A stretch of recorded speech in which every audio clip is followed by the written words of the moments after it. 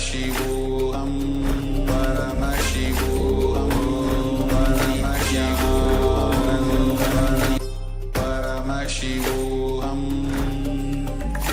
Om Nithyananda Paramashivoham Om Nithyananda Paramashivoham Om Nithyananda Paramashivoham Om Nithyananda Paramashivoham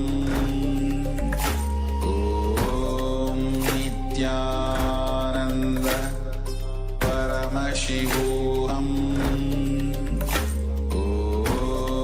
Nithyananda Paramashivoham Om Nithyananda Paramashivoham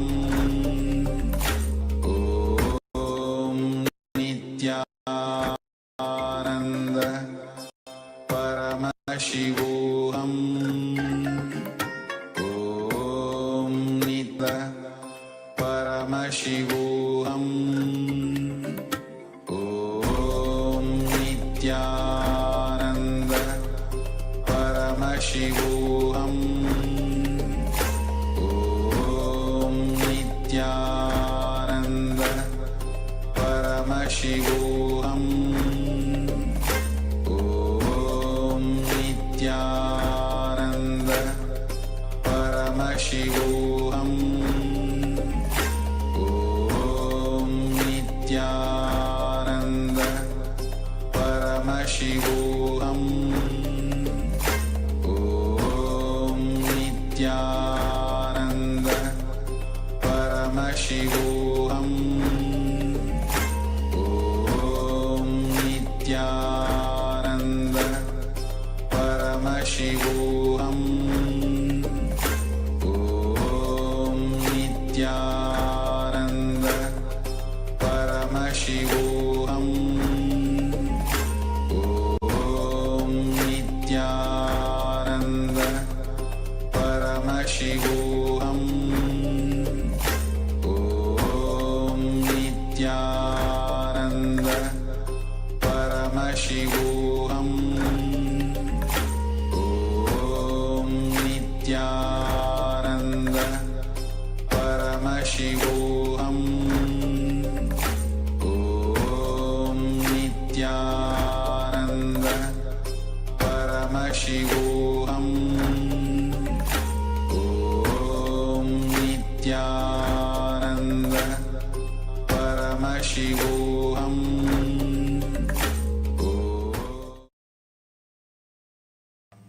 Nithyanandam, we welcome all the Paramashivoham participants to the first session of the day, Nithyananda Yoga.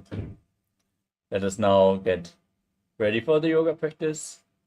Open this session with the Sadguru Vandanam. Sit straight with your head, neck and spine in a straight line. Join your hands in Namaskara Mudra in front of your heart center. Close your eyes, take a deep breath. Visualize Swamiji and chant along. Nithyanandam Paramasukadam Kevalam Jnanamurtim Dvandvatitam Gagana Sadusham Tattvamasyadilaksham Ekam Nityam Vimalamachalam Sarvadi Sakshibhutam Bhavatitam Trigunarahitam Sadgurum Tam Namami. Next, you will chant the Shiva Mula mantra, Om Ham Haum Shivaya Namaha, 11 times. Please follow along internally. Om Ham Hom Shivaya Namaha. Om Ham Hom Shivaya Namaha. Om Ham Hom Shivaya Namaha. Om Ham Hom Shivaya Namaha. Om Ham Hom Shivaya Namaha. Om Shivaya Namaha. Om Ham Hom Shivaya Namaha. Om Ham Hom Shivaya Namaha. ॐ हां हौं शिवाय नमः ॐ हां हौं शिवाय नमः ॐ हां हौं शिवाय नमः ॐ हां हौं शिवाय नमः. Next, we will be performing the Tattvachavanam, the ritualistic cleansing. Now, take your udani, your spoon of water, and pour it into your right palm as you keep the right palm in the Gokarana Mudra in the shape of a cow's ear. Sip the water from the bottom of your palm each time the word Swadha is chanted. We are going to repeat this process twice. Om आत्मदत्त्वं शोधयामि स्वदा. Take another udani of water. विद्यादत्त्वं शोधयामि स्वदा. One more udani of water. शिवदत्त्वं शोधयामि स्वदा. Now wash your right hand with the water from the Panchapatram. Wipe your lips twice with the bottom of your right thumb as you chant. ॐ हां हृदयाय नमः. Now wash your hand again. With index, middle and ring finger of the right hand touch above the upper and below the lower lip. Then wash your hand again. With index finger and thumb joined together, touch your right nostril and your left nostril. With your ring finger and thumb joined together, touch your right eye, your left eye, your right ear, and your left ear. Wash your hand again. With your little finger and thumb joined together, touch your navel, your right chest, and your left chest. And with all the fingertips joined together, touch the crown of your left shoulder and your heart center. Wash your hand once more. Now clasp the right hand over the left and place both hands on the right thigh. Close your eyes and set your sankalpa, your conscious resolution, what you want to manifest in today's Nithyananda yoga session. Hold the visualization as we chant the sankalpa mantra.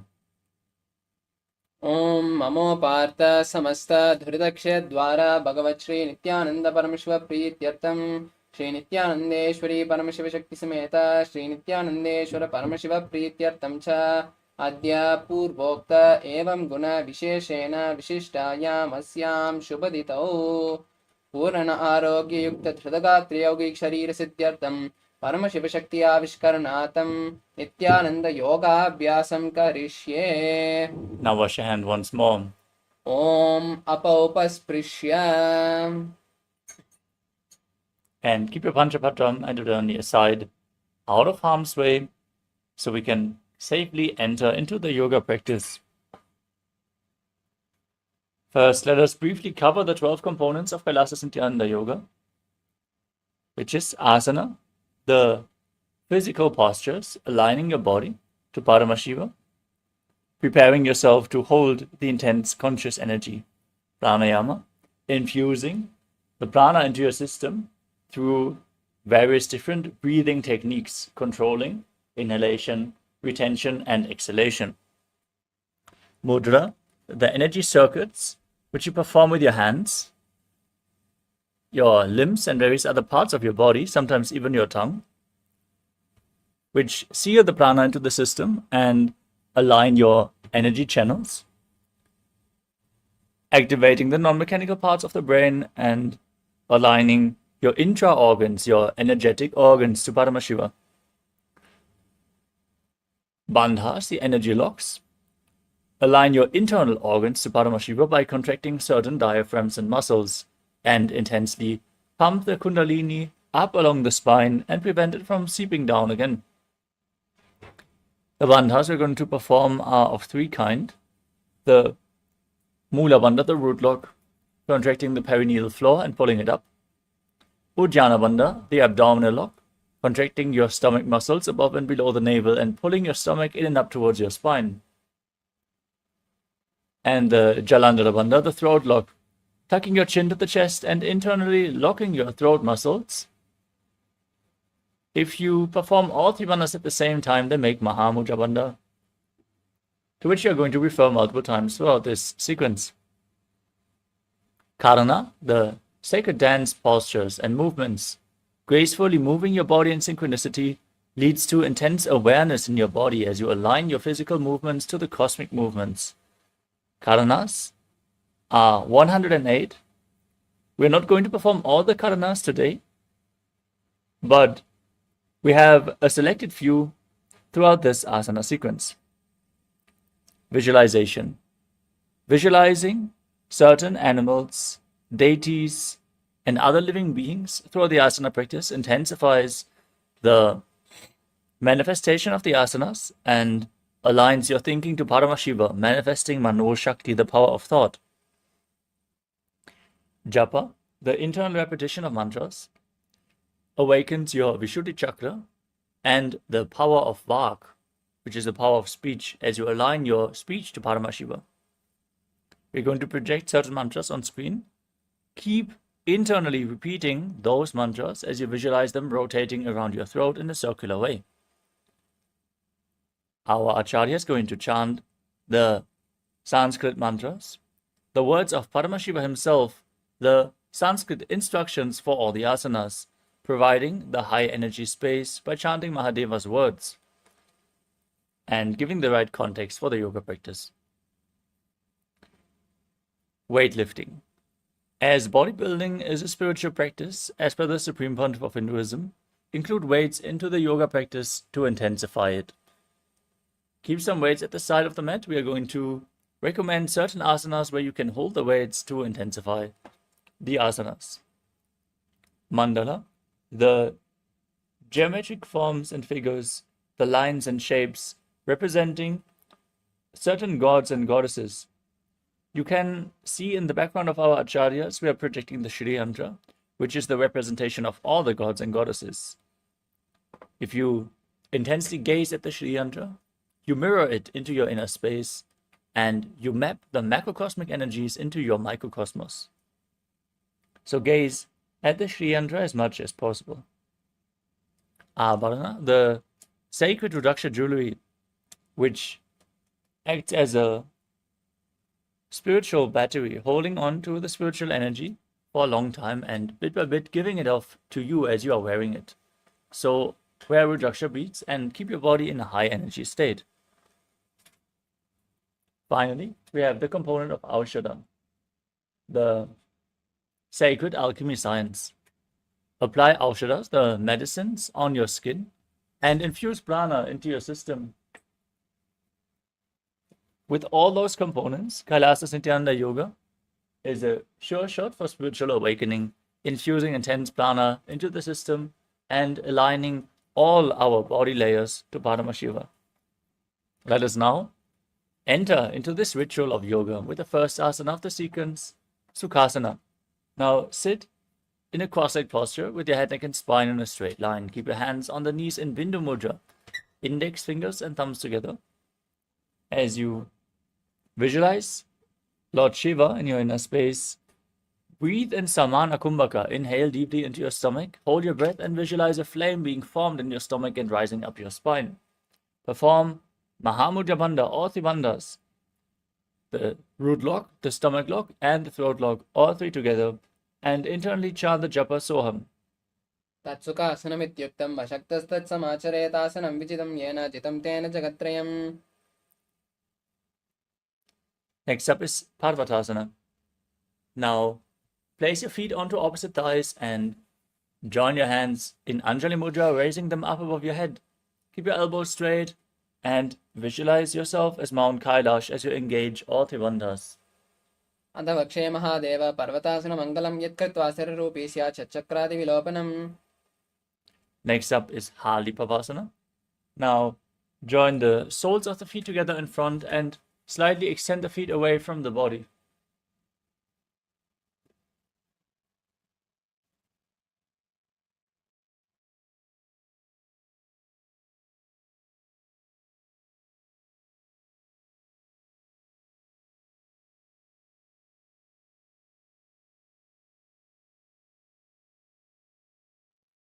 With the soles of the feet together, now interlock your fingers behind your back and lean forward and down. Place your forehead on the ground behind the heels and gaze to your nose as you visualize Swamiji in your inner space and perform all the Tribandhas. पूर्वविधियाहु मे जानो उभयपकतली सम्पुटिटानो पिष्टपचेदो कल्यावो दक्षिणकरसो वामघावो.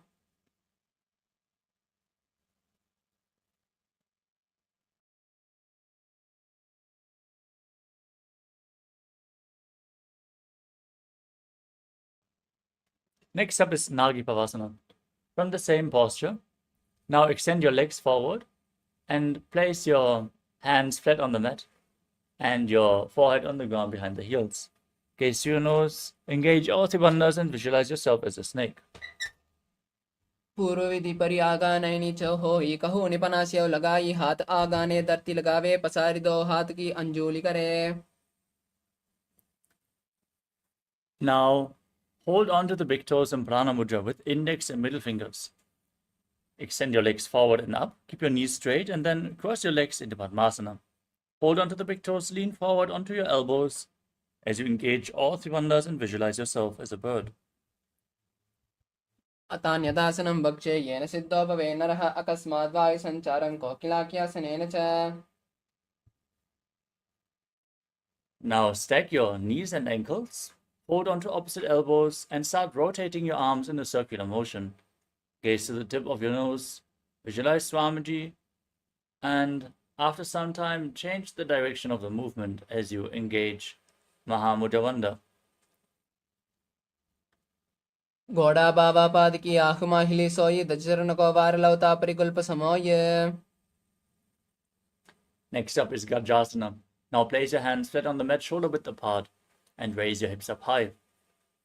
Scoop your chest and head forward and down again and again. Engage Uddiyana Bandha and Mula Bandha. And visualize yourself as an elephant. नुज्जं पादाग्रे भूमौ कृत्वा लम्बी बोयमस्तकाग्रे निधाय निदम्बं मूर्धमुन्नमय्य नाभिलक्ष्यं भूमौ नासिकामानीय. From the same posture, now press one heel into the ground and lift the other heel up. Alternate again and again on both sides. Visualize yourself as a bear and keep Uddiyana Bandha, the stomach lock, and Mula Bandha, the root lock, engaged. एकं पादमाकुञ्च गजासनं कुर्यात् रिक्षासनं भवति. Now stand tall. Stand on the tips of the big toes if you can, as you keep your hands in Hridaya Mudra, index, middle, and ring fingers joined together in front of the heart center. Visualize Swamiji in your inner space and keep Uddiyana Bandha and Mula Bandha engaged in Vaishyasana. केशेन पादयुगलं दत्त्वा तिष्ठेत तोमुखः तव ईशावक्षे यत्कृत्वा सत्यवान् भवेत्. Next up is Urdhva Now stand in the Arimandi posture with the heels together, toes pointing outwards, and your knees bent. Bring your hands to the chest and move one leg up along your body in a circular motion, following along with the respective hand. And repeat this movement on both sides again and again.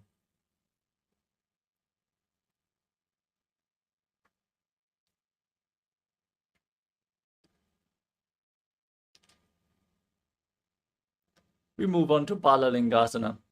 Now interlock your fingers from the outside in Sarva Shankari Mudra. Pull your knee up towards your chest and pull it close with your hands. Stand erect on the mat like a rod as you engage all three bandhas and visualize yourself holding a baby. एकं जान उर्स्यालिङ्ग्या सातव्यं बाललिङ्गनं भवति.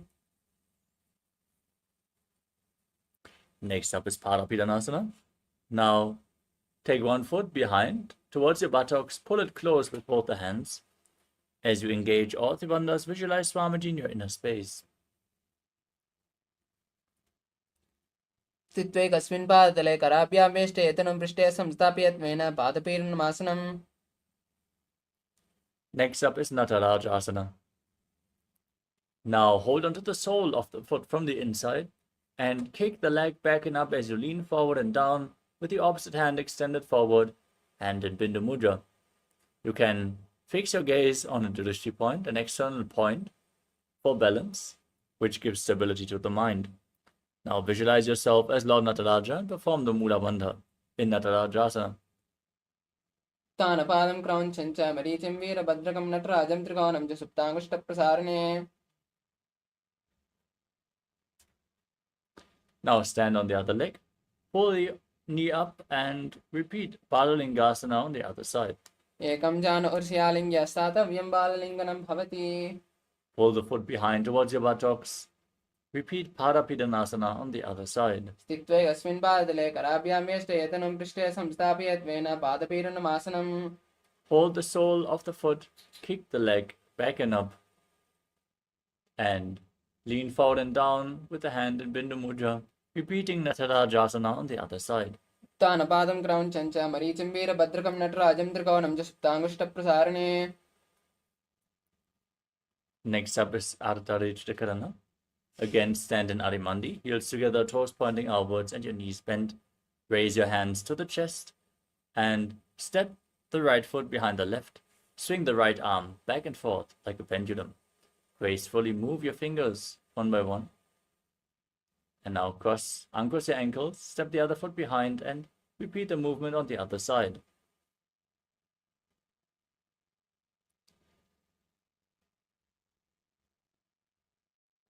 Next up is the skeleton dance. Now visualize yourself as a skeleton as you shake your body intensely. Hold the visualization of your bone structure and dance wildly. Holding the visualization will build integrity into your very bone marrow.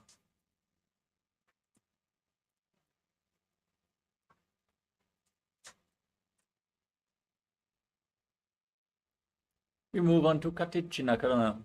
Stand in Arimandi and raise your arms above your head, crossing your hands, palms facing backwards. Now turn your body to one side, open up your arms widely, cross them back to the center and repeat the movement on both sides again and again.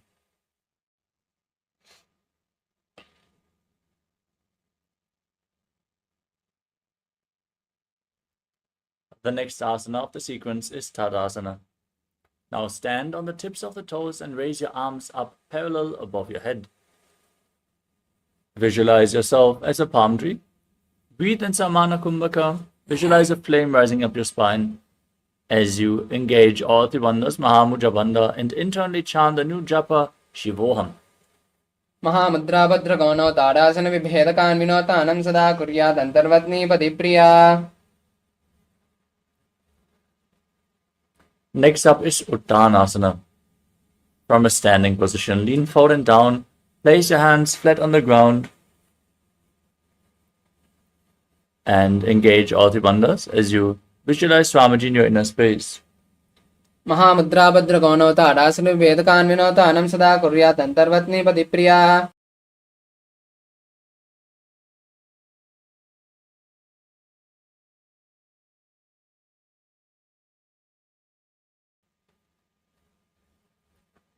The next asana is Tadakshvasana. Now place your hands flat on the ground, shoulder width apart. Step your feet back into a plank position. Engage the Mula Bandha, the root lock, and the Jalandhara Bandha, the throat lock. Tuck your chin to the chest and rotate your head from side to side as you visualize Swamiji in your inner space. गजासनवस्थित्वा मस्तकं वारं वारं दक्षिणकक्षं सव्यकक्षं नयेतरक्श्वासनं भवति.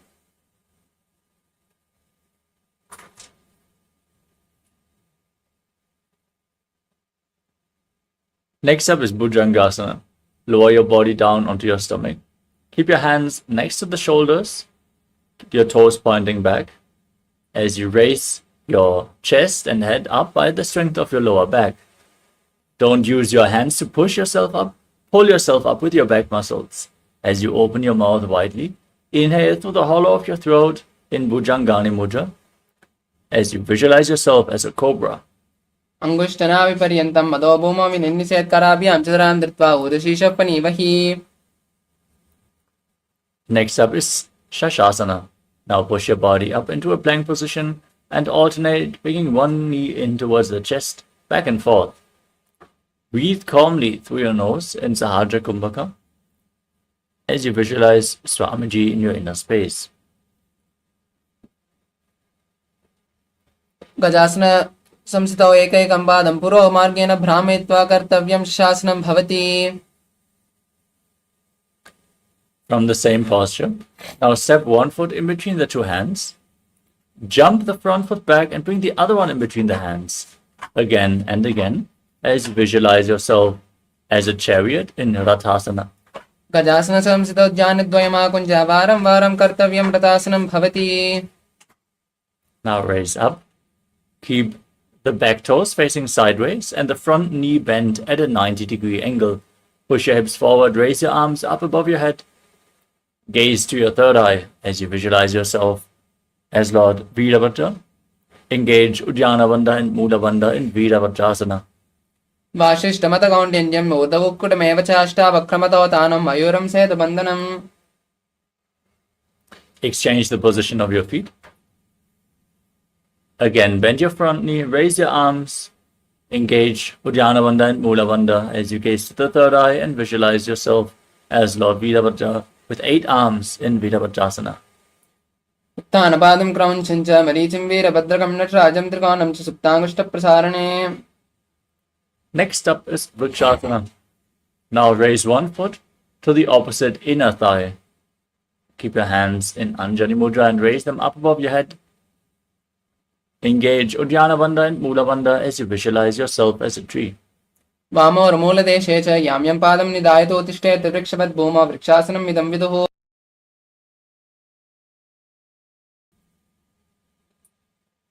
Next up is Garudasana. Now bring the raised foot onto the opposite thigh. Join your hands in Namaskara Mudra. And engage the Mula Bandha as you visualize yourself as Lord Garuda. गरुडासनमावक्ष्ये येन ध्यानं शरम्भुवि सर्वदोषाद्विनिर्मुक्तो भवति महाबली. Now place the other foot down and raise the opposite foot to the inner thigh as you repeat Vrikshasana, the tree posture on the other side. वामोर्मूलदेशे च यां यं पादं निधायतोत्तिष्ठेत् वृक्षवत् भूमौ वृक्षासनम् इदं विदुः. Place the raised foot onto the opposite thigh. Keep your hands in Namaskara Mudra in front of the heart center. Visualize yourself as Lord Garuda. Experience that you have big wings on your back in Garudasana on the other side. गरुडासनमावक्ष्ये येन ध्यानं शरम्भुवि सर्वदोषाद्विनिर्मुक्तो भवति महाबली. Next up is Trikonasana. Now step one foot forward and the other foot far back. Keep the back toes facing sideways. As you extend your arms out, parallel to the ground, lean forward and down, bring one hand to the front foot, gaze up along the opposite arm as you keep the arm pointing up towards the sky, and visualize yourself as a triangle in Trikonasana. उत्थानपादं क्रौञ्चं च मरीचिं वीरभद्रकं नटराजं त्रिकोणं च सुप्ताङ्गुष्ठप्रसारणे. Now rise up, rotate your feet, and lean in the opposite direction, repeating Trikonasana on the other side. उत्थानपादं क्रौञ्चं च मरीचिं वीरभद्रकं नटराजं त्रिकोणं च सुप्ताङ्गुष्ठप्रसारणे. We move on to Nikuttaka Karana. Stand in Arimandi position with your heels touching, toes pointing outwards, and your knees bent. Raise one heel off the ground and bring your hands in front of the heart center with the palms facing each other. Now stomp the raised heel down to the ground and raise the opposite heel up. As you exchange the position of your hands again and again.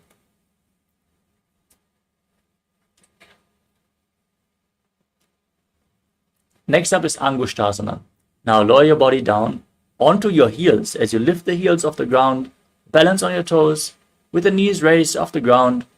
Keep your knees together and join your hands in Namaskara Mudra in front of your heart center.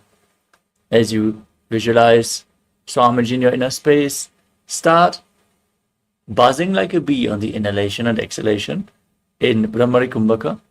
Engage the Mula Bandha and internally chant the new japa Sadashivoham.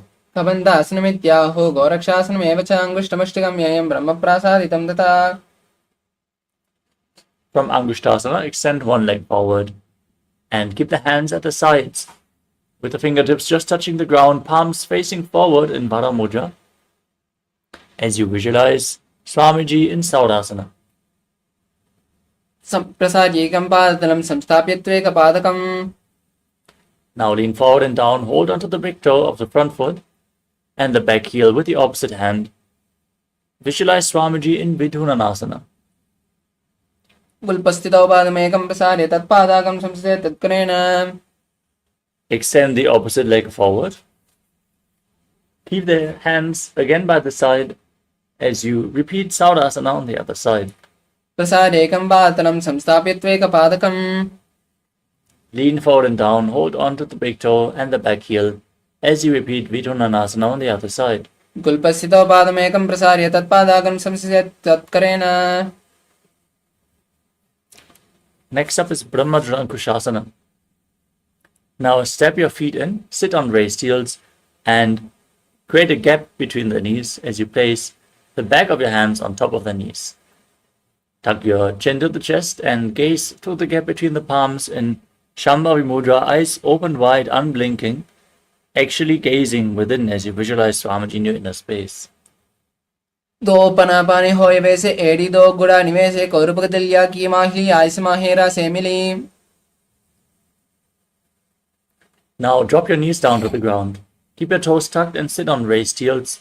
As you keep your hands on the legs, gaze to your nose, engage Uddiyana Bandha and Mula Bandha, and visualize yourself as sage Kapila Muni, the founder of the Sankhya philosophy. उबई पगतली समट हरावे तिनकी माहिली core मिलावे पनापानी उकड़ होए वैसे एड़ी दो जोनी निवेसे. Now raise your gaze up towards your third eye. Maintain the position as you visualize Swamiji and perform the Mula Bandha in Bhadrakurakasana. दो पगदली संपुट करे कोरवाली भूपरि धरे कोरवाली राके ऐसे तापरी मूल द्वार टिकी बैसे. Now raise your knees off the ground, keep the soles of the feet together, and sit on your heels as you keep your knees open wide. Join your thumbs and little fingers. Open up your palms in Padma Mudra, the Lotus Mudra, as you raise your arms up above your head and gaze through the gap between the palms. In Suryasana, visualizing Lord Surya in your inner space. एड़ी दो गुड़ा दरियाने पनापानी बैठक पुनिटाने गोड़ा जंग other करे रहे आरे बामी सी विधि कहे. Next up is Mandukasana.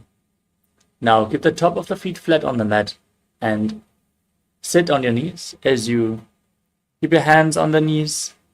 Gaze up towards your third eye.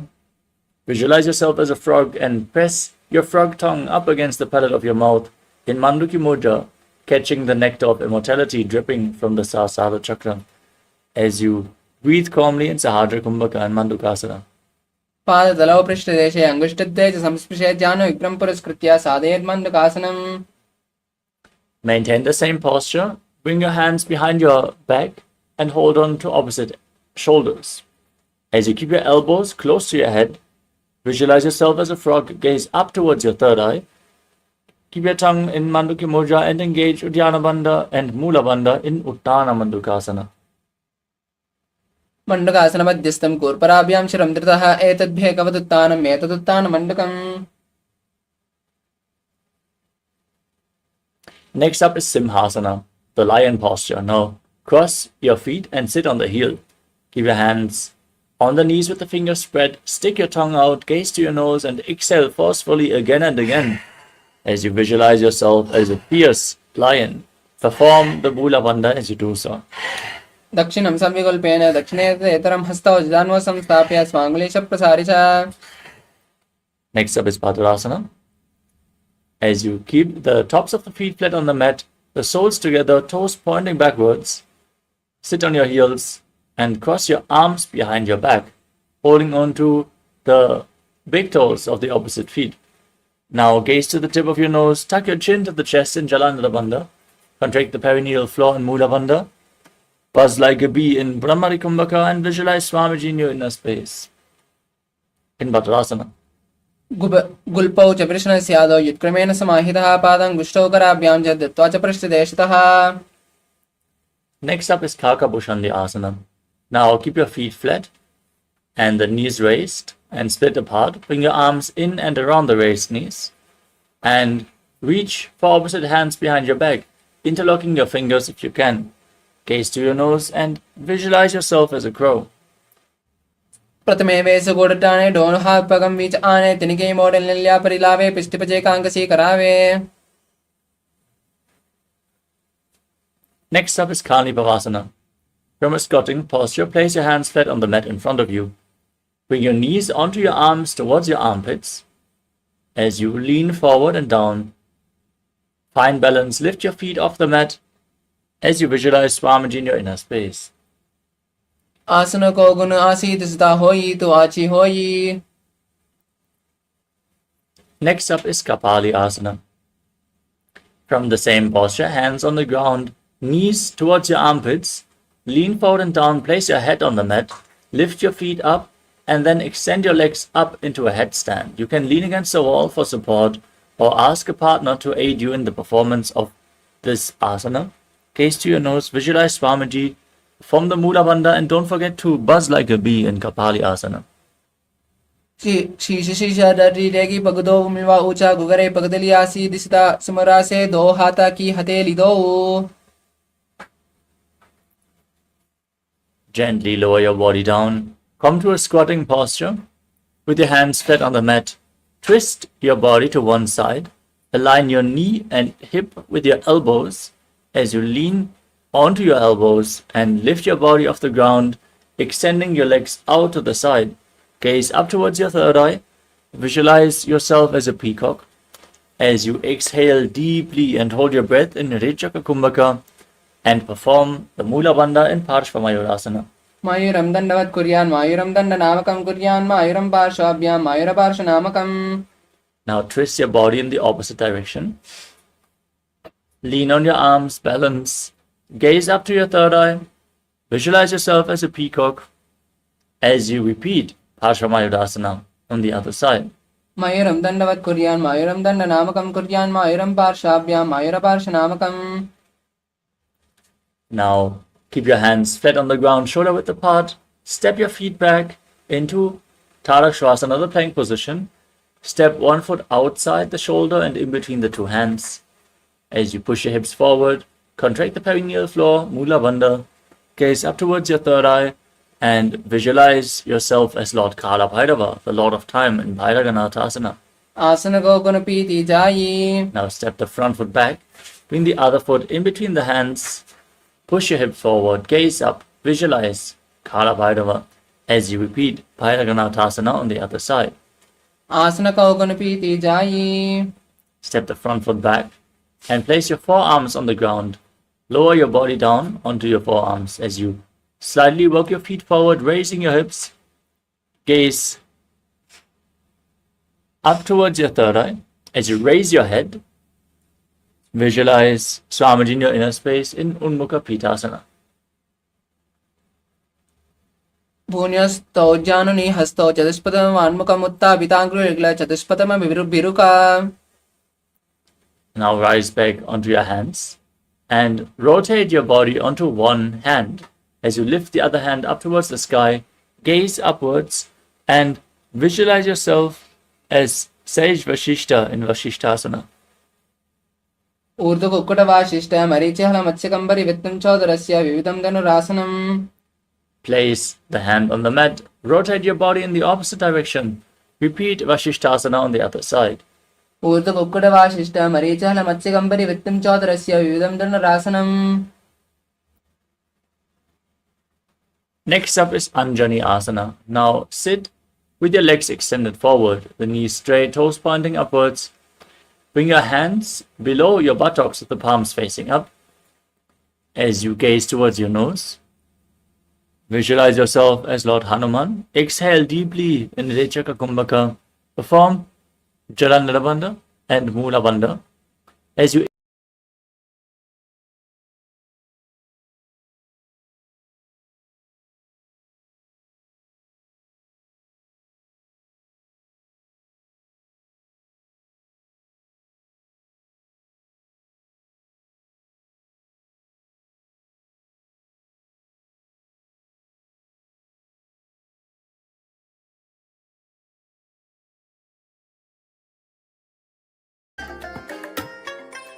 I bless you all.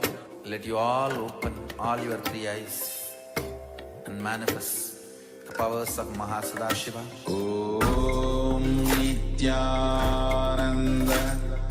Paramashivoham. Sorry for the technical glitch. I hope we are visible and audible now. And let us continue with the next asana of the sequence, which is Paschimottanasana. With your legs extended forward, lean forward and down and hook the index and middle finger around the big toes in Prana Mudra. Engage all three bandhas. Squeeze your core as you bring your head closer to the knees. Visualize Swamiji in your inner space.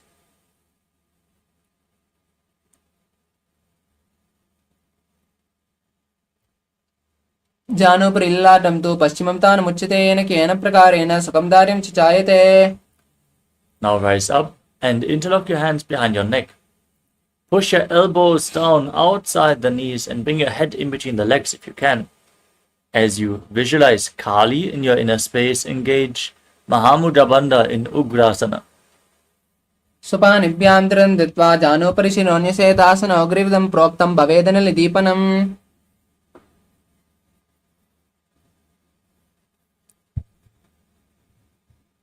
The next asana is Marichi Asana. Now step one heel in close towards the perineum. Keep the knee raised. Bring your arm in and around the raised knee and interlock your fingers behind your back. As you lean forward and down, bring your head closer towards the knee. Visualize yourself as Sage Marichi. उत्थानपादं क्रौञ्चं च मरीचं वीरभद्रकं नटराजं त्रिकोणं च सुप्ताङ्गुष्ठप्रसारणे. Now drop the raised knee down to the ground. Keep the heel against your perineum, lean forward and down, hold onto the front foot with both hands. Exhale all the way, gaze to your nose. Visualize Swamiji and lock all the three bandhas, Mahamudra Bandha in Mahamudrasana. महामुद्रां प्रवक्ष्यामि तन्त्रेऽस्मिन् मम वल्लभेयां प्राप्य सिद्धासिद्धिं च कपिलाद्यापुरागताः. Now bring the other foot towards the perineum with the knee raised. As you interlock your fingers behind your back in Parashamudra, leaning forward and down in Marichi Asana. उत्थानपादं क्रौञ्चं च मरीचं वीरभद्रकं नटराजं त्रिकोणं च सुप्ताङ्गुष्ठप्रसारणे. Drop the knee to the side, lean forward and down. As you repeat Mahamudrasana on the other side, engage all three bandhas, Mahamudra Bandha, and visualize Swamiji in your inner space. महामुद्रां प्रवक्ष्यामि तन्त्रेऽस्मिन् मम वल्लभेयां प्राप्य सिद्धासिद्धिं च कपिलाद्यापुरागताः. The next asana is Bhadrasana 2. Keep the soles of the feet together and the heels close to your perineum. Interlock your fingers around the big toes, hold them close as you push your knees down towards the ground by the strength of your groin. Intensely open up your hips as you gaze up towards your third eye and visualize Swamiji in your inner space. गुल्पोतविर्षणस्यादः श्रीवन्याः पार्श्वे अक्षिपेत् पादपार्श्वेटुपाणिभ्यां धृतं बद्ध्वा सुनिश्चलम्. Now keep the soles of the feet together and extend your feet away from the body. Keep your hands on the knees. Engage the Mula Bandha and the Jalandhara Bandha as you gaze to your nose in Gvalipavasana. पूर्वचर्पटचौगह्य सोहि बाही विधियो की जी सोहि यामे AD भिन्न चुरासे अंगुल आत अंतरोरासे. The next asana is Joni Asana. Now keep the soles of the feet together closer towards your perineum. Hold the soles of the feet with your hands and lean forward and down, placing your face on the feet, visualizing the Yoni Mandala, which is the visual representation of Devi Paramashiva Shakti herself. You can see the Yoni Mandala projected in the top right corner of the screen. दो पगतली संपुट करे एडिमेड के डिंग दरे अर्ध आतको अंतर रासे लिलाट पगतलिया ऊपर दासे. Next up is Midaki Pavasana. Keep the heels together and the toes apart as you extend your legs away from the body. Extend your arms out to the side and lean forward and down. Bring your forehead on the ground behind your heels as you place your palms down far away from your body. Gaze to your nose and visualize Swamiji in your inner space. Again, exhale deeply in Rechaka Kumbhaka.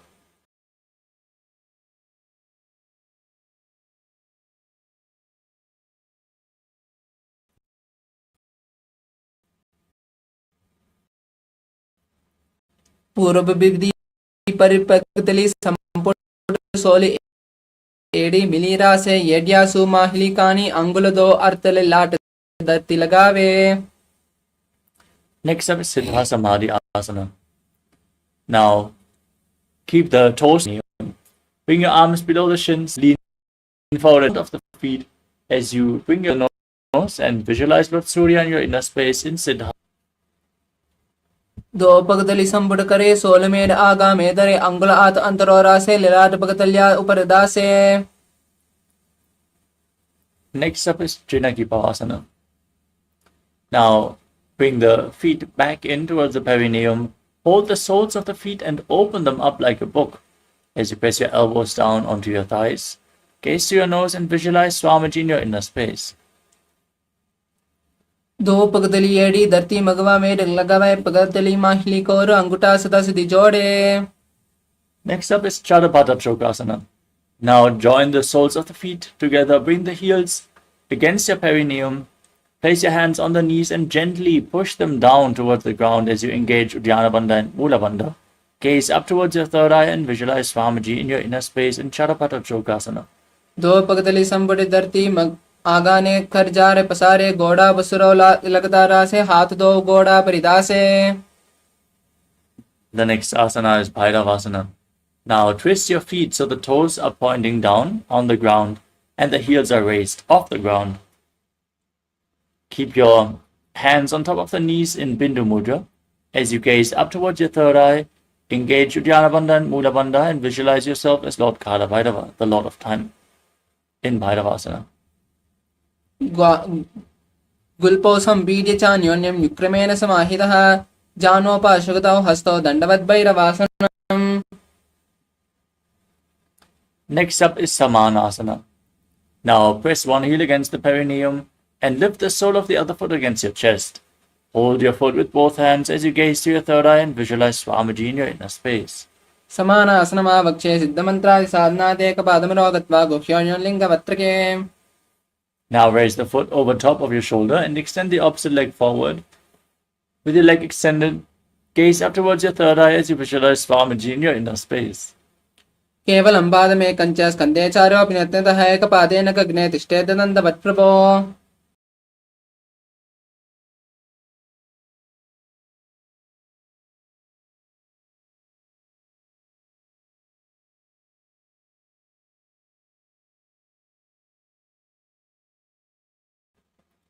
Now repeat Samanasana on the other side. Pull the other foot against your chest. Place the other heel against your perineum. Visualize Swamiji and lock the root center as you hold your breath in the Muladhara chakra. समानासनमावक्षे सिद्धमन्त्रादि साधनादेत एकपादमरो दत्वा गुह्योन्योलिङ्गवत्रके. Now raise the foot over your shoulder and extend the opposite leg forward as you repeat Apanasana on the other side. केवलं पादमे कञ्च स्कन्धे चारोऽपि नत्यन्तः एकपादेन गगने तिष्ठेदनन्दवत्प्रभो. Now stack your knees. Keep the heels outside the hips. Place your hands on the top knee as you gaze to your nose. Visualize the face of a cow in your inner space. Breathe in Siddhkari Kumbhaka, pressing your tongue against the palate of your mouth and hissing through your teeth as you inhale without your tongue touching the teeth. Form the Mula Bandha and internally chant the new japa Om Nithyanandoham. सव्ये दक्षिणगुल्पन्तो पृष्ठपार्श्वे नियोज्य दक्षिणे पिता सव्यं गोमकं गोमकं यथा.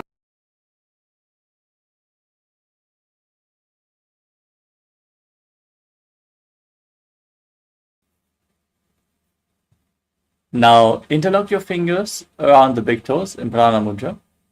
Engage Uddiyana Bandha and Mula Bandha and visualize yourself as a Rishika Anasuya in Anasuyasana. दक्षिण गोड़ोनी कोटाने वामोता के ऊपर आने गोड़ा संधि मिलावे भारी आड़ा पुनि पुनि दे संधि पसारी. Hold the visualization. Interlock your fingers behind your back in Parasha Mudra. Lean forward and down. Bring your chin over the knee, nose towards the ground. Try to touch the ground with your nose as you gaze to the nose in Anasuyasana too.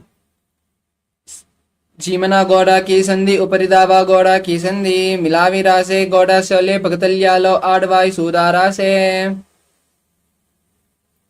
Now keep one heel against the perineum and step the other foot flat on the ground in front. Keep the knee raised against your chest, hands on the respective knees. Gaze to your nose. Visualize yourself as Lord Garuda in Garudasana too. द्वावापमो मोड़ी एड़ी महिलम गुल्पमूलद्वारनी छेदे बेसे जीवनी पकदली धरती टेके गोड़ो ऊंचो उभो रासे. From the same posture, now raise your perineum onto the heel. Interlock your fingers around the neck and twist your elbows outside the raised knee. As you gaze to your third eye, visualize yourself as Sage Narada in Naradasana. पिष्टिजवाम बगदली केरी भूपरिता ही लगावे peri गोड़ा सुदो पनोहे जोई दजपास तेरा से सोई. Next up is Matsya Pitakasana. Now place one foot. कम योनि Mammen संवेद्या मेदारु परिदक्षिणम. Now again stack your knees. Repeat Gomukhasana on the other side, the cow face posture. As you perform the Mula Bandha,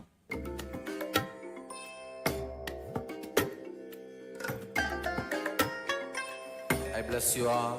Let you all open all your three eyes and manifest the powers of Mahasadashiva. Om Nithyananda.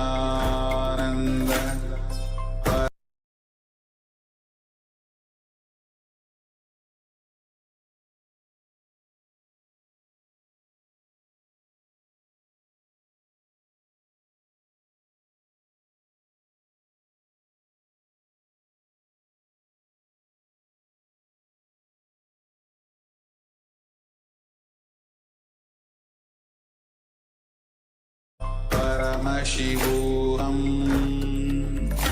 Om Nithyananda. Paramashivoham. Om Nithyananda. Paramashivoham. Om Nithyananda. Paramashivoham. Nithyananda. Paramashivoham. Om Nithyananda. Paramashivoham. Om Nithyananda. Paramashivoham. sorry for the technical glitch. Let us now enter into Anasuyasana on the other side. Stack your knees, keep your heels outside the hips, slightly extended away from the body. Hold onto the big toes in Prana Mudra. As you engage Uddiyana Bandha and Mula Bandha, breathe in Siddhkari Kumbhaka, hiss through your teeth as you press your tongue against the palate of your mouth, and visualize yourself as Rishika Anasuya. दक्षिण गोडनी कोटाने वामोटा के ऊपर आने गोड़ा संधि मिलावे भारी आड़ा पनी पनी दे संधि पसारी. Now interlock your fingers behind your back, lean forward and down, bring your nose to the ground in Anasuyasana too. जीमना गोड़ा की संधि ऊपरी दावा गोड़ा की संधि मिलावे रासे गोड़ा सोले पगतल्यालो आडवाई सूदा रासे.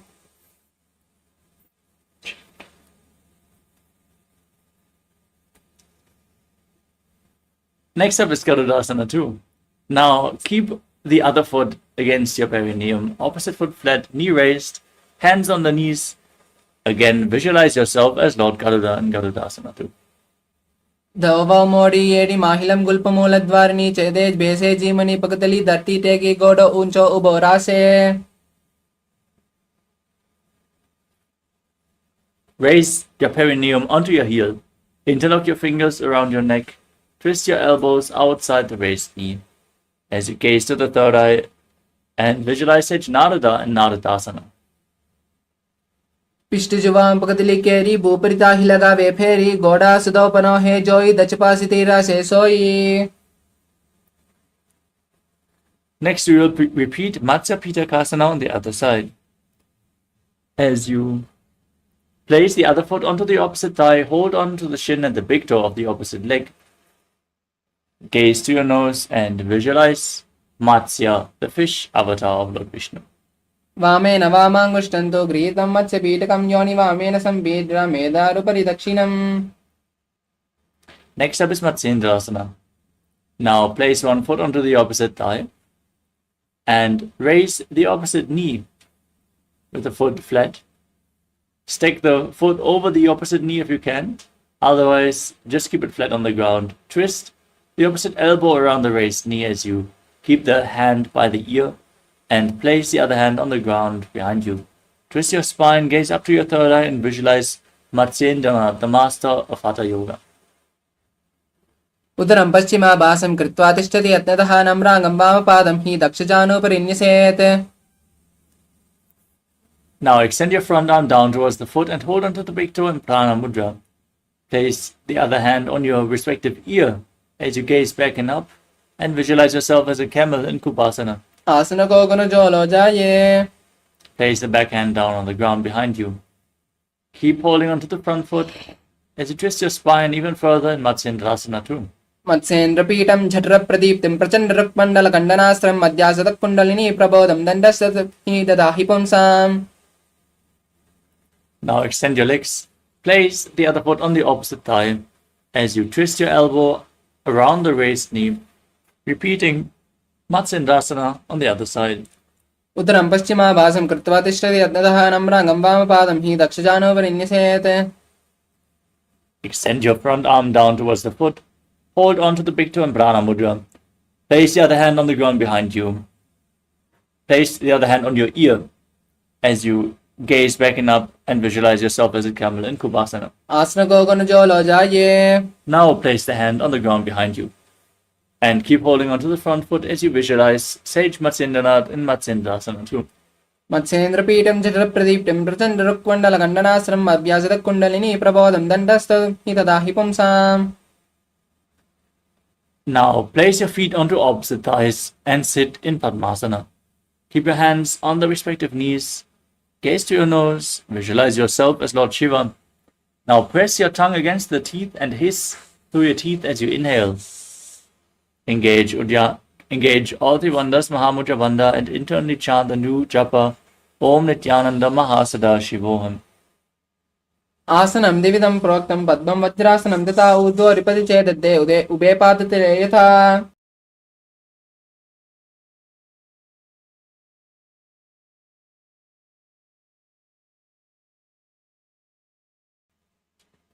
The next asana is Padmasana too. Now cross your arms in front of the body and hold on to the big toes in Prana Mudra. Engage the Mula Bandha, gaze to your nose, breathe in Sitali Kumbhaka, and visualize yourself as Goddess Parvati, the consort of Lord Shiva, in Padmasana too. उत्तानो चरणौ कृत्वा उरु संस्थौ प्रयत्नतः उरु मध्ये गतो तानो पानी कृत्वा तु तादृशौ. Next up is Kukkutasana. Now from Padmasana, bring your hands in between the legs. Place your palms on the ground. Then straighten your arms and lift your body up as you visualize yourself as a rooster and breathe calmly through your nose in Sahagya Kumbhaka. पद्मासनं संस्थाप्य नारायणवोरन्तरे करो निवेश भौमवासिष्ठेत् व्योमस्तकुक्कुटासनः. Now from Padmasana, raise up onto your knees. Place your hands flat on the ground with the fingers pointing towards your body. Lean onto your elbows, find balance, and lift your legs up off the mat. Visualize Swamiji in your inner space in Baddha Kikyasana. रामवष्टिप्यकरद्वयेन तत्कूर्परीस्थानि ताभिपार्श्वः उच्चासनो दण्डवदुत्तिकत्ये माह्यूर्मेतं प्रविदन्ति पीतम्.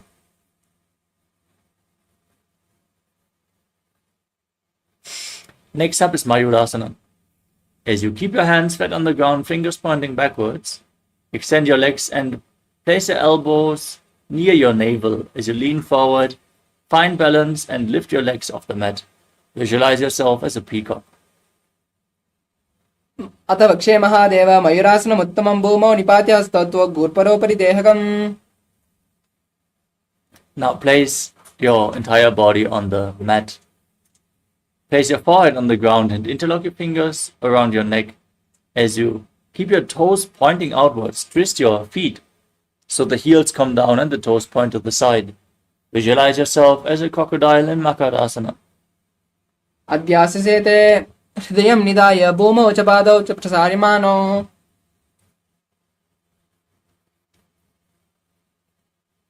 The next asana is Shalabhasana. Now place your hands next to the shoulders and join your feet together as you lift your legs, your entire legs up off the mat.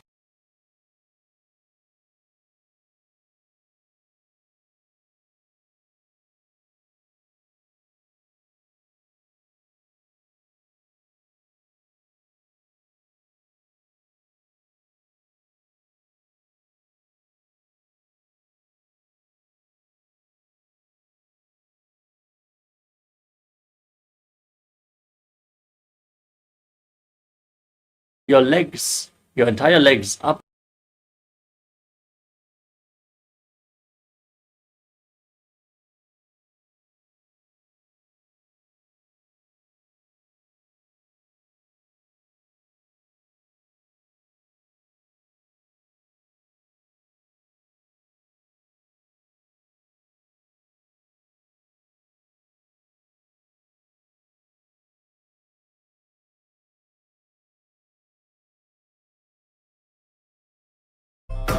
Paramashivoham Om Nithyananda Paramashivoham Om Nithyananda.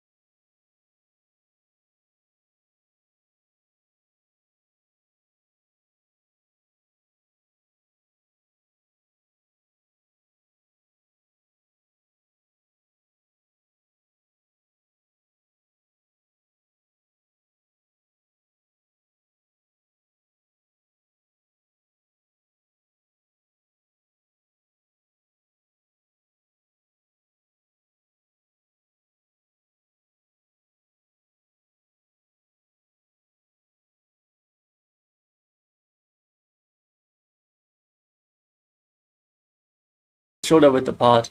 Interlock your fingers. Place your head on the mat, support it with your hands as you walk your feet forward, raise your hips, and lift your feet up, pulling your knees in towards your chest. Squeeze your body into a ball as you gaze to the nose and visualize Swamiji in your inner space.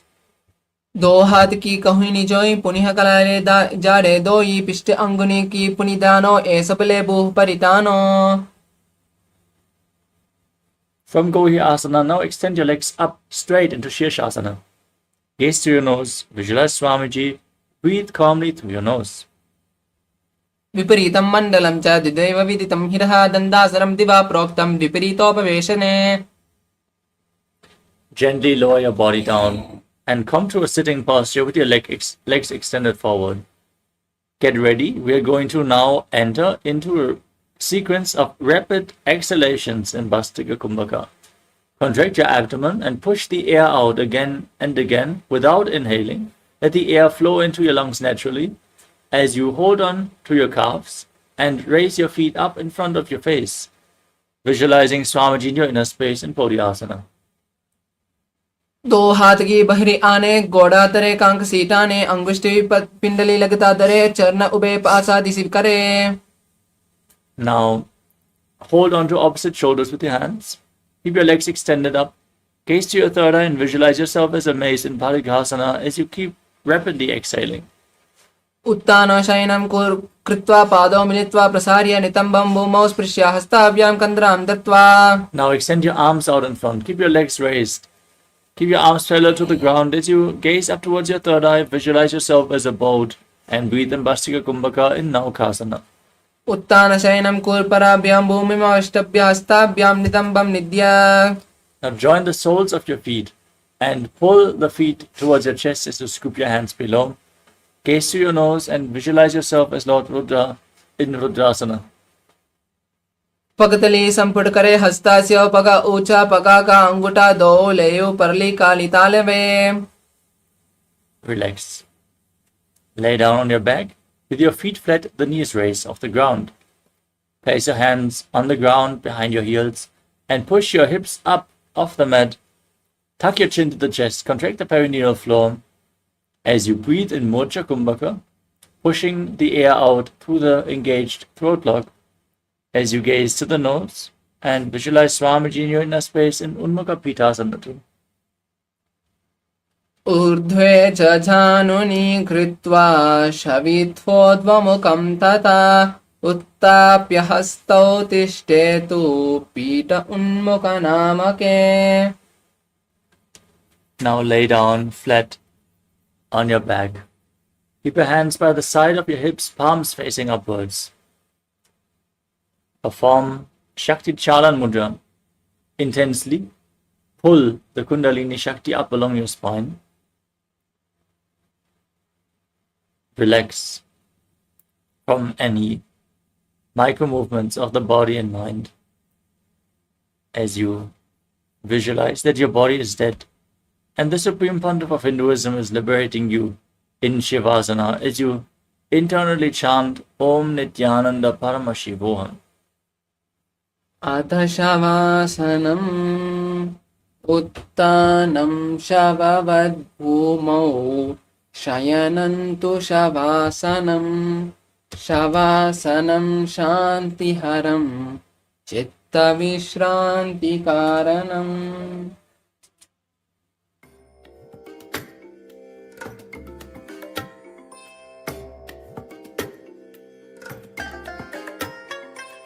I bless you all. Let you all open all your three eyes and manifest the powers of Mahasadashiva. Om Nithyananda Paramashivoham. Om Nithyananda Paramashivoham. Om Nithyananda Paramashivoham.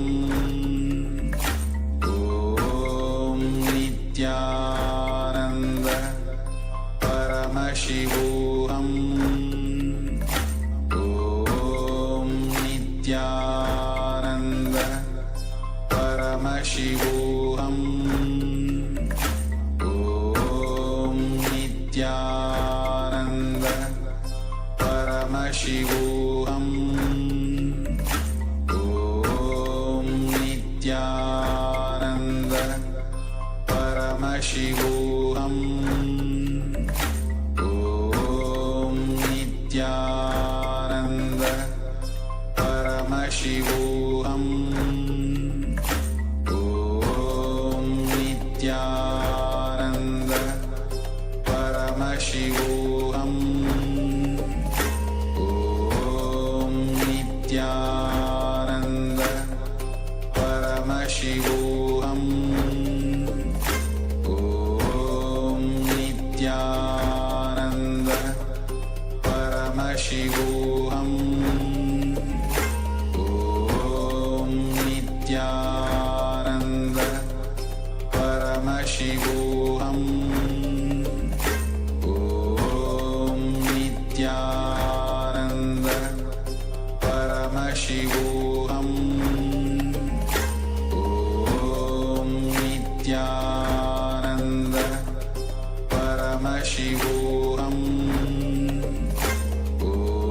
Om Nithyananda Paramashivoham. Om Nithyananda Paramashivoham. Om Nithyananda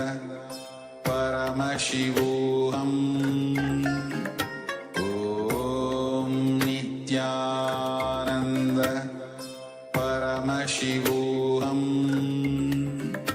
Om Nithyananda Paramashivoham.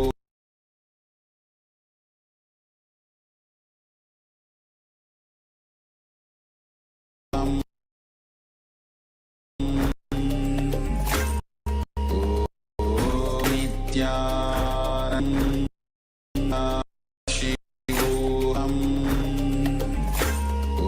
Om Nithyananda Paramashivoham. Om Nithyananda Paramashivoham. Om Nithyananda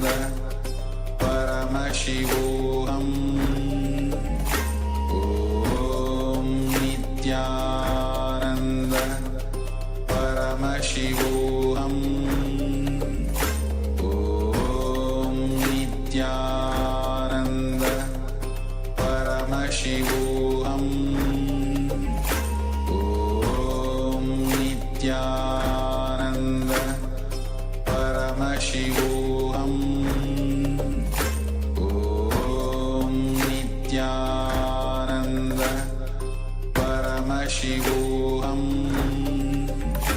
Om Nithyananda Paramashivoham Om Nithyananda Paramashivoham Om Nithyananda Paramashivoham Om Nithyananda Paramashivoham Om Nithyananda Paramashivoham Om Nithyananda Paramashivoham. Now, slowly return to your physical body. Start to wiggle your fingers and toes, your wrists and your ankles, your elbows and your knees. Pull your knees up towards your chest and circle them with your arms and rock your body from side to side as you slowly come back to a comfortable seated position.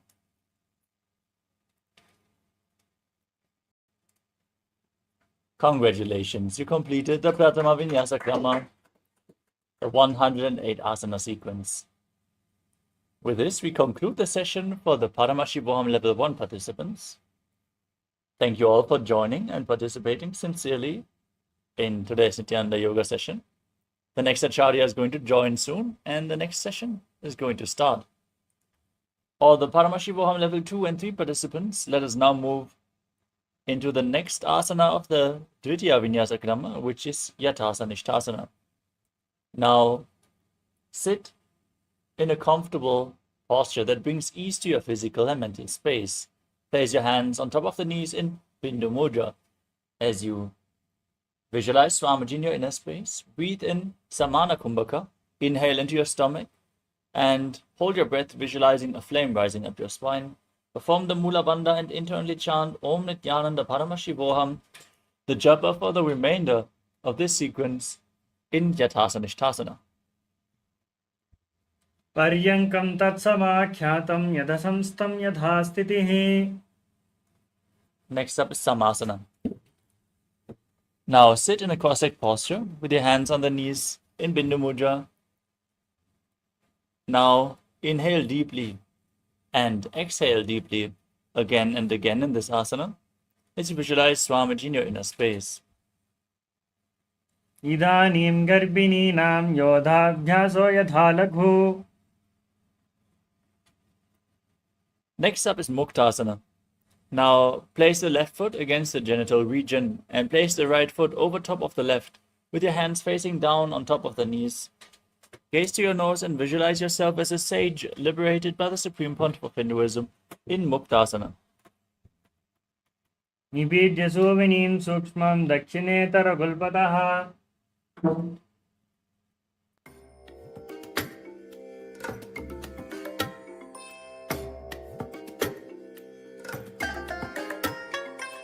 I bless you all.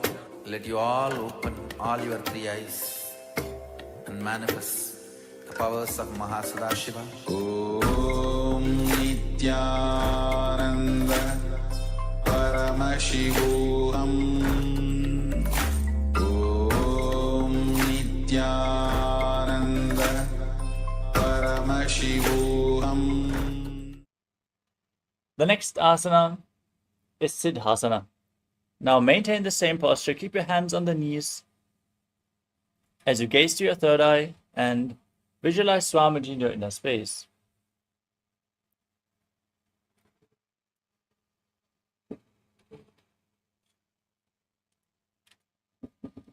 स्थानुमतेन्द्रियो चलदृशापाशं भवोरन्तरं चैतन्मोक्षकपाठभेदजनकं सिद्धासनं प्रोच्छयेत्.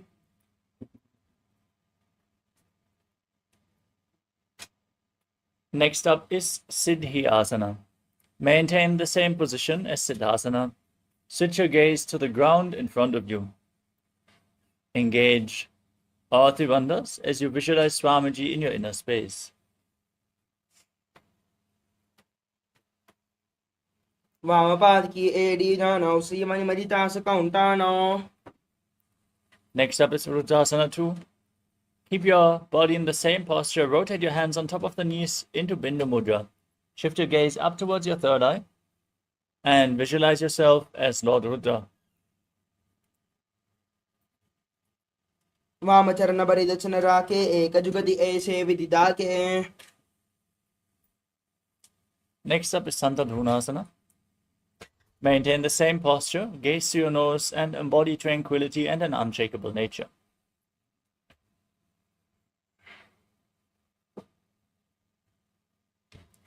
आसन के गुण चंचलता मीता. Next up is Siddhasana 2. Palm over the other in front of your navel in Samputa Mudra, resembling a lotus flower, as you visualize Swamiji in your inner space in Siddhasana 2. ऋतुकाय समासीन सिद्धासनमुदीरितं प्रसार्य भुवि पादौ तोदोऽप्यामङ्गुष्ठमादरात्. Next up is Bandha Yoni Asana. Now, maintain one heel over top of the other. Set the Sankalpa to manifest through the womb of creation. And get ready to enter the Shanmukhi Mudra. Inhale all the way and hold your breath as you close your mouth with little and ring fingers, your nostrils with the middle fingers, your eyes with the index fingers, and your ears with your thumbs. यत्र मध्ये महादेव बन्धयोन्यासनेश्वरो यत्कृत्वा केचरो भूत्वा विचरेत् ईश्वरो यथा. Next up is Virasana. Now place one foot on top of the opposite thigh and the other foot below the opposite thigh. Keep your hands on the knees in Bindu Mudra, with index and thumbs touching, as you embody the state and space of bravery, Vida. एकं पादमतैकस्मिन् विन्यस्योर्निसंस्थितः तरस्मिन् सदा चोरं वीरासनमुदीरितम्.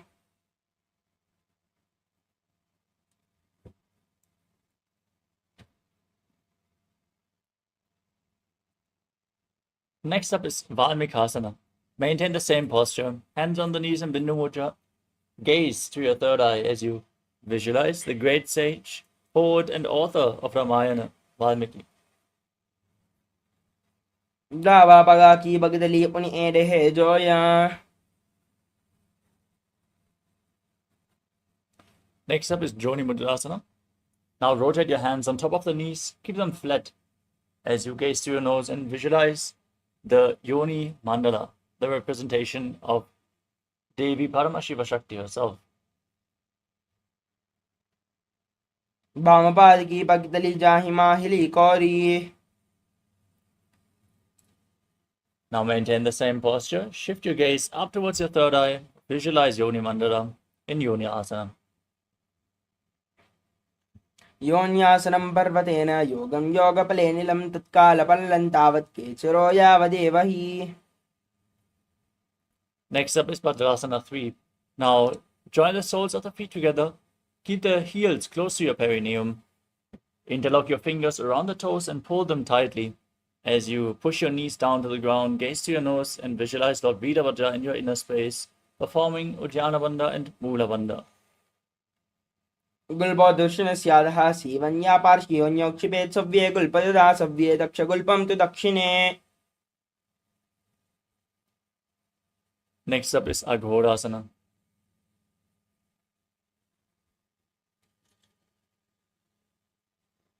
As you sit with your heels against the perineum, cover your mouth with your right hand, close the left nostril, and inhale through the right nostril. Then close both nostrils, hold your breath, exhale through the left, then again inhale through the left, alternate again and again in Abhyantara Kumbhaka. As you gaze up towards your third eye, press your tongue upwards in Kechari Mudra, lead it along your nasal tract if you can, as you visualize yourself as an Aghori in Aghodasana. पूर्वकहो विश्रिका जो ही वाही विदिशों कीजे सोये. Next up is Kanari Pavasana. Now bring the toes together and the heels apart and rest your elbows on the heels as you bring your chin onto your hands. Gaze to your nose, engage Uddiyana Bandha and Mula Bandha as you breathe in the Hridayachakra Kumbhaka and visualize yourself as a female elephant drinking water. कानरी पवा आसन ग्वाली पवा आसन कक्ष्यो है जाहू में जाने विदित से. We move on to Padasana. Now sit with your knees raised, bring your arms below the legs, and interlock your fingers around the toes, in front of the toes, as you lift your knees and feet off the ground.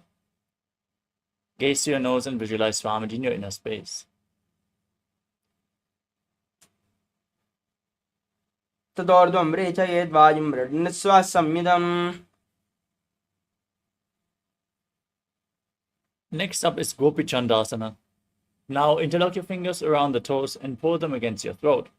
Keep your heel against your chest, gaze to your nose as you rest your chin on your hands. Embody the state and space of a king. पूर्व विधि परिपगा का अंगोटा कंटको पराशे.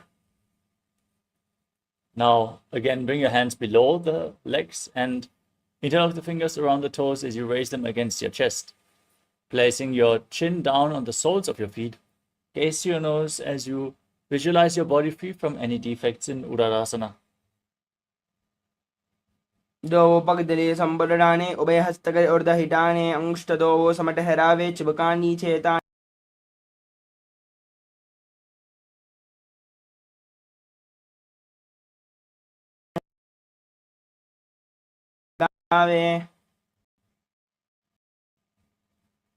Next, raise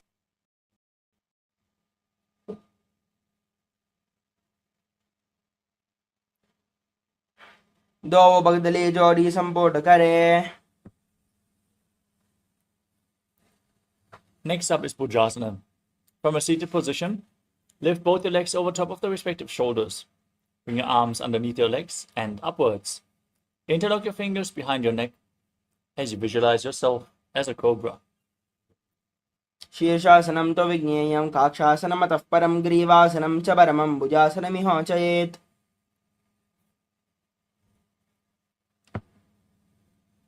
We move on to Kalyanasana.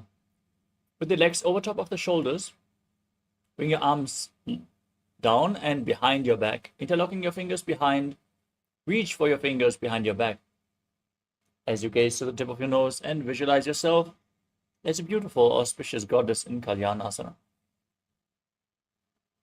दो हाथ बगाम विच आने तिनको गोड़ा नीचे टाने.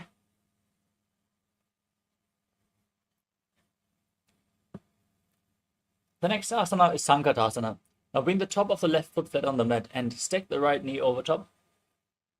Place your hands on opposite knees as you gaze outwards in Vaishnavi Mudra without focusing on any external object. Only focus on the object within. As you visualize yourself as an elegant swan, perform Ujjayi Pranayama. While you inhale, make an ocean-like sound with your mouth. वामपादं चितेर्मूलं शून्यस्य धरणीतले पादण्डेन याम्येन वेष्टयेद्वामपादकम्. Now slide the left heel outside the hip. Sit down on the ground. Interlock your fingers, place them under the top knee.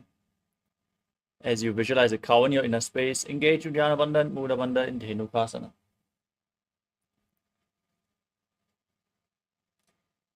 अनुशागिनगर पंचदं वृषेहिलं डगल्यम्नि. Next up is Machandrasana. Now place the right foot onto the left thigh and the left foot onto the right knee. Bring the left arm behind your back and reach for the right thigh. As you hold the left thigh with the right hand, twist your spine, gaze up towards your third eye and visualize Swamiji in your inner space. वामजंगबरदधनडाने वामहस्तपिष्टी दिश आने बहरोदशनपादहे जोयी ताकी नलिजो बकरे सोयी. We move on to Machandrasana too. Untwist your spine but keep your feet in the same position. Hold onto the big toes in Prana Mudra. Lean forward and down. Bring your navel to the heels and your forehead on the ground as you visualize Swamiji in your inner space.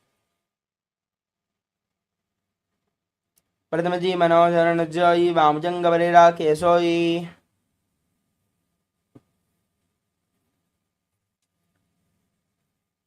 Next up is Guru Asana. As you interlock your fingers and place them on the top knee, engage all the bandhas and visualize Swamiji, your Guru, in your inner space.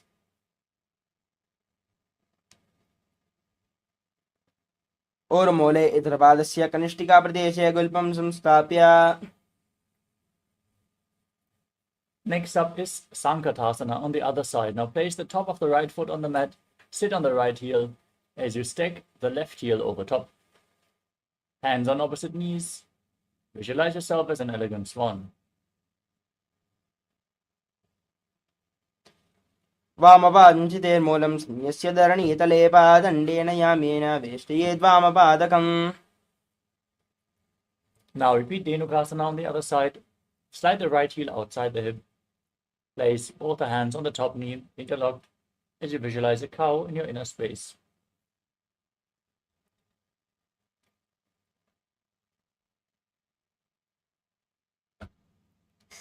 अनुशागिनगरपञ्चतं वृषिहिलं डगल्यम्नि.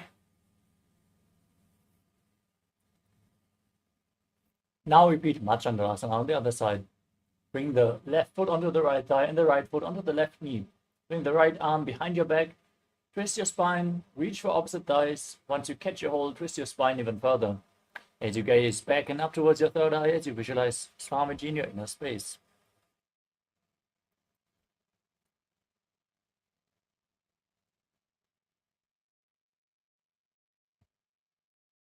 वामजङ्गपरदशनडाने वामहस्तपिष्टिदिशाने.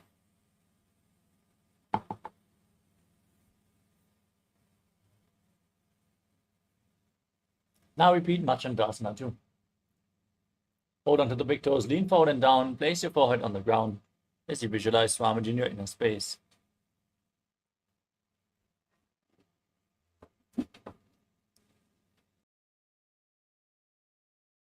मनोचरणजयी वामजङ्गबलिरा केशोई. Next up is fingers. Place them on the top knee and gaze to your third eye as you visualize Swamiji, your Guru.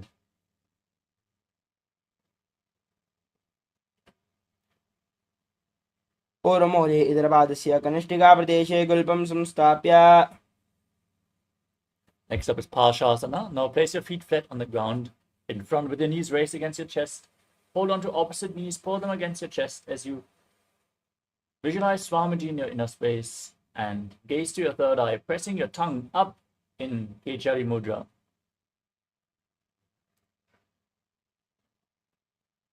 पादले भूमौ निधाय जानुनि उरसनिधाय विपरीतहस्ताभ्याम् ओरसहितजङ्गे निपद्ये तिष्ठेत् प्रशासनं भवति.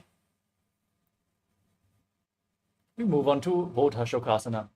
From the same posture, now hold on to the ankles of your hand, to your wrists, as you place your chin down on the knees. Squeeze your body into a ball. Press your tongue up, gaze to the nose, and visualize Swamiji in Bodhashokasana. दो बगदले बो परिदरे कौरमाहली ऐसे करे कौरमाहली उकड़बे से जंगा छाती अग्रनिवेशे. Next up is Kurakatasana. Now bring your arms underneath the knees and hold on to opposite elbows. Press your tongue up, gaze to the nose, and visualize Swamiji in your inner space. दो हाथ bug बाहर लियावे गोड़ा नीचे ले तहरावे आमहा सामहा ऐसे करे आपस में इनको हनी पकड़े. Now cross the ankle of the right foot over the left with the toes pointing up. Keep your tongue up, gaze to your nose, gaze to your navel, gaze to your nose as you visualize the great sage and Maharishi Sumati in Sumati Asana. मूलद्वारि धरती परिडाने दावा पगबर्द जबद आने.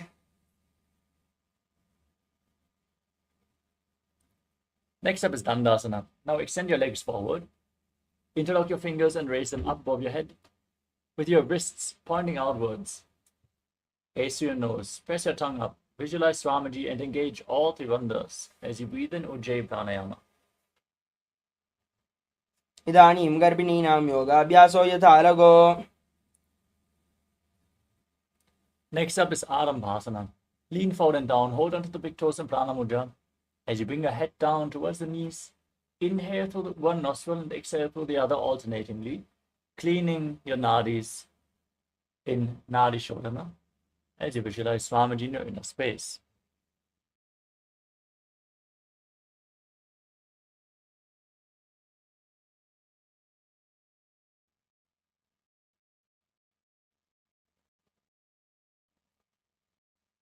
दो pagoda लगावे. And slightly raise your knees as you bring your arms underneath your shins. Bring your arms in and around the shins and hold on to the feet from the outside. Gaze to your third eye and visualize Swamiji in your inner space. प्रथम वैसे दो बाव पछारी कचक और दो खरड़ा उदारे. Next up is Jalandhari Pavasana.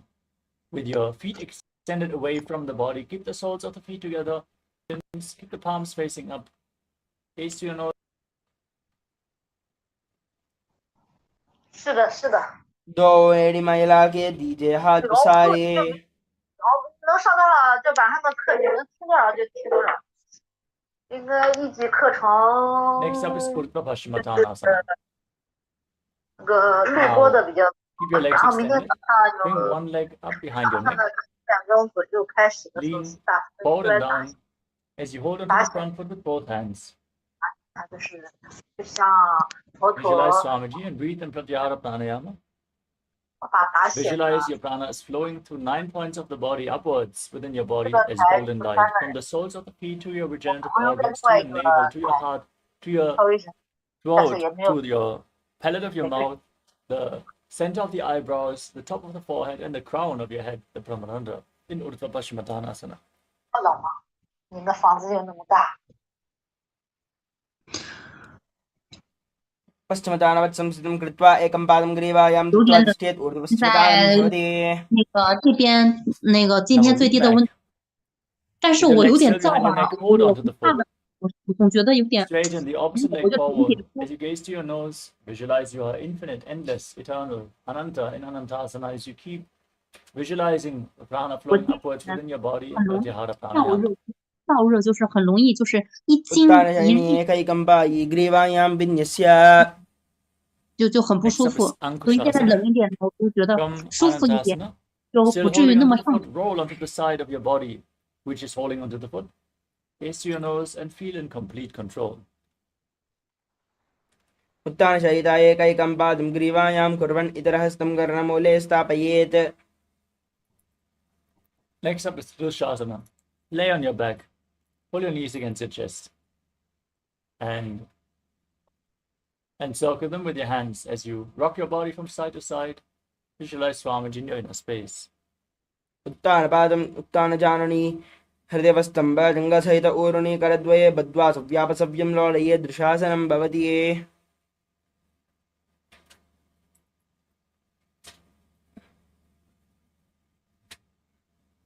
Now repeat Urdhva Paschimottanasana on the other side. Send the legs forward, lift the other leg behind your neck, lean forward and down, holding onto the front foot with both hands. पश्चिमतानवत् संस्थितं कृत्वा एकं पादं ग्रीवायां धृत्वा तिष्ठेत् ऊर्ध्वपश्चिमतानं भवति.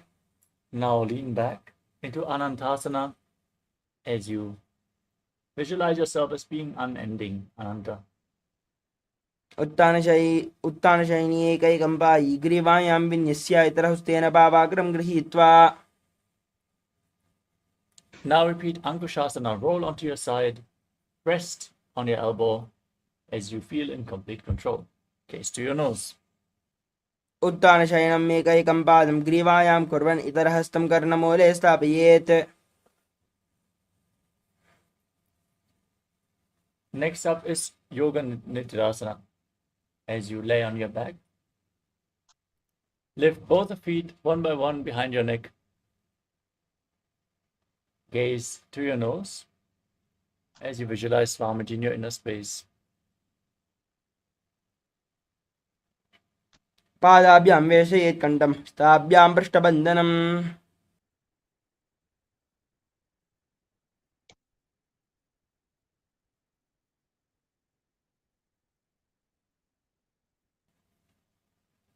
Next up is Atmaramasana.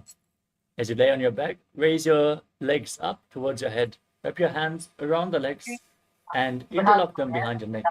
As you gaze to your nose and visualize Lord Vishnu blessing you 我 from 这次回 within, 去， breathe in Pratyahara Pranayama. Atmarama asana pratama sove. Next up is 我这 Kochikasana. 次回去，我妈说我的 Laying 症 on 状 your 很 back. 像那个什么更年 Pull your 期 knees，up against your chest and extend your arms out of the side. Keep the soles of the feet pointing upwards towards the sky as you gaze to your thora and visualize Swamiji in your inner space. 我 Do 跟你讲， hachi dasa kare tanaso bespa kare. 你 Next up is 不 the 要 Jatara 录像， Parivritti. This 这里面 asana 有 consists of 3 很 steps. We are 严 going 格 to 的要 perform 求啊！如 the 果 3 steps 不 on 可以 both 录 sides. 像的啊，千万不要在视频前录像。 Now 如果在视 visualize 频前录 Swamiji 像会 in your 教 inner 室 space. 的。 Perform the Mula Bandha. 好 And 的好的，没有 hold 录， your knees 就 against 在 your chest 看， as you 因 keep your 为 arms 他 extended 现在 out of 教 the 的是瑜 side. 伽 This 嘛， is 我 in 觉得 neutral 看 position, 听也听 which 不 we are 懂，就 going 是 to 跟 return 感觉 in 在这 between the 吧，就 repetitions. 跟着感觉去 Now 去 drop 去 one 在 knee 这儿 down to 看 the 看。 side and extend the opposite leg down. Step 1.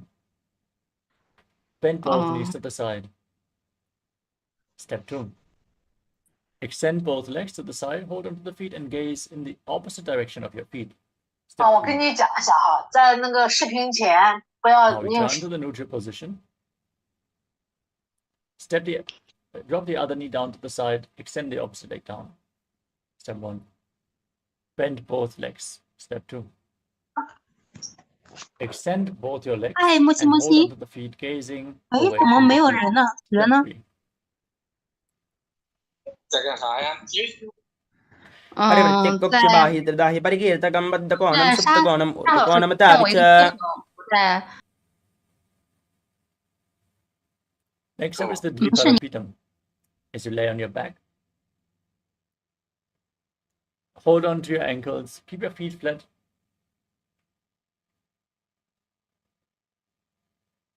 Push your hips up, tuck your chin to the chest, gaze to your nose, and visualize yourself as sturdy as a bridge as you breathe in Mocha Kumbhaka, forcing the air out through the engaged throat lock. Pratikriyayutam nandvapita sarvabalapadam garbhininam durbalamiti gargi jagadano.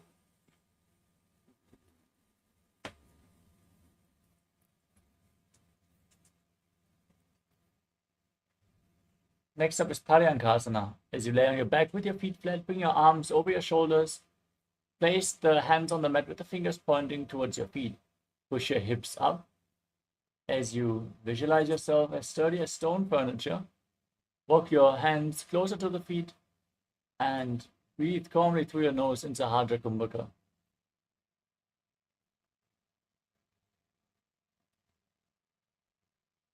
Uttanachayam astarabhyam bhumim avashtabhyapadalabhyam.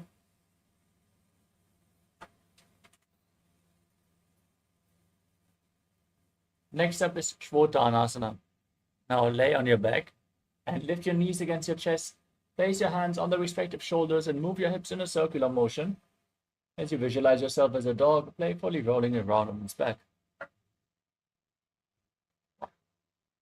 Shavachariram samstapya janunidam milyanabhavaniya. Next up is Viparita Karani. As you lay on your back, keep your arms flat and then raise your hips and legs up off the mat. Point your feet upwards. Visualize Swamiji and rotate your legs in a circular motion.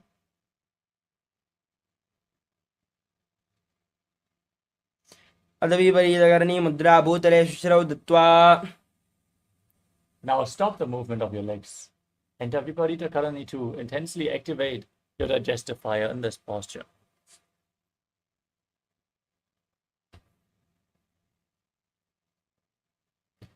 Karani viparitakya sarvadivyadinashini nityam abhyasayuktasya jadadagnivarddhani. Next up is Langalasana. Now drop your feet down over top of your head, toes on the ground. Interlock your fingers behind your back in Padasha Mudra as you place your arms flat on the mat. Visualize yourself as a plow as you do so. Grivakandena bhumim vistamba padagridvayam. Next up is Shaita Paschimottanasana.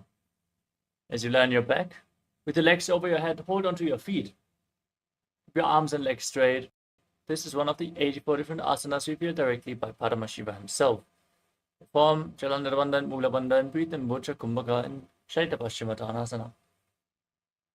Tanam Shayitvat Kurvita Shaita Paschimottanakam.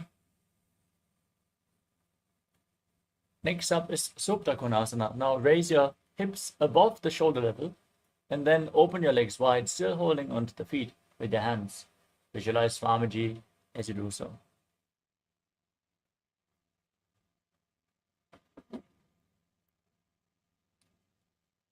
Parivrittikokchibahi Dirdahi Parikirtakam.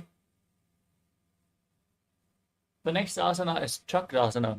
As you join your feet back together above your head, hold onto the ankles of your feet and roll onto your back.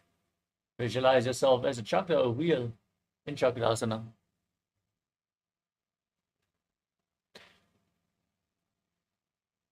शवासनस्तद्दौ पादौ कुर्यान्मस्तकतः परव्युत्क्रमेण तदशीघ्रमे तत्सर्वस्य साधनम्.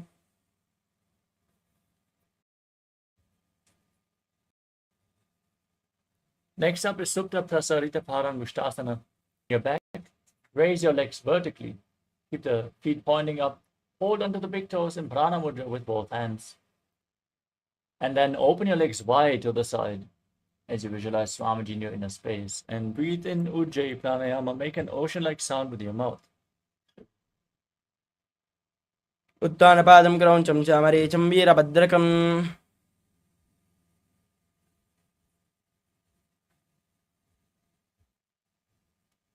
Now join your feet back together and enter Supta Parangushtasana. Keep holding onto the big toes and visualize Swamiji in this asana. उत्तानपादं क्रौञ्चं चामरीचं वीरभद्रकम्.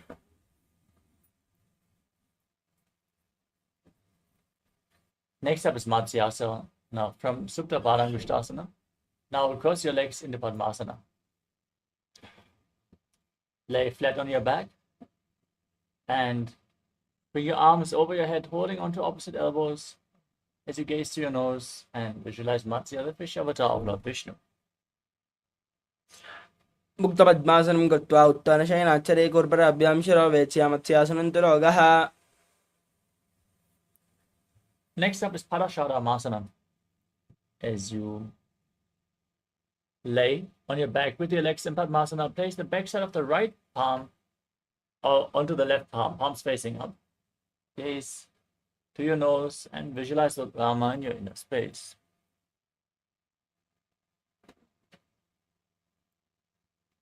प्रथमकरे पद्मासन आचे सूदो सोवेबो परिपाचे. Next up is Sarvangasana. With your legs in Padmasana, bring your hands to the lower back for support and raise your knees and hips off the mat, supporting your lower back with your hands, elbows on the ground. Gaze to your nose, visualize Swamiji in your inner space.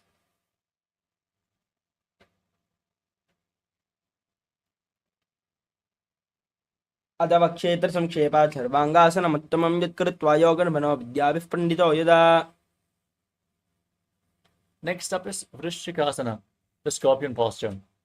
Now place one foot onto the opposite thigh and pull the opposite knee against your chest. Extend your arms up above your head as you poke the fingers forward and gaze to your third eye, visualizing yourself as a scorpion.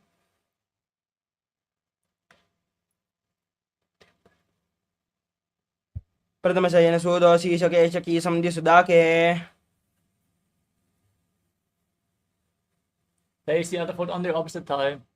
Pull the opposite knee up. Repeat Vrishchikasana on the other side. प्रथमशयन सूदो शीशकेशकी सन्धिसुदाके. We move on to Vrishaparakshitasana. Lay on your back with your legs flat. Interlock your fingers behind your neck and then lift your feet off the mat.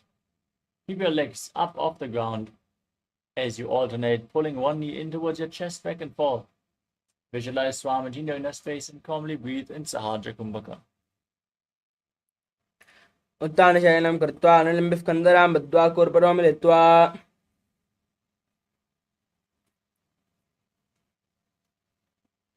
Next up is Maruttanasana, laying on your back. Keep your hands flat next to your hips.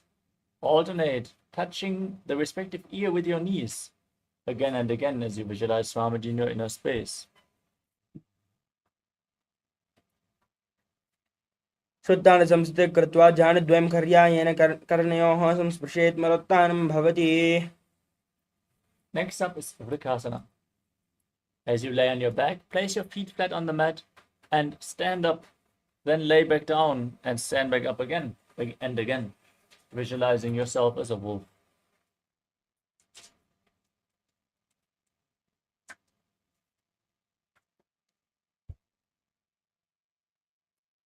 अथ उत्थानशयनं कृत्वा अनुलम्बस्कन्धरां बद्ध्वा.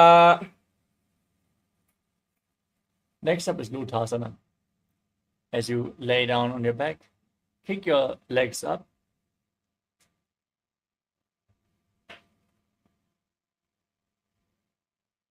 And roll over again and again. As you visualize Swamiji in your inner space, finally end in a prone position on your stomach. उत्थानशयनं पादौ शिरोलङ्गौ भूमौ स्थापयित्वा. Laying on your stomach, keep your hands next to the shoulders. And contract your lips, make the whistling pointing back. Visualize yourself as in Saratthasana.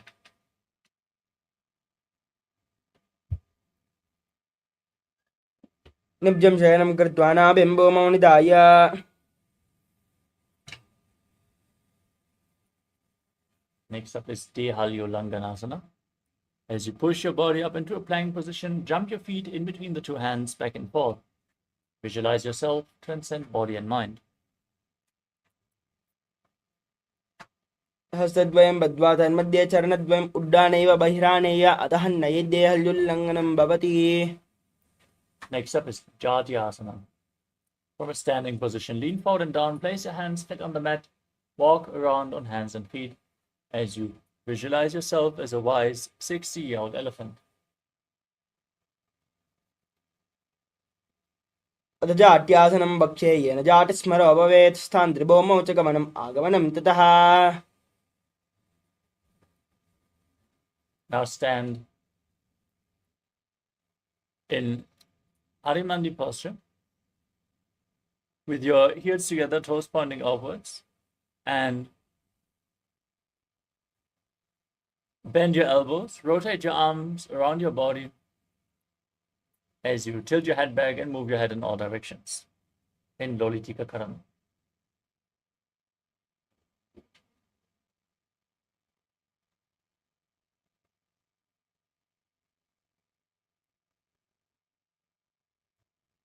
Next up is Sarapasana. As you stand with the feet together, tie your feet with a rope if you have one available. Keep your arms close to your body, hands on the respective thighs. Engage the Mula Bandha, breathe through your nose and visualize your Kundalini Devi rising and curling upwards around your body. सर्पासनं भक्षे वायुपानाय केवलम्. Next up is Ushtra Sadhanasana.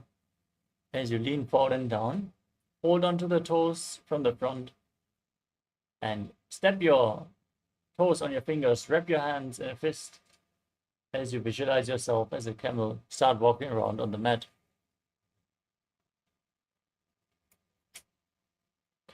मुष्टिकनिष्ठिकाप्रदेशेन भूमौ निधाय परिपातले संस्थाप्य. From the same position now, hold your toes from the outside. Walk around on the mat, visualizing yourself as a horse in Ashvasana.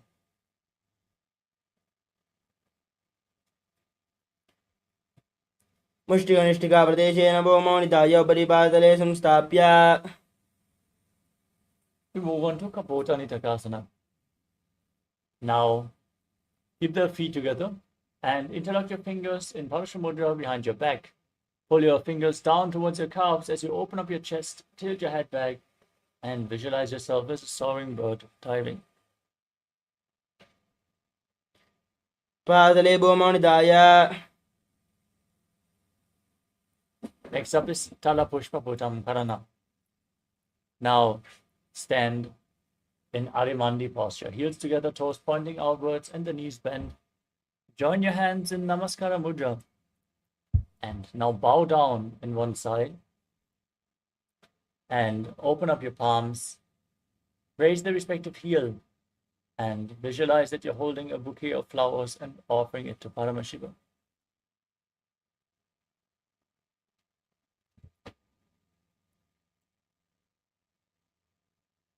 Next up is Khadgasana. Now, gaze to your nose. Visualize yourself as a rhinoceros as you lay down on your stomach.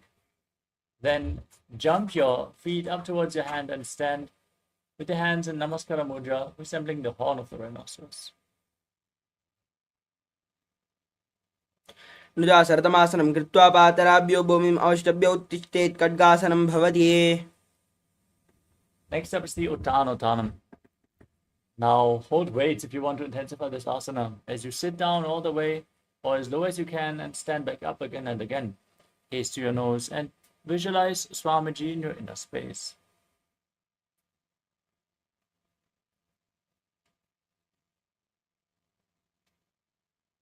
पुनः पुनः उत्तातव्यम् आसितव्यम् इति उत्तानोत्तानं भवति. Next up is Musalasana. Stand erect with your arms raised above your head and jump repeatedly, visualizing yourself as a maze. कुर्यात् मुसलासनं भवति. Next up is Utshirshakasana.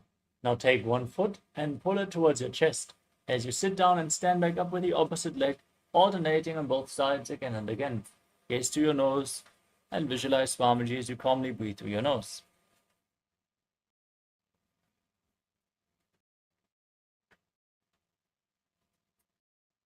हस्तद्वयेन धृत्वा तिष्ठेत्.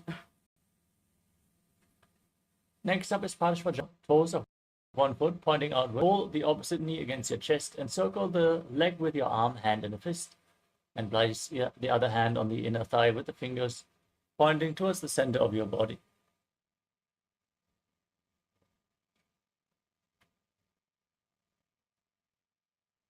The next asana is Tandavasana. Now, visualize yourself fiercely dancing as Lord Shiva. Hold on to weights if you want to intensify this asana. As you extend your arms and one leg forward, sit down and stand back up on the standing leg in Tandavasana.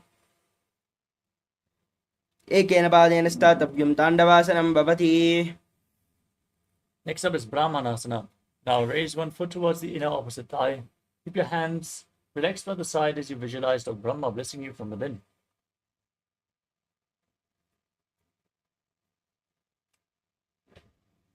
ब्राह्मणासनमावख्ये यत् कृत्वा ब्राह्मणो भवेत्. Next up is Garudasana 3. Now bring the left foot over and around the right knee. Tuck the toes behind. Bring the left arm below the right and join your hands in Namaskara Mudra as you visualize yourself as Lord Garuda. उत्तानकौर्मबीजं च संहसगारुणमेव च वातायनं गोमुखं च भारद्वाजं त्रिविक्रमम्. We move on to Ekapadasana. Now stand one-legged as you place the other foot onto the opposite thigh. Your hands by the knees. Visualize Swamiji in your inner space.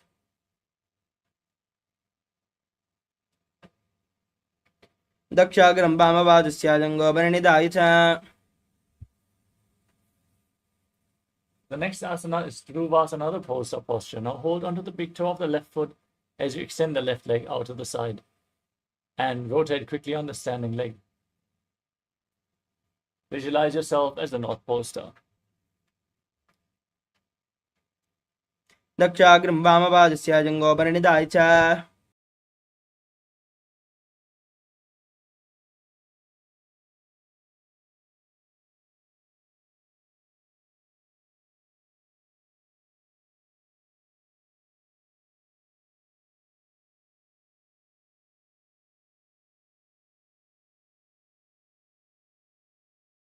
The next asana is Trivikramasana. As you stand, bring one leg behind your neck stand tall, sit down, and stand back up, performing the 3 steps of Lord Vishnu as you visualize Lord Vishnu blessing you from within.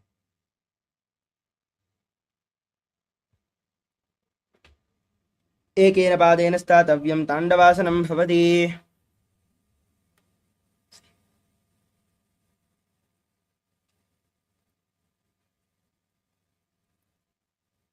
Next up is Parshva now on the other side. Now pull the other knee against your chest and circle it with your hands.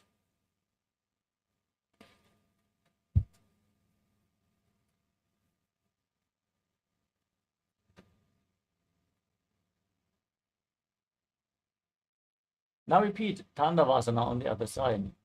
As you extend your arms, raise the other leg, visualize yourself fiercely dancing as Lord Shiva as you sit down and stand back up. एकेन पादेन स्थातव्यं ताण्डवासनं भवति. Now repeat Brahmanasana on the other side. Raise the right foot to the left thigh. Keep the hands by the side. Visualize Lord Brahma blessing you. दक्षाग्रं वामपादस्य जङ्घोपरिनिधाय च. Now repeat Garudasana 3. Bring the right foot over and around the left knee. Tuck the toes behind. Visualize yourself as Lord Garuda as you breathe in Sahadra Kumbhaka. उत्थानकूर्मपीठं च संहसगारुणमेव च. Now repeat Ekapadasana. Place the right foot onto the left thigh. Keep the hands by the knees. Stand one-legged as you visualize Swamiji in your space. दक्षाग्रं वामपादस्य जङ्घोपरिनिधाय च. Now repeat Rubhasana, the poster posture, as you hold onto the right big toe, extend it out to the side, and then quickly rotate on the standing leg as you visualize yourself as the North Poster. एकेन हस्तेन दण्डरूपस्य एकस्य पादस्याग्रं धृत्वा. Now repeat Trivikramasana on the other side. For balance, you can hold on to any solid object. Keep the leg behind your neck. Sit down and stand back up.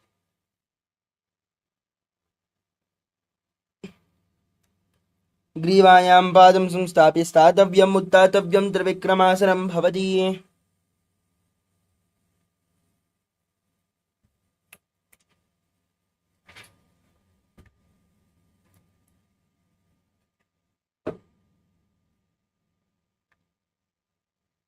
Next up is the Samanakakarna.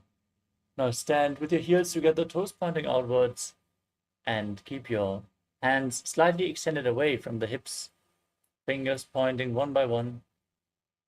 In this neutral position, recover from this intense sequence of asanas as you get ready to enter the final 100 asanas of this sequence.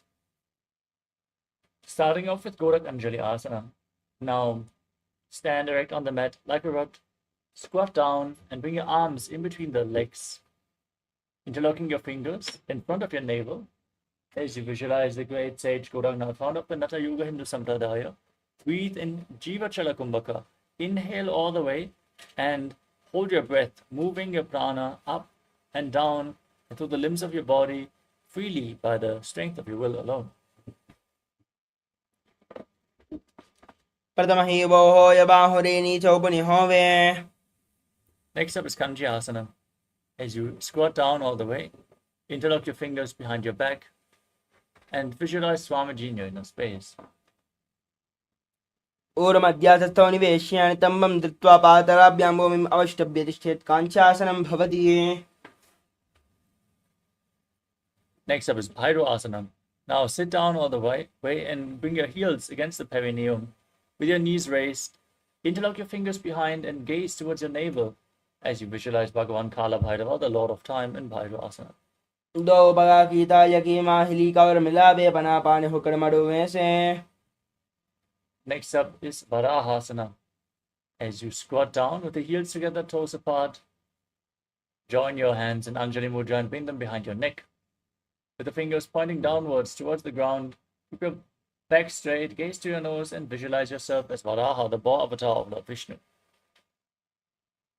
बगदली की माहिली cover मिलावे बना पाने हुक्र मडु में से.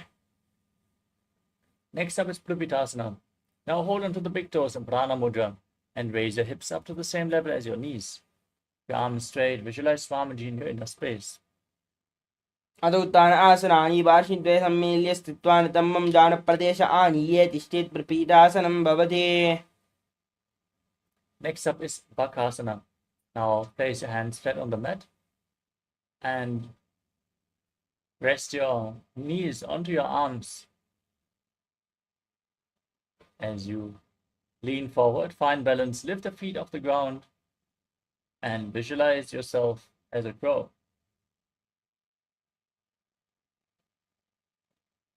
हस्ताभ्याम् अमलिममष्टम्बा जानद्वयं नाभौ सम्मील्य जङ्घूरे संस्थाभ्य तिष्ठेत् बकासनं भवति. Next up is Sushtanga Kapali Asana. As you kneel down on the ground with your knees onto your arms, lean forward, place your head on the ground, raise your legs and then cross them into Padmasana. Gaze towards your nose, visualize Swamiji in your inner space and perform the Mula Bandha.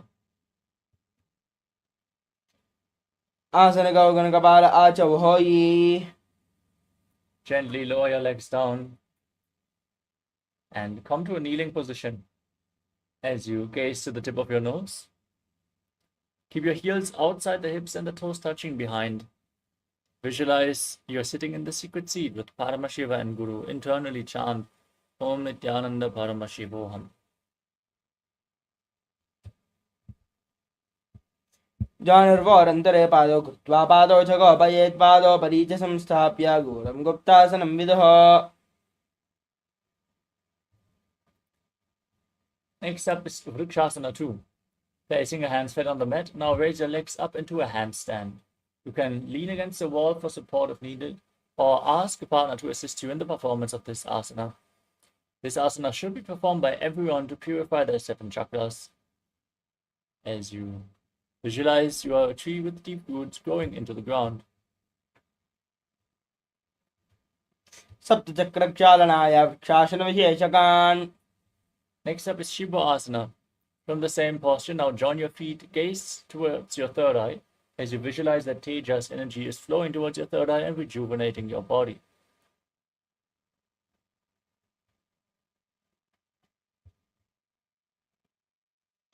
दो बगजोई गुल्प माहिला जोई. दो हाथ संपूव करे. Now place your hands flat on the ground, shoulder width apart, extend your feet back into a plank position. Lower your entire body down to the mat and then push it back up again and again. As you visualize yourself as a fish in Matsyasana 2. निब्जं शयनं कोर्परो पार्श्वभागायां परिड्वाकृत्य हस्तलाभ्यां भूमिम् अवष्टभ्य वारं वारम् उड्डानं कुर्यात् मत्स्यासनं भवति. Next up is Sarvasana 2. As you lay on your stomach, keep your hands on the hips and lift your chest from left to right as you visualize and move your body like a snake. नब्जं शयनं कृत्वा हस्तौ नितम्बं संस्थाप्य पादौ दिगीकृत्य सम्मील्य उरसगन्तव्यं सर्पासनं भवति. Next up is Nidhalambanasana. Now bring your elbows on the ground in front of your body, the toes pointing back. Rest your chin on your hands as you feel self-supported and completely independent. कराभ्यां पङ्कजं कृत्वा तिष्ठेत् कूर्परया सुधीमुखमुन्नमनुच्चायि निरालम्बनमासनम्. Next up is Chakrasana. Now place your hands flat on the mat and straighten your arms. Push your upper back backwards as you bend your knees and bring your feet up towards your upper back. Lift your head and visualize yourself as an umbrella protecting your guru from the sun rays. अर्जासनवस्थित्वा हस्तलाभ्यां भूमिम् अवष्टभ्यमुन्नयात् छत्रासनं भवति. Now come to a kneeling posture. With your feet flat, sit on the heels, extend your arms out in front, cup your palms, place them on the ground. Place your forehead on the ground as you gaze to your nose and visualize yourself as the weapon of Indra, symbolizing indestructibility. In Vajrasana.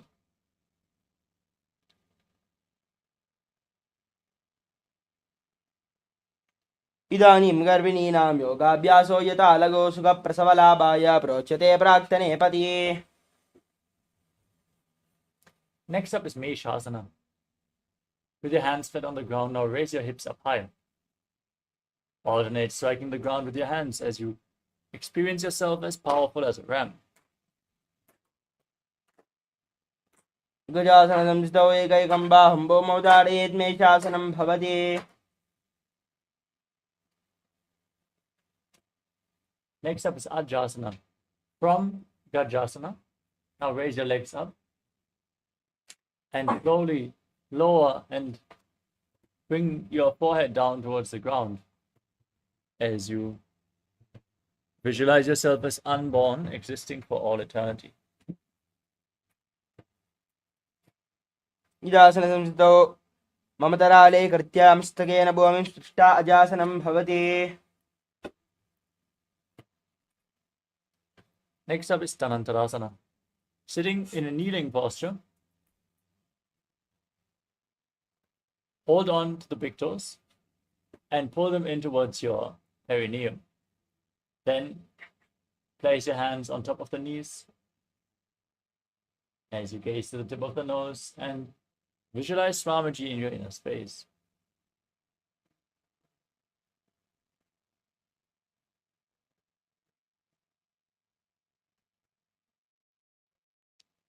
पूर्वविजयहादाकी काकसी शोपनाशरामोडी. Next up is the Angamuttanam. Now interlace your fingers in front and move your arms up, down, left, right, in all directions, giving massage to the joints and muscles of your body. Then interlock your fingers behind and again repeat the movement behind your back as well as you visualize Swamiji in your inner space. हस्तयोरङ्गुलिर्बद्ध्वा हस्तयोर्मध्यात् सर्वम् अवङ्गं निक्षित्य तिष्ठेदङ्गमोत्तनम्. Next up is Garudasana form. As you sit on your heels, turn the toes out towards the sides. Keep your hands on the knees and visualize yourself as Lord Garuda flying Lord Vishnu and Lakshmi on his back in Garudasana form.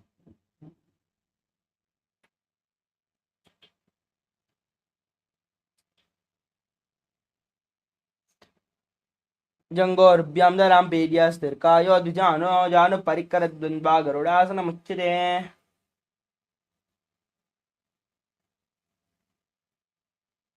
The next asana is Ananda Mandirasana. Now join your feet together behind, bring the top of the feet flat, sit on the heels, and hold the ankles of the feet as you push the front of your buttocks on the ground. Gaze up towards your third eye and visualize yourself residing in the blissful space of a temple. अथ वक्षे वीरनाथ आनन्दमन्दिरासनं यत्कृत्वा अमरो धीरो भवत्येवेह साधकः हस्तयुग्मं पादेशे पादयुग्मं प्रदापयेत्.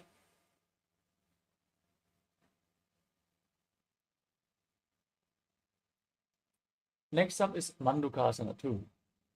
Now cross the soles of the feet and sit on the heels as you place your hands underneath your knees.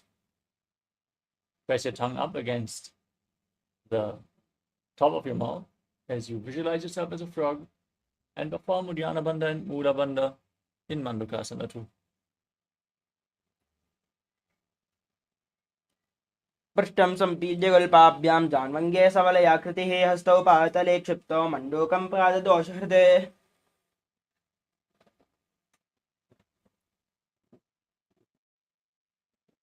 Next up is Narasimhasana. As you tuck your toes and sit on raised heels, bring the thumbs together with the fingers spread on the mat. Gaze to your nose, stick out your tongue, and exhale forcefully again and again, visualizing Narasimha, the lion man of Lord Vishnu.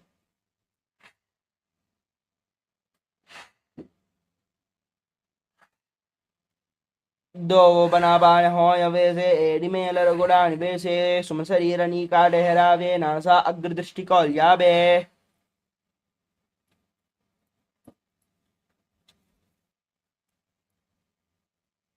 Next up is Vishlakasana. Now from the same posture, sitting on raised heels, cover your mouth with both your hands and bring your thumbs underneath the teeth. Close your mouth and inhale through the right nostril and exhale through your mouth. Gaze to your nose as you visualize yourself as Devi, victorious over all your fears in Vishtakasana, gazing to the tip of your nose.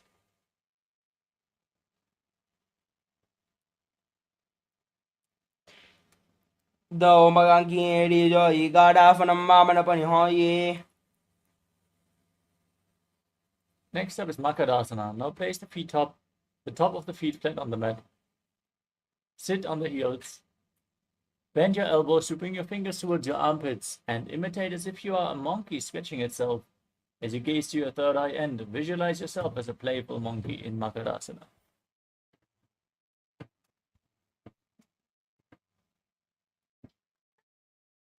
Do pagdali sambuddha ane tinake pishti bhumi paridane mooladwar edyam bariyave modaha tu uchate herave.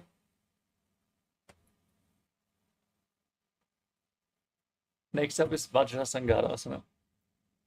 Now tuck the toes and bring the soles of the feet together as you raise your knees and split them wide apart. Hold on to opposite elbows behind your back. Gaze to your nose and embody diamond-like strength for you and your Sangha, your spiritual community. Pratham panapani hoye bese do ver goda ni bese goda ubara ke thira ade vai pasare dira.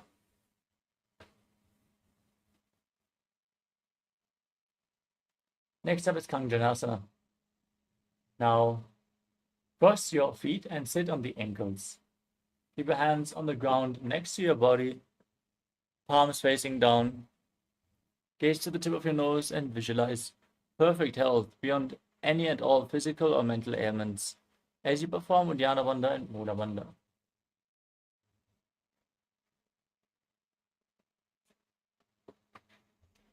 Kanjanasana avakshe yat krutva stiro abhavet prishte bhadadvayam badva stoboma upadarayet. From the same posture, now place your hands on top of the knees.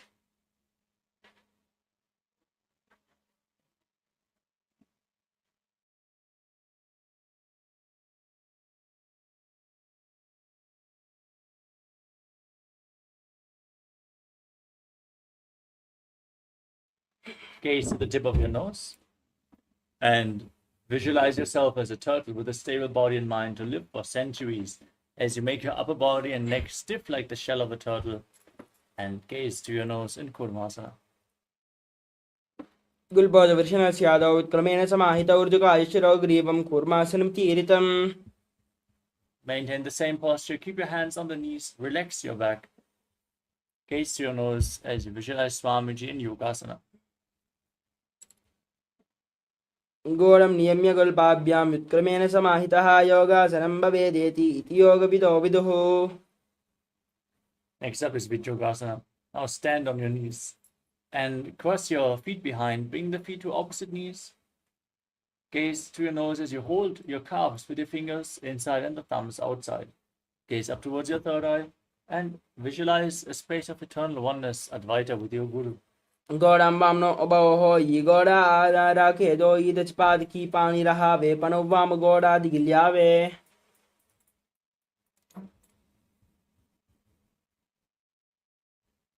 Next up is Ushtrasana 2. Now stand on the knees with the feet flat. Hold onto your ankles as you lean back. Push your hips forward and tilt your head back all the way, visualizing yourself as a camel in Ushtrasana 2. Ameradanda Granti Dadya Sambipade Yeshufpaman Gaboto Ushtrasana Abhyasam Kuryan Mitahitasana. Next up is Jatyasana 2. With your feet and knees together, hold onto the soles of the feet. Lean back. Place your elbows on the ground, bend the back of your head as you gaze to your nose and visualize yourself as a lotus blooming. Do ere Sambudgare Sole Mooladwari Dare Panapani Hokadaho Bese Bahuri Pishti Dishikar Jo Ese.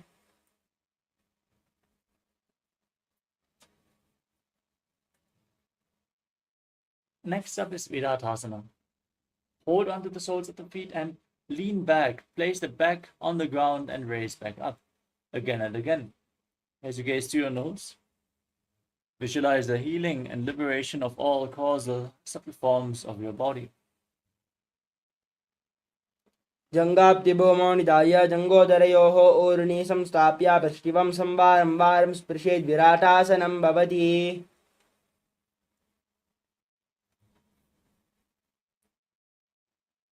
Next up is Kapotasana. With your feet together, bring your arms above your shoulders as you lean back all the way. Place your forearms on the ground and bring your head in between the feet as you visualize yourself as a beautiful dove.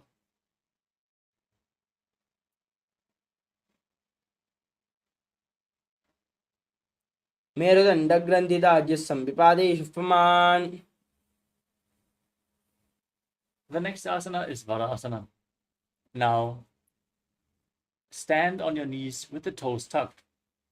Raise your hips up and hold on to opposite elbows as you gaze to your nose. This is the boon-fulfilling posture. Now visualize Paramashiva in your inner space and receive your boon from Paramashiva as you internally chant Om Nithyananda Paramashivoham. जाननी भूमौ संस्थाप्य हस्ताभ्यां बाहु परस्परं धृत्वा सरलं तिष्ठेत् वरासनं भवति. Next up is Varahasana 2. With your toes tucked, place your perineum on the heels and lean forward and down, placing your forearms on the ground and resting your head on your hands. Visualize yourself as Varaha, the boar avatar of Lord Vishnu, in Varahasana 2. सूर्यं चन्द्रं वेदनानि कथयन्ते कोर्परौ भूमौ स्थापयित्वा.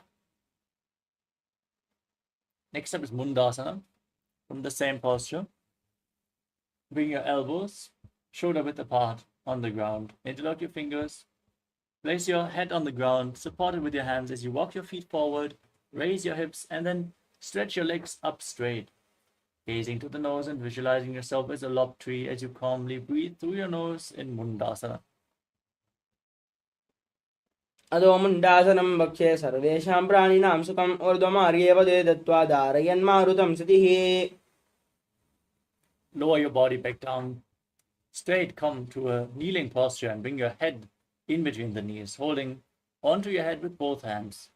Bring the elbows outside the knees as you gaze to your nose and visualize Swamiji in your inner space. प्रथमपगतले समडहरावे कौरमाहिली उभय मिलावे पनापानि हुकड़कर जुबेसे दो वेड़ गोड़ानि वेसे. Next up is Viparita Shalabhasana. Lay down on your stomach and extend your arms up above your head. Hold on to weights if you want to intensify this asana. As you lift your arms, legs, and your entire chest off the ground, by the strength of your lower back, visualize yourself as a locust. शलभासनं वेदाश्च नाथभेरुण्डनामके गन्धभेरुण्डशैले शीर्षदण्डासनं तथा. Now place your hands flat on the ground next to your hips and bring your forehead on the ground. As you lift your legs up, visualize a skull representing the mind with purified thoughts and the strong will to attain enlightenment in KAILASA, the skull posture. कपालं भूमौ निधाय ऊर्ध्वं पादौ नयेत् कपालासनं भवति. Next up is Akasha Kapotasana. As you lay on your stomach with your hands flat, raise your hips and your legs up. Bring the feet over top of your head and touch them to the ground as you visualize yourself as a free and open dove. उष्ट्रासने स्थित्वा चरणौ भूमे रुत्थाप्यामस्तकोपरि नीत्वा पृष्ठपादेशेन भूमौ स्थापयेत्.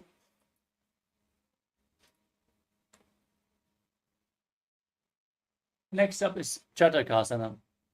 From a kneeling position, now lean forward and down. Place your forearms on the ground and rest your navel on your knees. Visualize yourself as a sparrow as you breathe calmly through your nose in Sahadra Kumaka. कूर्परापर्यन्तौ हस्तौ धरामवष्टभ्यजानुनीनाभौ सङ्कुच्यतिष्ठेथं चटकासनं भवति.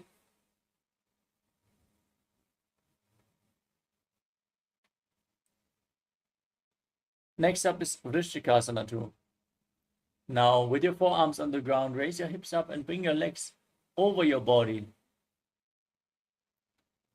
Try to touch the back of your head with your feet as you visualize yourself as a scorpion.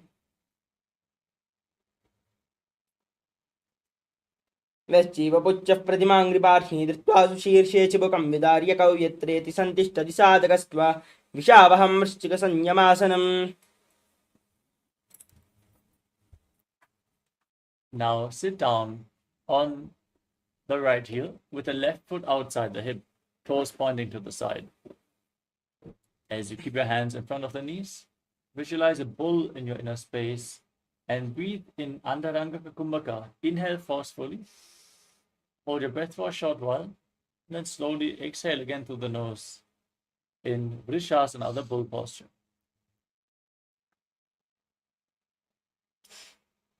याम्यगल्पे पादमूले वामभागे पदेतरं विपरीतं स्पृशेत् भूमौ वृषासनमिदं भवेत्. Next up is Lolasana. With your hands flat on the mat, now lift your knees off the mat, cross the toes of the left foot over the right, and visualize yourself. Visualize Swamiji in your inner space as you breathe in Antaranga Kumbhaka.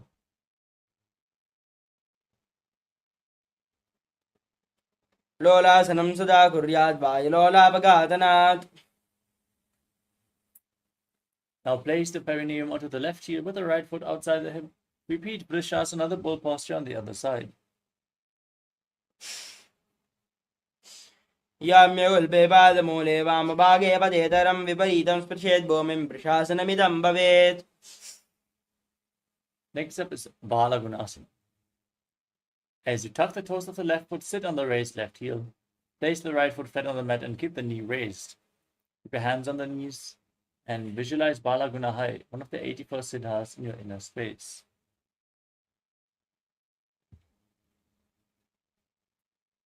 आसन गौगण जल विकार जाइए. Next up is Grahasana. As you stand on the mat, squat down and bring your arms in and around the knees, holding on to the ankles of your feet from the outside. As you visualize yourself as the entire planet.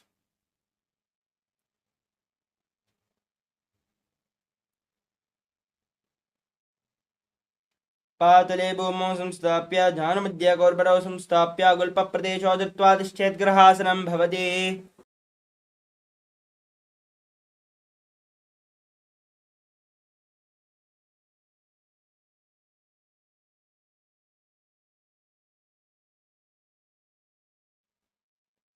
Now repeat Balagunasana on the other side. Squat down onto the right heel, keep the left foot flat and your hands on the knees, visualizing Balagunahai.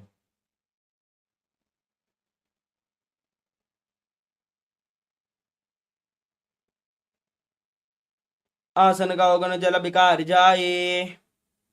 Next up is Utkatasana. Step both the feet in, sit on raised heels, keep the knees together, hands on the knees, holding onto weights if you want to intensify this asana. As you visualize Swamiji in your inner space.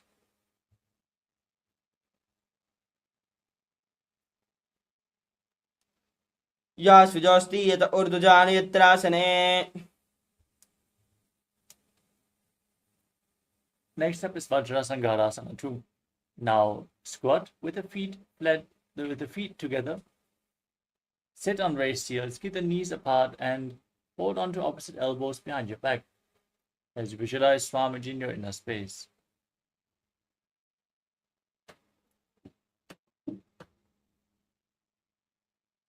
प्रथम बनावान हो यजेसे दो वेड़ गोड़ा निवेशे गोड़ा उबारा खेदिया आरे वायुवसारे धीरा. Next up is Anilasana. Now place your palms flat on the mat and place your heels onto your hands.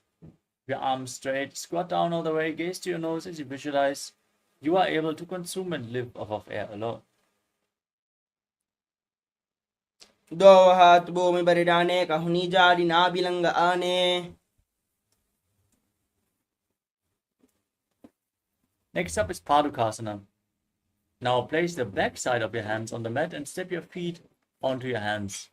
Wrap your hands around the feet like shoes As you walk around on the mat, visualizing yourself wearing padukas and walking across India. हस्ततलयोः पादतले कृत्वा तिष्ठेत् गच्छेत् पादुकासनं भवति. Next up is Kukkutoddanasana. As you place your hands flat on the mat, jump your feet up and let them fall back down again and again as you visualize yourself as a rooster.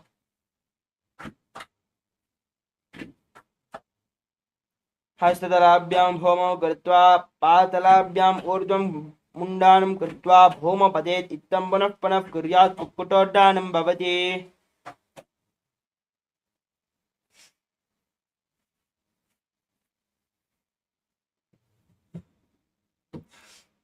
Next up is Viparita Nrityasana. As you stand on the mat, place your hands flat on the ground and jump your legs up into a handstand. Dance around on two hands as you feel yourself become free of all inhibitions. हस्ततले भूमौ कृत्वा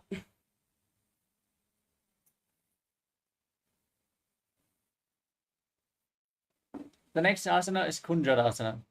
Now separate your feet and place one hand on the ground with the arm straight, holding it with the opposite hand. Visualize Swamiji in your inner. अथ वक्ष्ये महादेव कुञ्जरासनमुत्तमं करेणैकेन पादाभ्यां भूमौ तिष्ठेत् चिरः.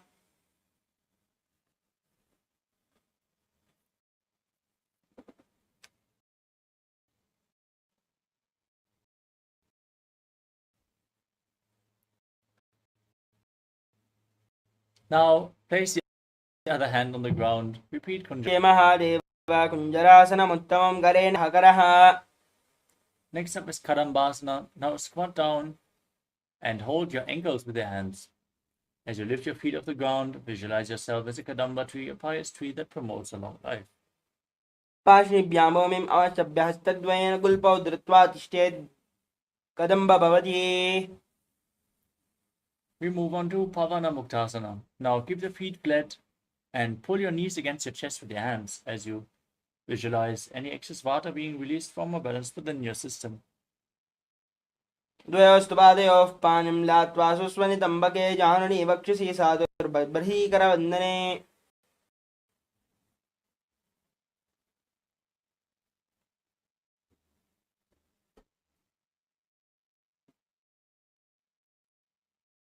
The next asana is Chakorasana. Now lift one leg behind your neck and extend the opposite leg up as you place your hands on the ground and lift your entire body off the mat. Gaze to your third eye and visualize yourself as a powerful source of energy.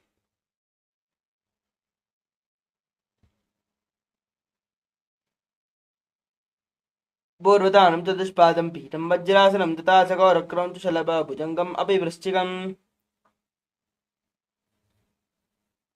Next up is Dhanurasana 2. Now keep one leg extended and the opposite leg bent. Hold both the big toes in Prana Mudra and pull the foot of the bent leg towards your ear as you visualize yourself as a bow. पादाङ्गुष्ठौ पाणिभ्यां गृहीत्वा शरणावधि धनुराकर्षकाकृष्टं धनुरासनमीरितम्.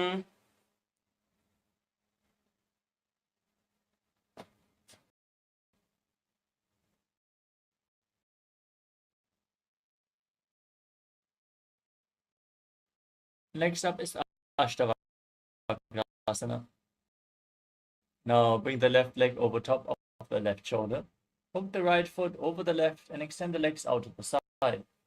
Lean forward, find balance, extend your legs off to the side as you visualize yourself as a flying crane.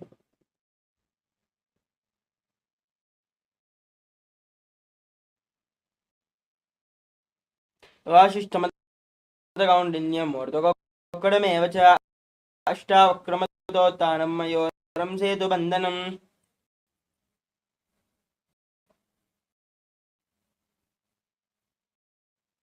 Next up is Pranasana. Now place one foot onto the opposite thigh, opposite leg, opposite foot flat on the mat with the knee raised. Bring your shoulder beneath the raised knee and gaze to your third eye as you visualize you are immortal and able to exist solely on prana. एतत् प्रभेदं वक्ष्यामि करोति यस्य च अमरः एकपादमरो बद्ध्वा स्कन्धेऽन्यपादरक्षणम्.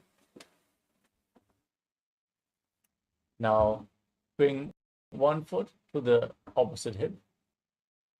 Twist your back if you're not the master.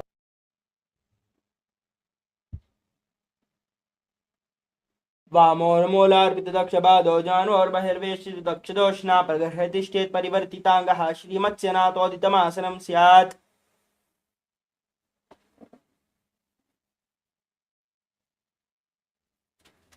Now repeat Chakrasana on the other side. Lift the other leg behind your neck, extend the opposite leg forward, place your hands on the mat, lift your entire body up off the ground as you gaze up towards your third eye and visualize yourself as a powerful source of energy. पूर्वतानं चतुष्पादं वीरं वज्रासनं तथा चकोरक्रं च शलभं भुजङ्गम् अपि वृश्चिकम्. Next up is Dhanurasana 2. Now hold onto the big toes and pull the other foot towards your ear as you visualize yourself as a bull. पादाङ्गुष्ठौ उदबाणभ्यां गृहीत्वा श्रवणावधि धनुराकर्षकाकृष्टं धनुरासनमीरितम्. Hook the opposite leg over top of the shoulder, foot over top of the opposite. Extend the legs out to the side as you lean forward, find balance. Lift your body off the ground as you visualize yourself as a flying crane. वासिष्ठमदगौण्डिन्यं मर्दगोक्कडमेव च अष्टावक्रमदोतानं मयूरं सेतुबन्धनम्.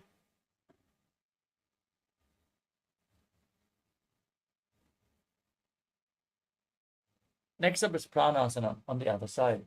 Now place the opposite foot onto the thigh, bring your shoulder beneath the raised knee, and gaze to your third eye as you visualize you're immortal and able to exist solely on prana.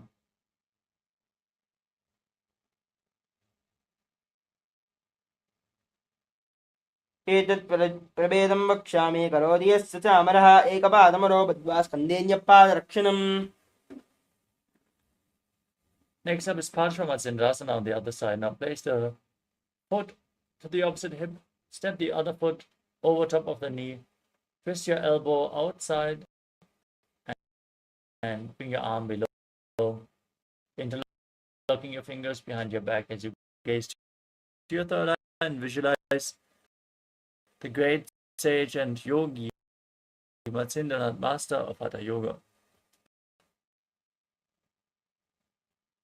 जानोर्बहिर्वेष्टितदक्षदोष्णा प्रगृहीतमासनं स्यात्.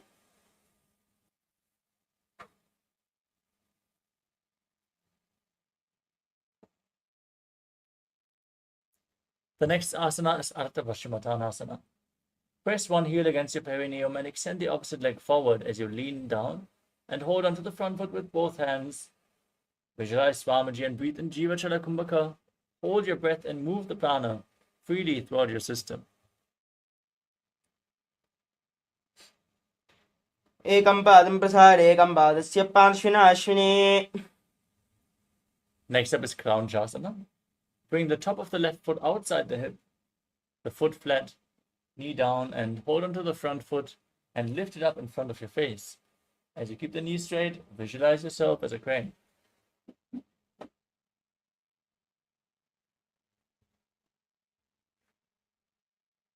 वासिष्ठमदगौण्डिन्यं मर्दगोक्कडमेव च अष्टावक्रमदोतानं मयूरं सेतुबन्धनम्. Now repeat Ardha Paschimottanasana on the other side. Press the other heel against the perineum, lean forward and down, hold on to the front foot leg as you visualize Swamiji in your inner space. एकं पादं प्रसारे एकं पादस्य पार्श्विना अश्विने. Now repeat Crown Chasana on the other side. Now bring the right foot outside the hip, hold onto the left foot and lift it up as you visualize yourself as a crane, Krauncha and Kraunchasana.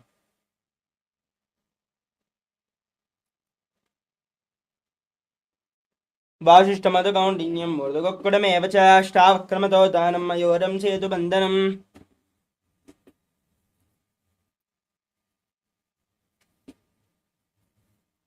Next up is Swastikasana. Now bring your feet in between the thighs and calves. As you keep your hands on the knees, gaze to your nose, and embody peace, well-being, good fortune, and prosperity as you visualize your swastika.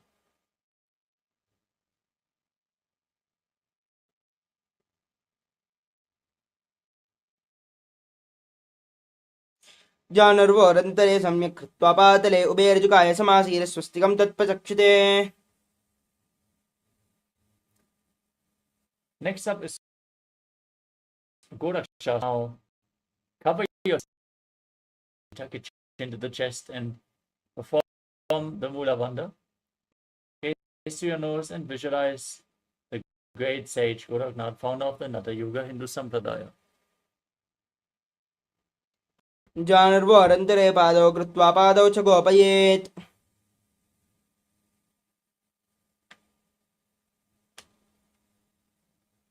The next asana is Bhagasana too. Now place the left heel against the perineum and the right foot on top of the left thigh. Gaze up towards your third eye. Visualize Swamiji and meditate on Arihanta, the Enlightened One, as you inhale all the way and close your mouth with little and fingers, ears with your thumbs in Shanmukhi Mudra. स्थाप्य दक्षाग्रं वामजगन्. Next up is Yogasana too. Now keep your feet on top of opposite knees and place your hands on the ground next to your body, palms facing up. Gaze to your nose, visualize Swamiji. Shape your mouth bring your mouth in the shape of the beak of a crow and stick your tongue out, roll it up and inhale through the rolled up tongue in Kakacham Chukumbaka in Yogasana too. उत्तानौ चरणौ कृत्वा स्थाप्योपरि जाननौ आसनोपरि संस्थाप्य चोतानं करयुग्मकम्.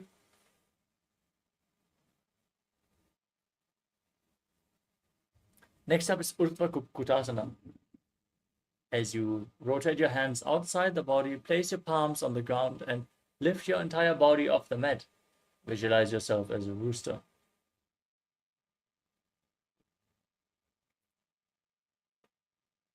वासिष्ठमदकौण्डिन्यं मूर्धकोक्कुडमेव च. Next up is Siddha Haratali Asana. Keep your hands in between the legs. Place them flat on the ground without lifting your body off the mat. Stay seated. Gaze to your nose. Visualize Swamiji in your inner space.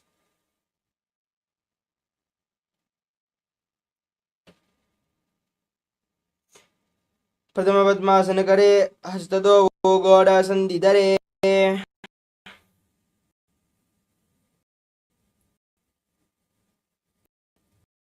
Next up is Hamsasana. Now push your hands into the mat and lift your body up. Balance on your arms as you gaze to your nose and visualize yourself as an elegant swan.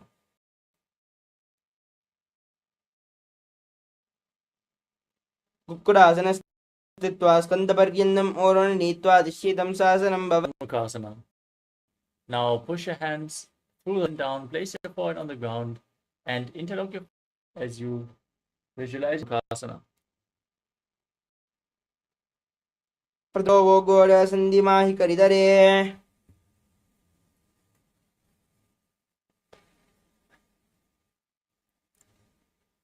Next up is Kurmasana too.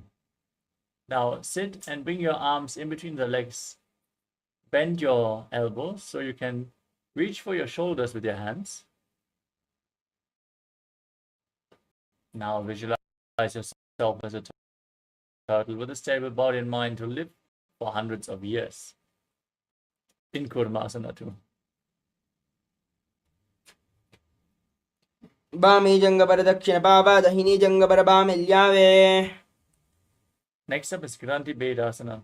From this posture, now tuck your chin to the chest. and gaze to your nose. Rejoice, knowing you're sitting in Shiva's secret knot posture.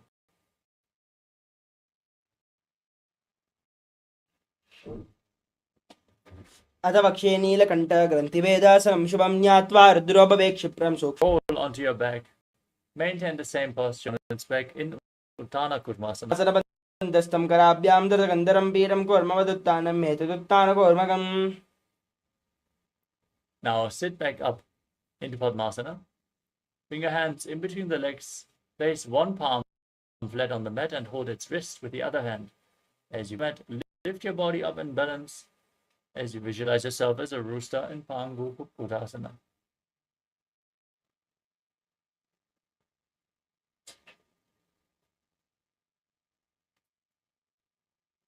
कुक्कुटासनमच्चित्वा एकेन हस्तेन अन्यस्यामणिबन्धं धृत्वा हस्ततलेन भूमिम् अवष्टभ्य तिष्ठेत् पङ्गुकुटं भवति.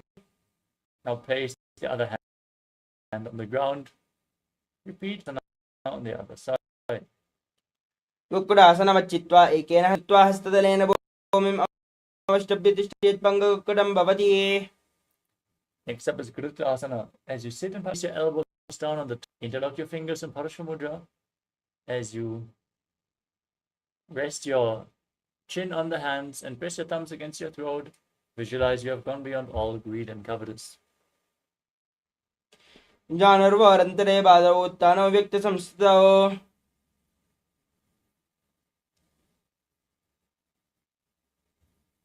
Next up is Padmasana 3.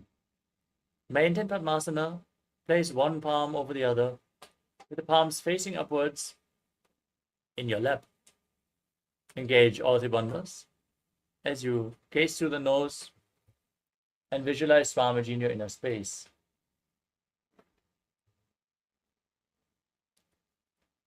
उत्थानौ चरणौ विधाय विधिवत् शक्तिस्थौ योगिरात्. Next up is Padmasana 4. Now place your hands on top of the knees. Gaze to your nose and visualize Paramashiva in your inner space as you perform the Mula Bandha and internally chant Om Nithyananda Paramashivoham. एतत् पद्मासनं कुर्यात् प्राणवायुप्रसिद्धये शुभासनं सदा ध्यायेत् पूरयित्वा पुनः पुनः. Next up is Karmukasana 2. Keep one hand on the respective knee and hook the other hand around the big toe in Prana Mudra, rotating the big toe round and round as you visualize yourself as Lord Shiva's bow. Then repeat the movement on the other side as well. अदान्यासनमावक्ष्ये योगपूरकरक्षणात् कृत्वा पद्मासनं पादांष्टजङ्घयोः स्थितम्. Next up is Karmukasana 3. Now cross your arms behind your back and hold on to opposite big toes. As you gaze to your nose, visualize yourself as Pinaka, Lord Shiva's bow.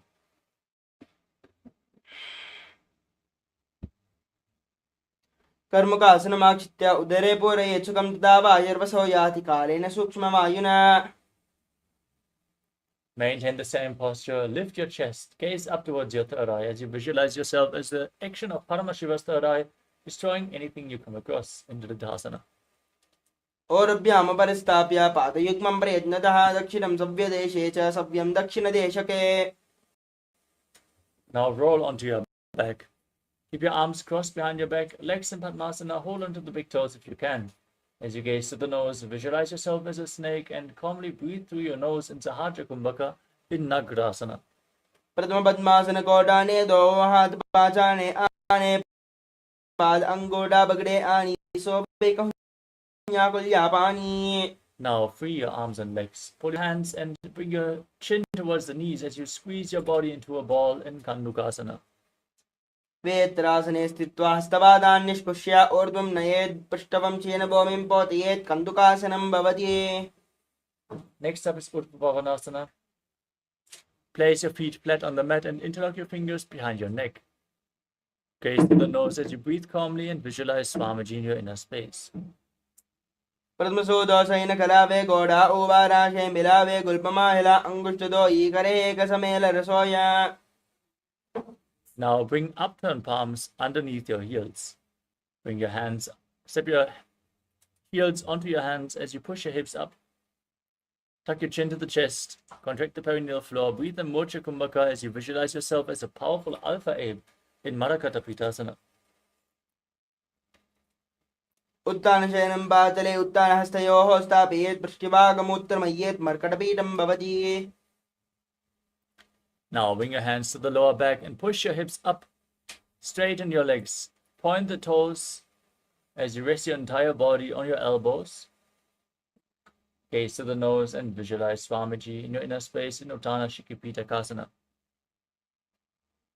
जङ्गोर्बलहीनश्चेत् उत्तानश्किबीडकम् अप्रमक्तः प्रकुर्वीत भुक्ते प्राग्विजितेन्द्रियः. Now raise your legs up straight. Point your toes upwards and keep your arms flat on the mat for support as you visualize yourself blissfully traversing through Narakaloka unscathed in Narakasana. ग्रीवागण्डेन भूमिं विस्तम्भ पादाग्रद्वयं मूर्धमूर्तयेत् नरकासनं भवति. Next up is Tiryanukasana. Now bring your hands to the lower back. Straighten your body and lower and angle your legs down. Engage your core intensely as you visualize yourself Tiryanukasana. तिर्यन्नां नयेत् तिर्यन्नौकासनं भवति. Now straighten your legs back up. Place your hands flat on the mat and visualize yourself as the KAILASA flag, respected across all nations in Dvajasana. तिर्यन्नौकावत् ग्रीवापृष्ठगोर्परैः भूमिम् अवष्टभ्यमस्तकला केशेन पादाग्रद्वयम् ऊर्ध्वनयेत् ध्वजासनं भवति. Now lower your body down, flat on the mat. Lay on your back with your arms by the side of your hips, palms facing up. In the final asana of this sequence, perform the Shakti Charan Mudra. Pull the Kundalini Shakti up along your spine all the way from Muladhara to Sahasrara Chakra in Vriddhasana. Relax. Unclutch from any internal or external movements as you visualize Swamiji in your inner space. Visualize your body is dead and Swamiji is liberating you as you internally chant Om Nithyananda Paramashivoham.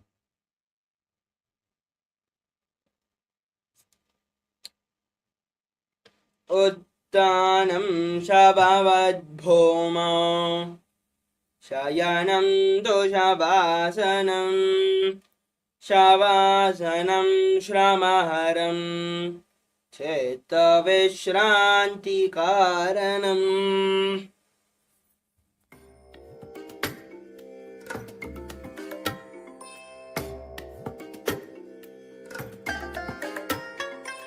I bless you all.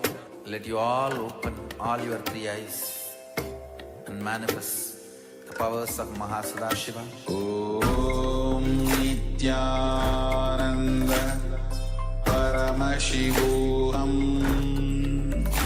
Om Nithyananda Paramashivoham. Om Nithyananda Paramashivoham. Om Nithyananda Paramashivoham. Om Nithyananda Paramashivoham. Om Nithyananda Paramashivoham. Paramashivoham.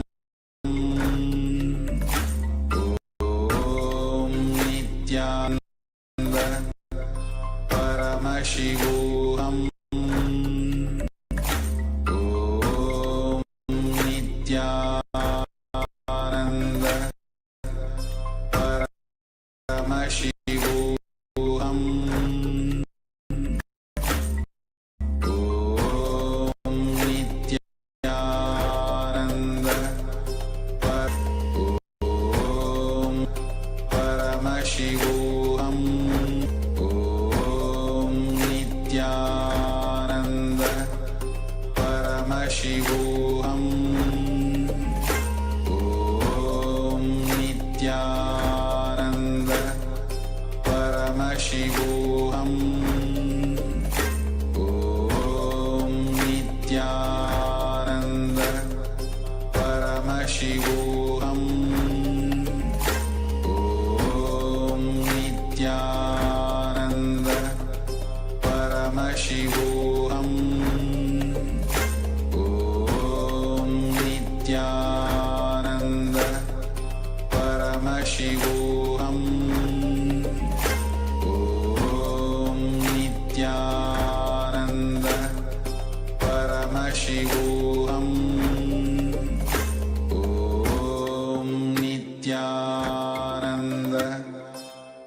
Paramashivoham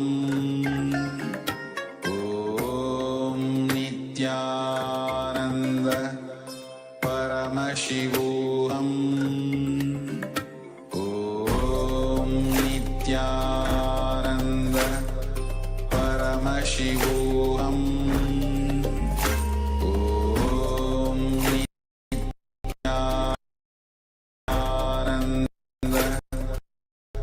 Paramashivoham Ananda Paramashivoham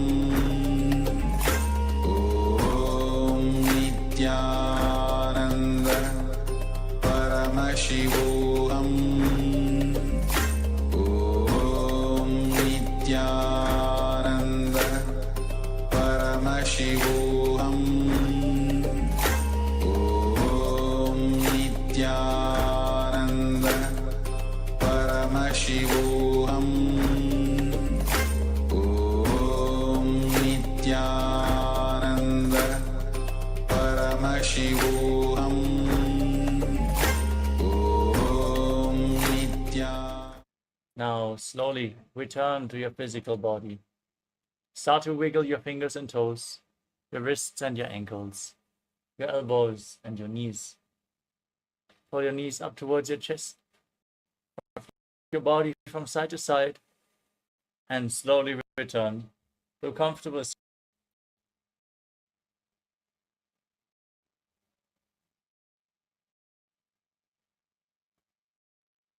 Congratulations, you complete the krama, all 308 asanas of the sequence. Now get ready for the power manifestation session, as we are going to move on immediately to manifest the Shaktis of Paramashiva. With the Kundalini Shakti awakened now, let us all get ready for the power manifestation. For this, let us all sit straight with our head, neck, and spine in the straight line, and in Namaskara Mudra in front of the heart center. Close your eyes, take a deep breath. Visualize Swamiji in your inner space as we chant the Purna mantra. Om Purnamadav Purnamidam Purnat Purnamudachyate Purnasya Purnamadaya Purnameva Vashishyate. Om Shanti Shanti Shanti Hari Om Tat Sat. Sarvam Bhagavat Shri Nithyananda Paramashiva Padukar Panamastu. Om Nithyanandam. Thank you all, Nithyanandam.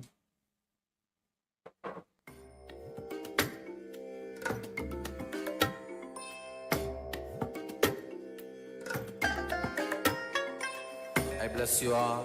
Let you all open all your three eyes and manifest the powers of Mahasadashiva. Om Nithyananda Paramashivoham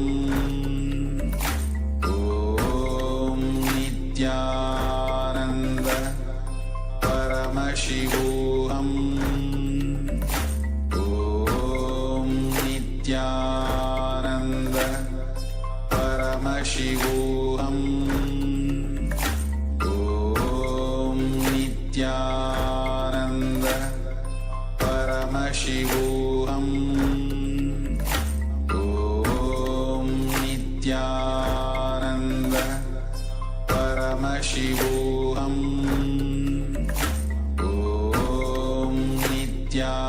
Nithyananda Paramashivoham Om Nithyananda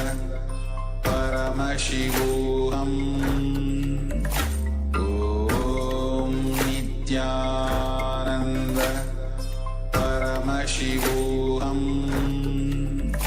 Om Nithyananda Paramashivoham Om Nithyananda Paramashivoham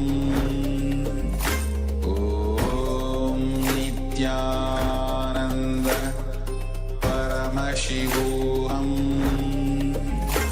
Om Nithyananda Paramashivoham Om Nithyananda Paramashivoham Om Nithyananda Paramashivoham Om Nithyananda Shivoham Om Nithyananda Paramashivoham Om Nithyananda Paramashivoham Om Nithyananda Paramashivoham Om Nithyananda Paramashivoham Om Nithyananda Paramashivoham Om Nithyananda Paramashivoham Om Nithyananda Paramashivoham Om Nithyananda Paramashivoham Om Nithyananda Paramashivoham Om Nithyananda Paramashivoham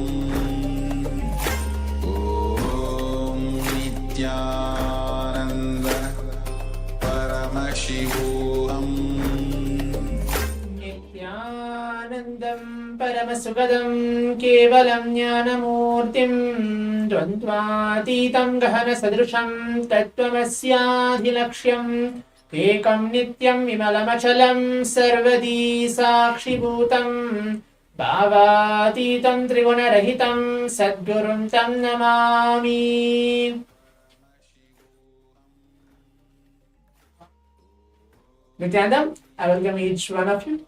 For all the participants for participating, the Paramashivoham Level 1, Level 2 and the Level 3 participants for this exciting power manifestation session.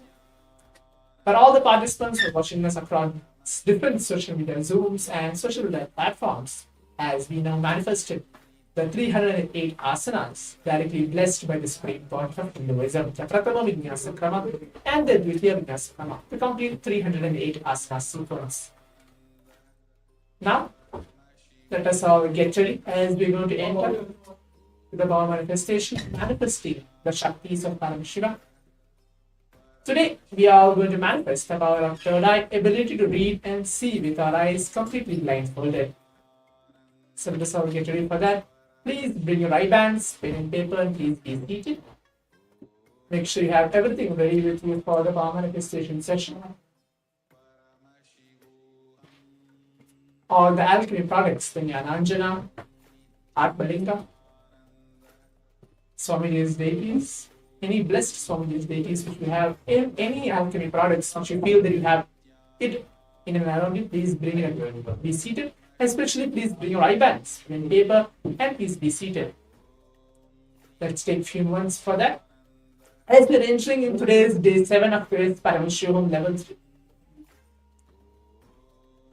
As today is auspicious day of Diwali itself, Swamiji, who is incarnation of Bhagavan Paramashiva, is going to bless all of us, raise our consciousness to the next level.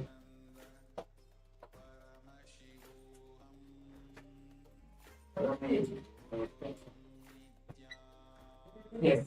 So now let us all listen to the Shastra Pramana, the scriptural reference to manifest the power of third eye, as how every day I was mentioning that every single power manifestation, all the guided power manifestation signs, which is directly blessed and guided to each one of you. It can be the power of consciousness over matter, the power of body scanning, the power of third eye, the power of height, weight, ability to move an object on a silicon.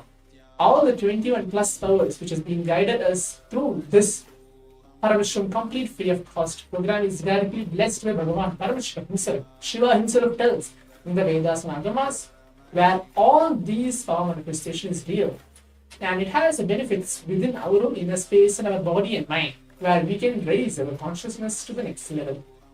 So this Shastra Pramana, the verse is directly from the Vijnana Bhairava Tantra. I'll be reciting that verse, mentioning that this form manifestation is real and it can be manifested now just by an initiation from Swamiji.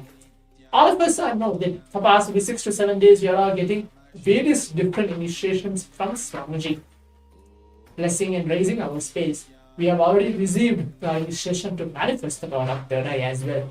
Now let me recite the Shastra Pramana, the translation, and then I'll guide you step by step for the power manifestation. Kapalantarmano nyasya tishthanmilitalochanaha kramena manaso dhadyad lakshayed lakshamuttamam. Yes. So the translation goes for this very verse is by fixing the mind on inner space within the crown center and sitting stably without any movement, having your eyes closed in succession. By that stability of the mind and inner space, through the power of the third eye, one directly sees the ultimate goal, Lakshyam, by having vision beyond the sight that reveals any object or place, attaining the space of oneness with the source, Paramashiva, for all of us, Swamiji himself. Now let us all move on to the power manifestation itself. As today we want to manifest third eye. The only powerful condition which you need to hold for this entire 21 minutes of power manifestation session is keep yourself vibrating always with the Mahavakya. Om Nithyananda Paramashivoham. Somebody says when you be untouched, just don't bother what is happening in and around you, your own inner space, your thoughts, or any kind of disturbances which you feel which is happening in and around you. Just be untouched as Paramashiva. Be untouched as how Swamiji is. Sit and keep the Mahavakya keep going on inside you. So hold with a powerful foundation. Now please blindfold yourself. Please close your eyes. Please keep your eyes closed. Put on your eye bags as we're going to begin the first round of the power manifestation. Now visualize Swamiji in your third eye. Any form of Swamiji is you like. Visualize him for a few minutes. And then chant the Mahavakya along with me. Om Nithyananda Paramashivoham. Om Nithyananda Paramashivoham. Om Nithyananda Paramashivoham.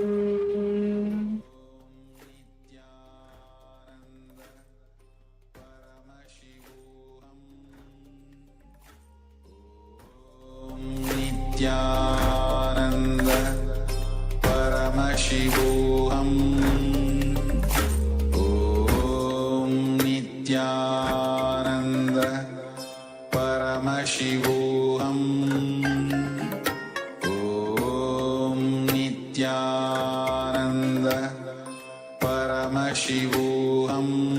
Om Nithyananda Paramashivoham. Om Nithyananda Paramashivoham. Om Nithyananda Paramashivoham. Om Nithyananda Paramashivoham. Om Nithyananda Paramashivoham. Om Nithyananda Paramashivoham. Om Nithyananda Paramashivoham. Om Nithyananda Paramashivoham. Om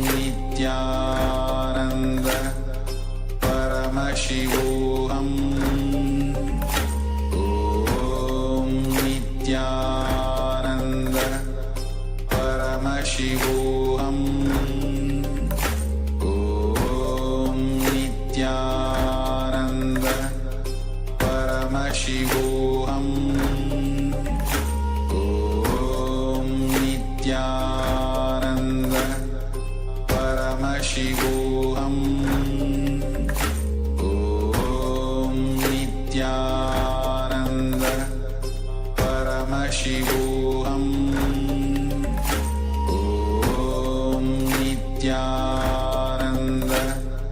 Paramashivoham Om Nithyananda Paramashivoham Om Nithyananda Paramashivoham Om Nithyananda Paramashivoham Om Nithyananda Paramashivoham Om Nithyananda Paramashivoham Om Nithyananda Paramashivoham Om Nithyananda. Now, let us all relax. Please open your eyes, requesting all the participants to please relax and take off your eye bags. As the first round of the power manifestation has been completed, please take off your eye bags.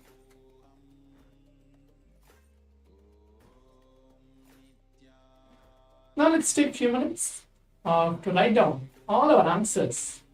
Pen down all our answers, so you can type out as well in the Zoom chat telling what is Swamiji is revealing to all of us through our third eye, but what is your third eye is revealing in this first round of the power manifestation. Let's give a few moments to please write down everything down in detail. Whatever Paramashiva, whatever your third eye is showing you, please write everything down.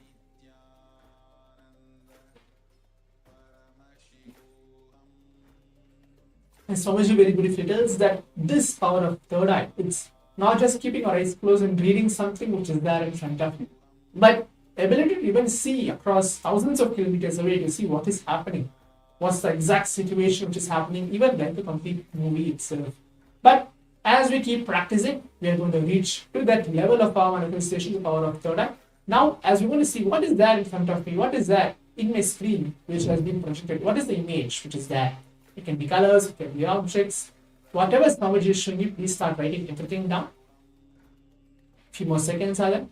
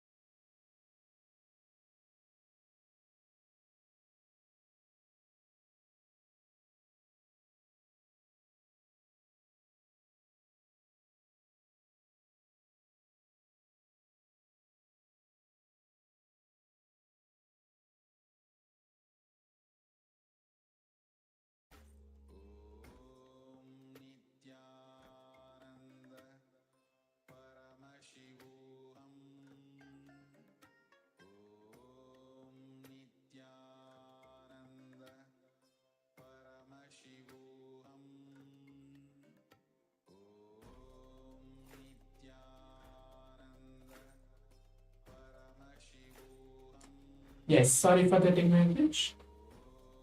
As you can see, this is the image chosen for all of us for this first round of the power manifestation. As you can see, this is the image. There's like many different fruits which are there in the basket. There's banana, there is apple, there is grapes as well in this picture. You can see there's red, yellow, green, and the basket is in brown in color. So if you're able to connect and see, yes, this is what I've been manifesting, and this is what Swamiji is showing me. You can type out your answers now in the Zoom chat. Share your experience telling, yes, this is what Swamiji is revealing to me. And this is the image. And let's verify now with whatever we have written.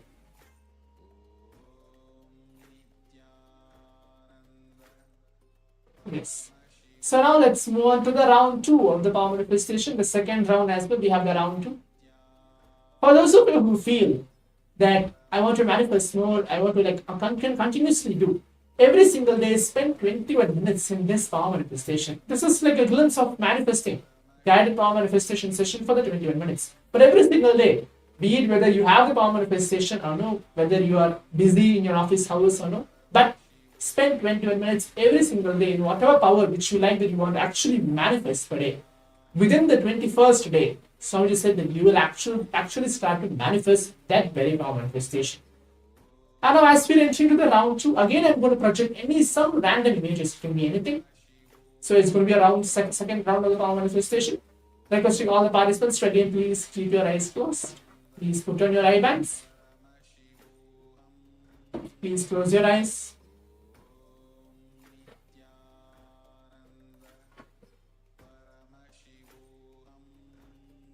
Visualize Swamiji in your very inner space, any followers of being Pontiff of Hinduism, as you are keeping your eyes closed. Do not expect anything out of third eye. Do not expect that how you're going to manifest, whether you're going to correct or is it the right way how I am seeing.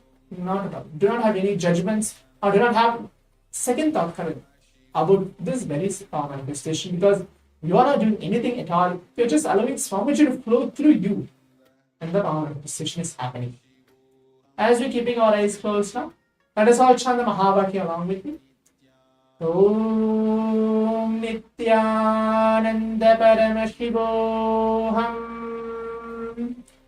Om Nithyananda Paramashivoham.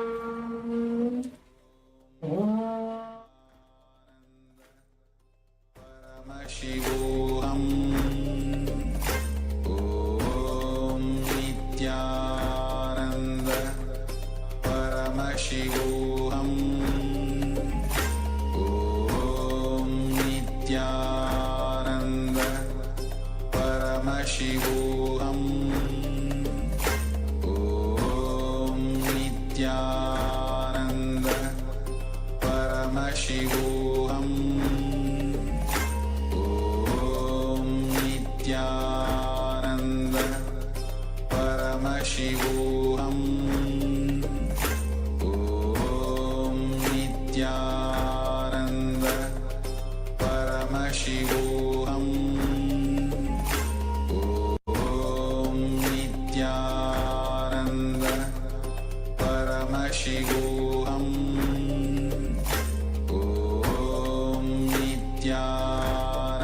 Nithyananda Paramashivoham.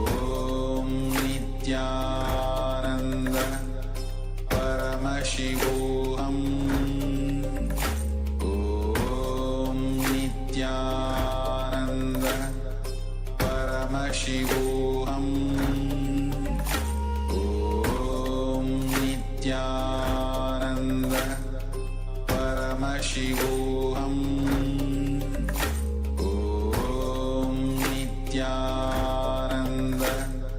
Paramashivoham. Om Nithyananda Paramashivoham. Om Nithyananda Paramashivoham. Om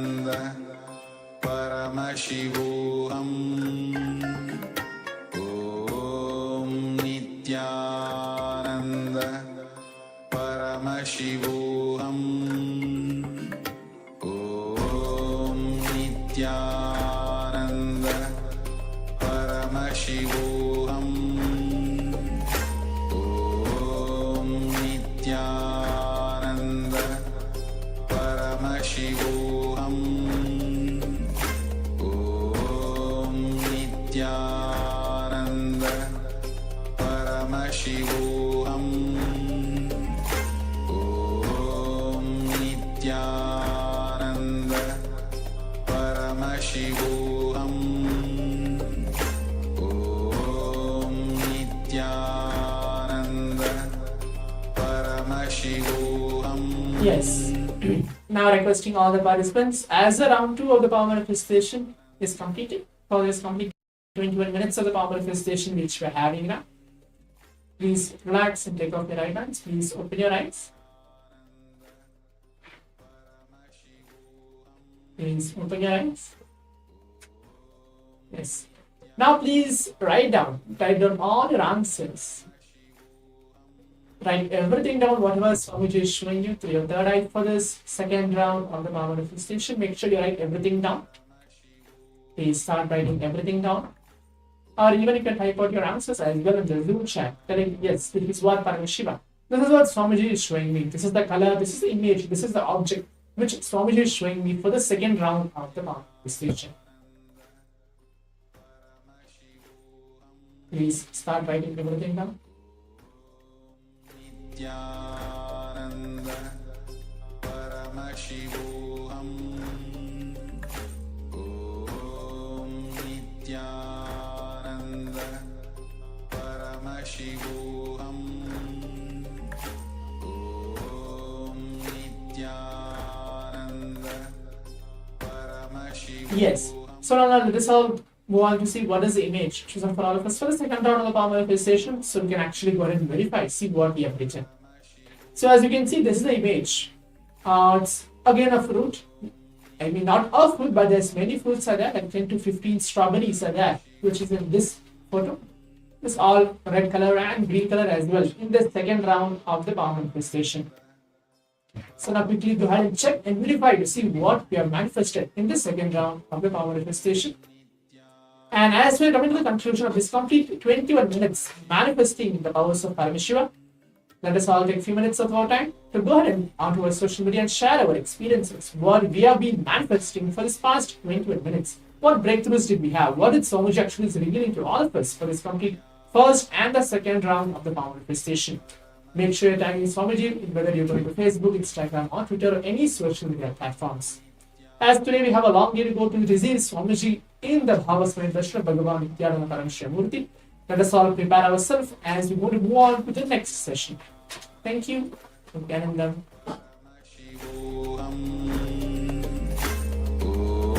Om Nithyananda Paramashivoham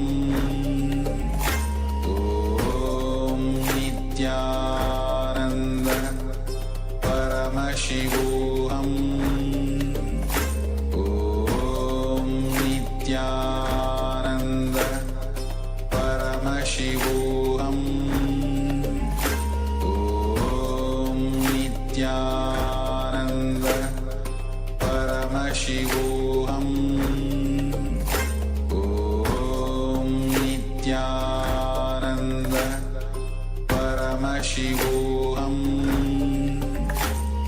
Om Nithyananda Paramashivoham Om Nithyananda Paramashivoham.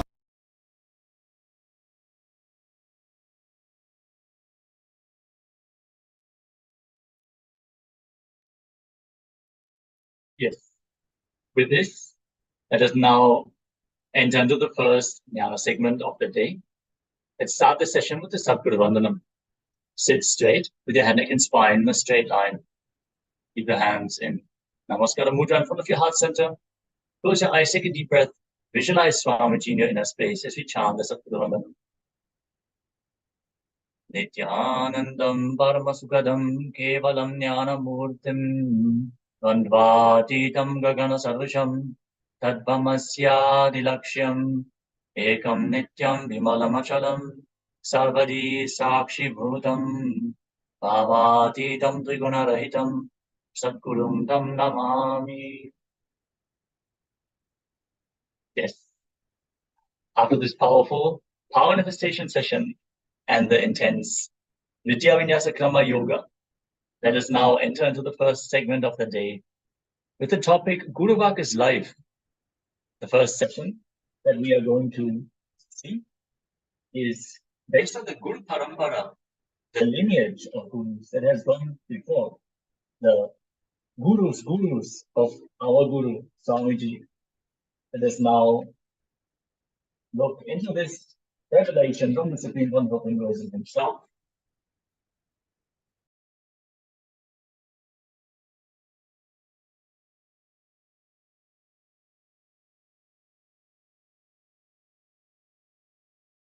Today, the auspicious Guru Purnima day, we celebrate the whole Guru Parampara. Sanatana Dharma stands on Guru Parampara, lives on Guru Parampara, flourishes on Guru Parampara, protected by Guru Parampara.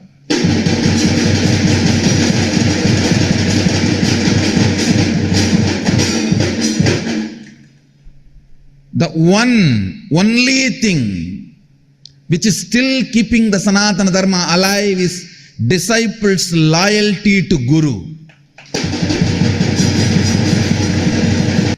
There is no strategy why we are still alive. There is no planning why we are still alive. The one and only thing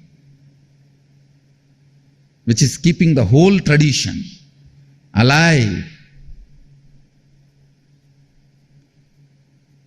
the disciples' loyalty to the Guru.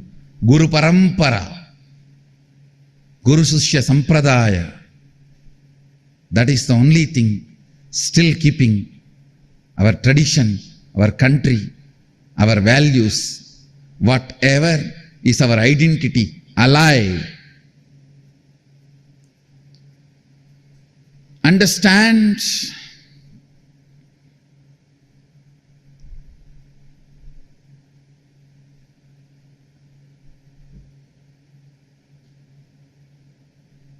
it is just because of the Guru Parampara. All the best things we are enjoying are still alive.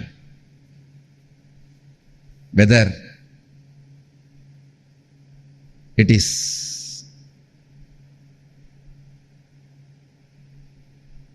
the values we cherish in our inner space or the life we enjoy in our outer space.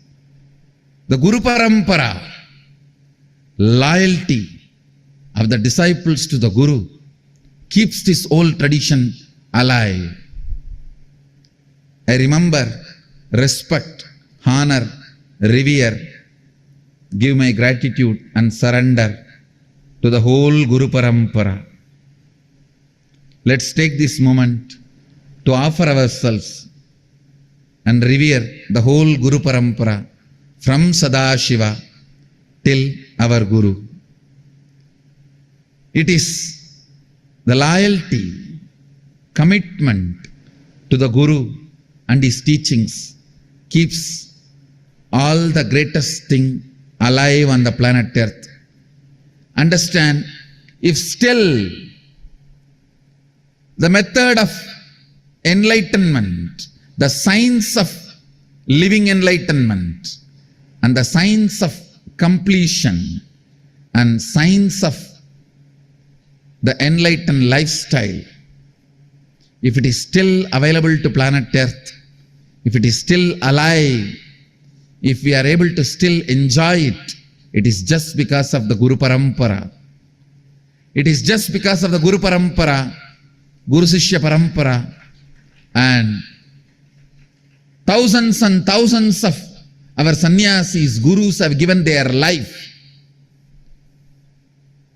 They even died, gave up their body many times just to protect our traditions, knowledge, values. Understand?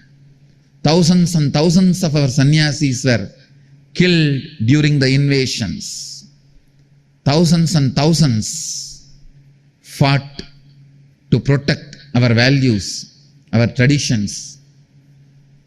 Today is the day we remember and honor all the great masters, gurus, sannyasis, sants, who gave their life, who lived and died for Sanatana Hindu Dharma, to protect Sanatana Hindu Dharma. One of the biggest suffering humanity has created for itself is whenever something is showered, you ask, am I qualified? The only pattern which stops Sadashiva showering on you is, you think, am I qualified? Then if he is showering on me, is he expecting something from me? Is he planning to achieve something through me? Is he looking for something from me?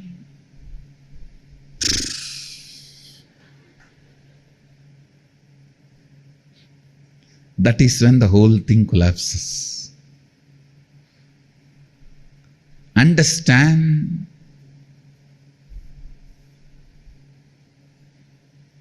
You always only know one love, only if you are looking for something, you will open up and you will share yourself. If not, you will never open up or share. Understand the most important Mahadeva Rahasya, Sadashiva's inner space. He has nothing to gain from you, but still he is passionate about you.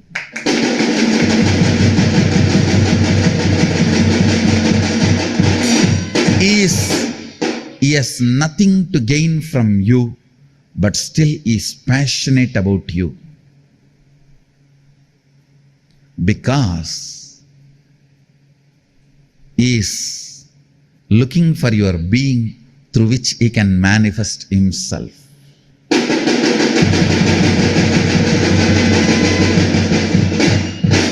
Whatever you think meaningful in your life, your money, your power, your position, your age, your youth, your beauty, your car, your bungalow, your body, your mind, your skill sets, nothing is useful for him.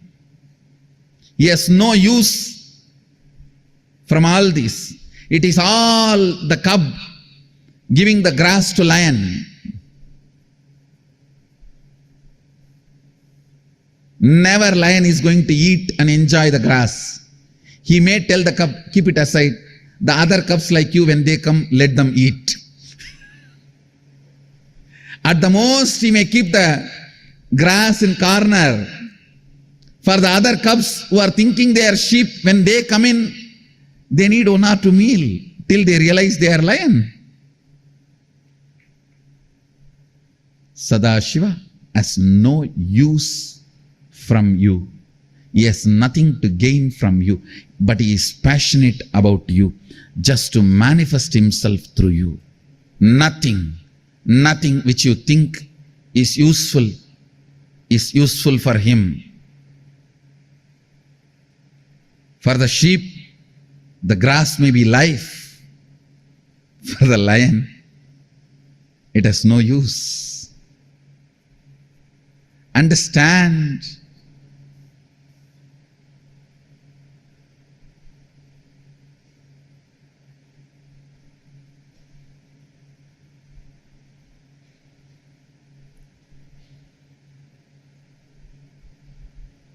Sadashiva has no use from your skill sets or the things you value. But he is passionately calling you, waiting for you. He is passionate about you, just to manifest through you.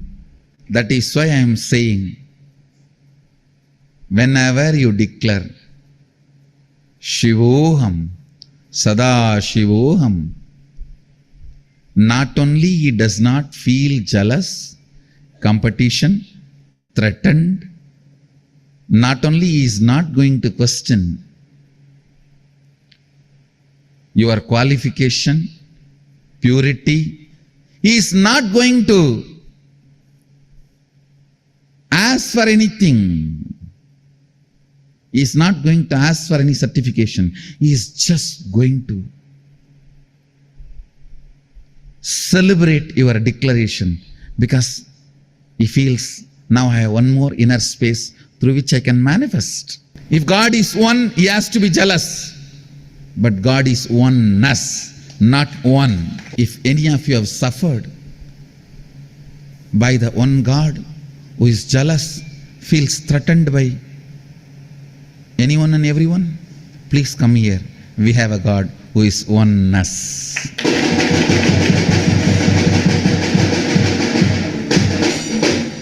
God is not one, he is oneness. That is why when you declare Shivoham, he celebrates you. Now he knows he has one more being through which he can celebrate his oneness.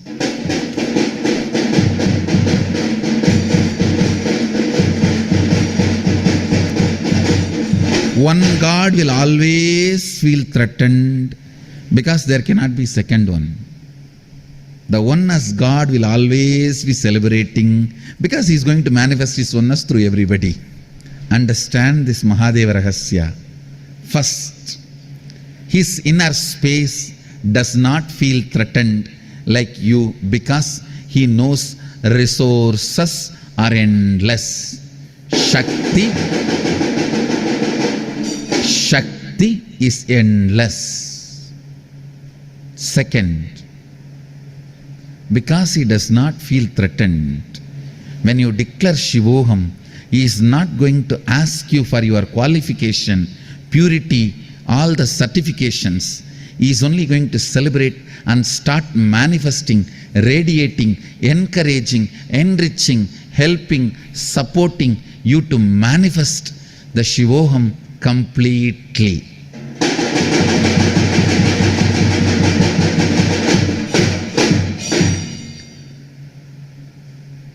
Third, he has nothing to gain from you other than fulfilling you by manifesting himself through your being.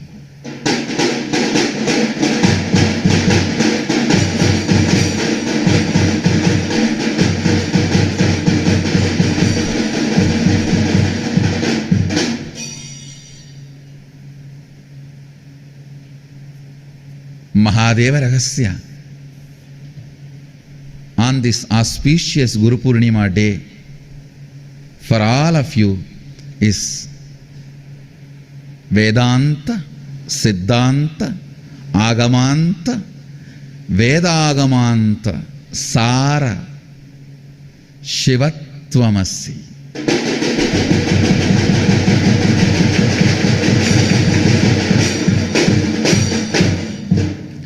Shivatvamasi is the initiation from Guru. Shivoham is the declaration from yourself towards the cosmos.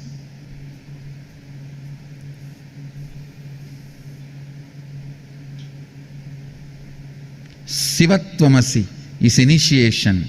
Shivoham is anubodhi.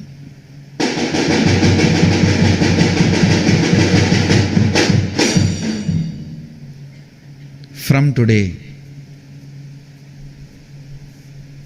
till the Navaratri, the Chaturmasya Vrata starts. From this year, I wanted our whole Sangha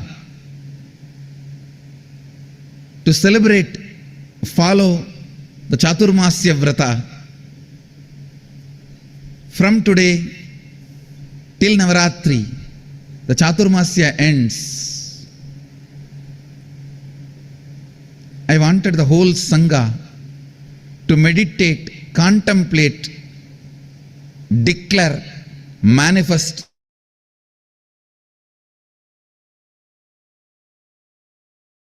the initiation.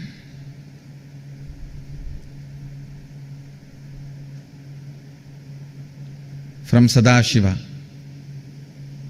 and contemplate every day. If I am Sadashiva, then this is the way my life should manifest. Again and again and again, let your will declare you are Shiva and decide to manifest your life as you want. When you see life starts manifesting as you want, you will become more and more integrated to this truth of Shivoham. You will become more and more authentic to the truth, Shivoham. You will become more and more responsible to the truth, Shivoham. You will become more and more enriched. You will be enriched and enriching the truth, Shivoham. You will be enriched and enriching the world with this great truth, Shivoham. Understand? Take this message, live it, will it, live it, manifest it, radiate it.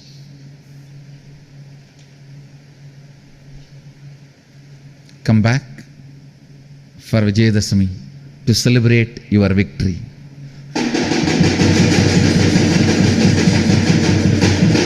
To celebrate our victory. Victory is the realization of Shivoham. Victory is the realization of Shivoham. Understand?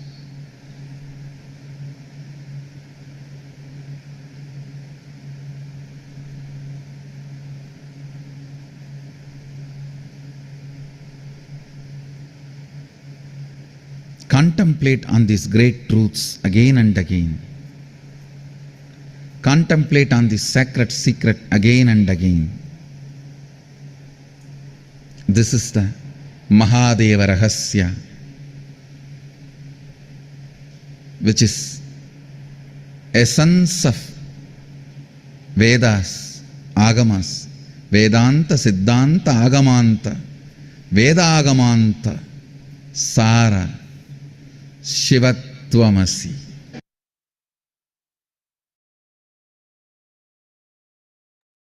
Yes. With this, let us now move on to the internalization exercise for this revelation by the Supreme Pontiff of Hinduism on Guru Shishya Parampara, Guru Shishya Sampradaya. Let us take a few minutes and look in.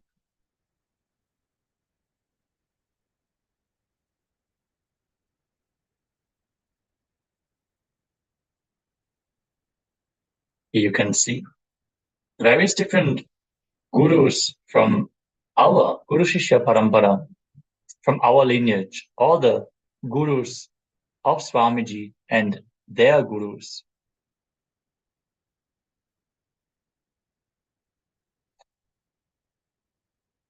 Parama Guru. Let's receive darshan of our Paramavatara's gurus. Let's bow down in gratitude for their happening. Chanting the Guru Parampara Vandanam.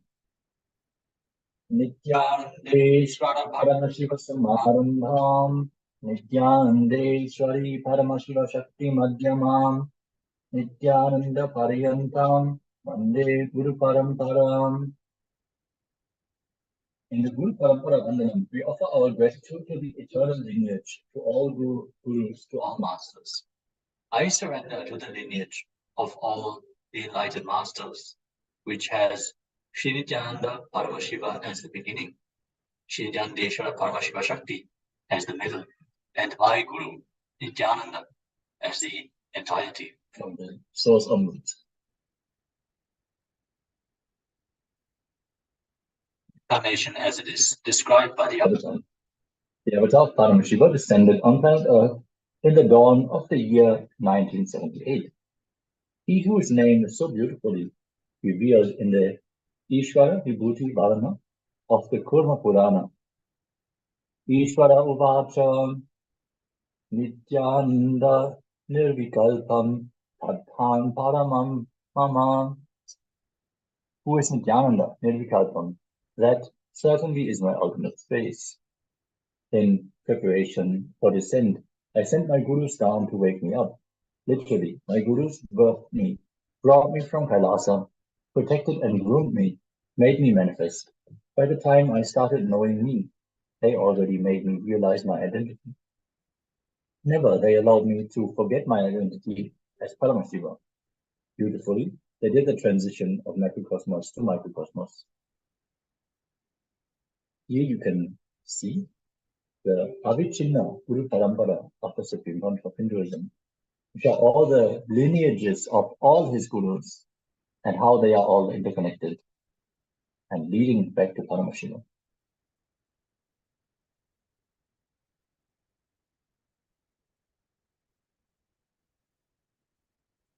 This is taken by the Supreme Pontiff of Hinduism to make Parama Guru's teachings available to all of humanity. Living Enlightenment book and its various versions, authored by the Supreme Pontiff of Hinduism, is a powerful superconscious-based software for modern-day human beings. Every thought current is rooted in Vedas and Agamas, which have been translated in various languages. Several sacred Hindu scriptures were translated from Sanskrit to English, along with commentaries by the Supreme Pontiff of Hinduism. Trained religious peacekeepers of KAILASA have organized and conducted several sessions on translating commentaries on the Vedic scriptures by the Supreme Pontiff of Hinduism to the world. Tiruchi Swami, the Guru who proliferated the greater sciences of Hinduism. The avatar of Lord Muruga, Pundi Swami.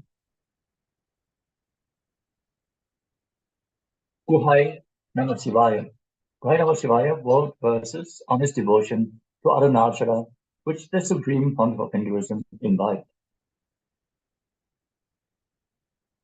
Kripananda Variya Samigal. The Supreme Pontiff of Hinduism credits his astounding oration ability and the ability to express the greatest truths in Tamil to Kripananda Variya Swami. Sri Kumara Swami is the biological paternal uncle of the Supreme Pontiff of Hinduism, who used to teach him the science of Siddha Vidya, which he was initiated by Tanjavur Swamigal, the disciple of Paramahamsa Shivananda. Tatwale Baba. The Supreme Pontiff of Hinduism was initiated into the superconscious mutation process for celibacy by a group of adepts, including Hamsananda Puri and Tatwale Baba around 1989. Ridwan Pandurangana. The Supreme Pontiff of Hinduism mastered the Hindu stream Paramashiva's teachings as Adi Shaivam and Shaiva Siddhantam under the renowned Tamil scholar Sri Pandurangana. Isaki Mahamodiva trained the Supreme Pontiff of Hinduism in the Hindu science of Vedanta. Mata Viputananda Puri trained the Supreme Pontiff of Hinduism in the Hindu science of Tantra.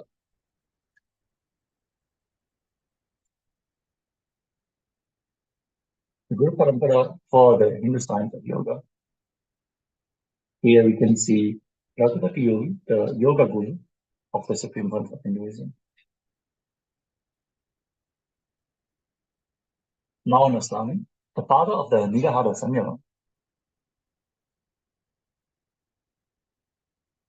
Narayan Swami, who gave the initiation into the science of Aushadha. Vinay Swami, who is demonstrating the power of sitting. Yogi Ram Saurav Kumar, you will pass the test of life, my boy. That's what he said to the Supreme Pontiff of Hinduism.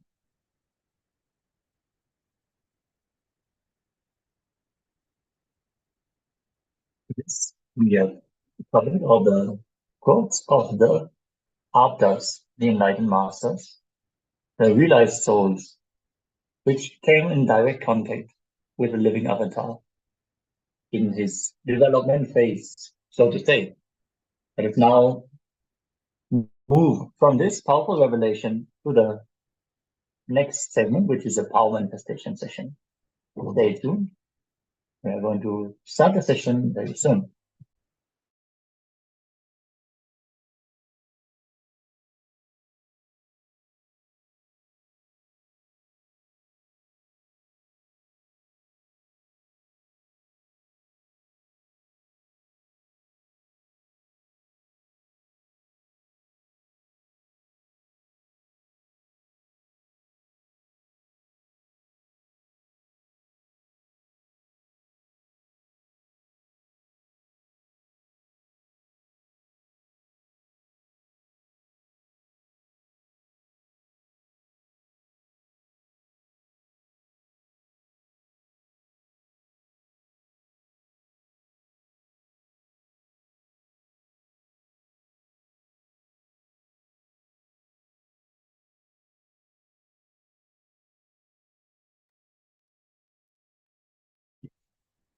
We are going to manifest the extraordinary power of Sarvanyata, all knowingness. First, let us get our copy of the Living Enlightenment book. If you have a physical copy of the Living Enlightenment book, keep it ready now. And if you don't have a physical copy, you can get a soft copy online. You can just go to Google and search for Living Enlightenment book, ebook or PDF, and you can also type the language, which is your preferred language. Since the Living Enlightenment book has been translated in so many languages, you can read it in your mother tongue or whatever language is most comfortable to you. Let us take a few moments to receive the blessings from the Living Enlightenment book. Connect to it as a living deity. Request it, oh, Jiva Mukti, please reveal the powerful cognition to me that will lead me to the breakthrough in power manifestation of Saranaka today. And once you receive that powerful cognition, imbibe it, reflect on it, and hold it in your inner space throughout the power manifestation. Let us take a few moments to get the powerful cognition from the Living Enlightenment book, and then get ready for the manifestation of Saranaka.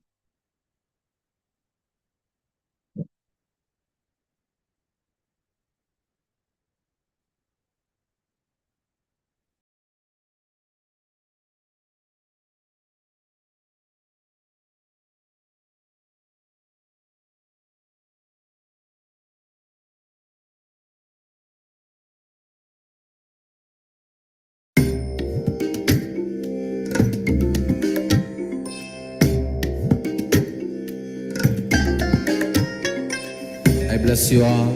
Let you all open all your three eyes and manifest the powers of Mahasadashiva. Om Nithyananda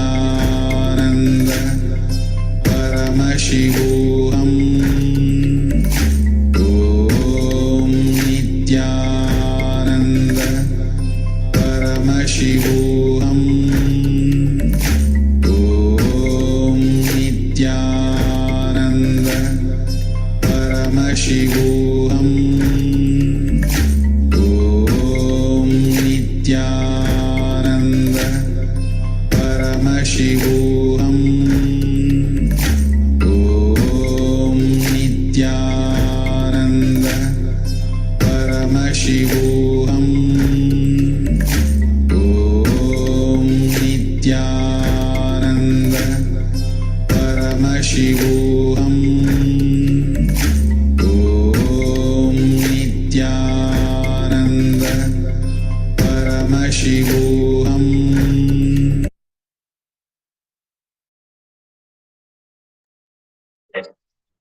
With this powerful cognition, let us now move on to the power manifestation. So make sure you have a camera ready, which has a timestamp function. On your phone, you can install a timestamp camera app, which can be found in the Play Store or the App Store, depending on which device you are using. Make sure you set the camera in such a way that the timestamp is visible. This is for verifying that the video is authentic. And for the manifestation, we are going to manifest the page number of the page number 425 of the Guaranteed Solutions book. So in Sarvanyatra, all-knowingness, we are going to manifest the knowledge which is included in this page. So as we are sitting, we are going to connect to our third eye and ask it to reveal the content of the page number 425. Pen down whatever is being revealed, and after some time, compare what is the content of the page. And we're going to cross-verify what was revealed. So make sure you record the process, and then we can verify that the power manifestation indeed happened. Let us now sit straight with our head, neck, and spine in a straight line, and close your eyes. Chant the Mahavakya, Om Nithyananda Paramashivoham, internally again and again. As you connect to your third eye and receive the knowledge of page number 425 of the Guaranteed Solutions book.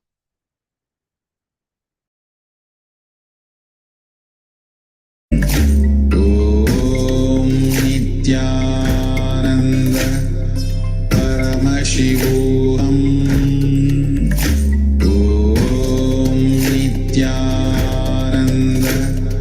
Paramashivoham. Om Nithyananda Paramashivoham. Om Nithyananda Paramashivoham. Om Nithyananda Paramashivoham. Om Nithyananda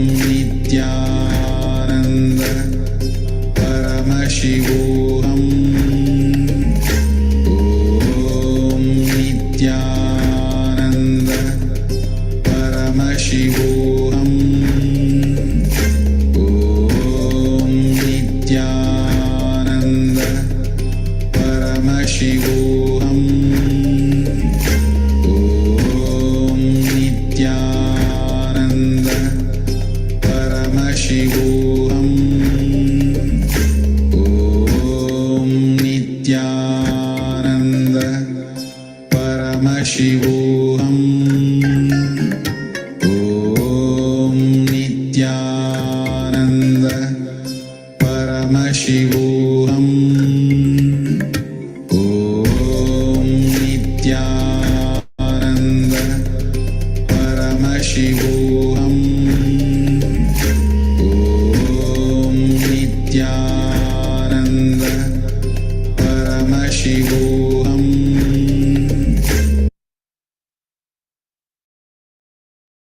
Yes, with this, let us now come to the phase of verification. Share whatever was revealed through the third eye. You can send it here in the Zoom chat, so we can cross-verify all that has been revealed. Let's take a few moments and pen down authentically what was revealed in the third eye. Anything which came up, just write it down, and then let us now look what is actually included in page number 425 of the Guaranteed Solutions book. Drop the ego. A master is the one who makes you understand the purposelessness of life. When you search with a purpose, you miss reality. Because when you run behind the purpose, you miss the present. You simply miss existence. When you realize the purposelessness of life, a new consciousness starts blossoming in you. You will then understand that the diamonds that you are protecting all along are mere stones. You will understand that the things that you thought were great are mere toys. You will understand that money is not the real bliss that you are seeking. You are seeking beyond it. You will start looking at life as a great divine play of existence. You will enjoy the drama and play your role with utmost enjoyment and perfection. You will not live for goals. You will live for the sake of living and enjoying life. Enjoying living. Understand that I'm not saying that you should stop earning money. Without money, there is nothing you can do in life. I am only saying enjoy living every moment and make your goals just incidental. You must understand that the whole thing is just a drama and you are a player. When you get attached to goals, you miss the whole idea. In a drama, does it make any sense to get attached to a role or to another character or to anything? No. It will straight away seem ridiculous, will it not? In the same way, life is also a great drama. So don't get attached to it in any fashion. Just play your role and enjoy the whole show. This is the content of page number 425. Drop your ego. Give yourself a good clap for manifesting this power. And let us now share our experience in the social media. Take a few moments to share your recording or your experiences, even your powerful cognition from the Living Enlightenment book. Share it in the social media on KAILASA's Divine Audios Nithyananda Paramashivam Facebook page. Select the events tab and go to today's event, which is day 7, Paramashivoham Level-2, and share your experience using the hashtag #KAILASA, #Paramashivoham Level-2 in the discussion segment. Thank you all so much for tuning in, and let us now move on to the next Jnana segment, which is all about the life of the avatar with his gurus. Stay tuned, we're going to start the session immediately.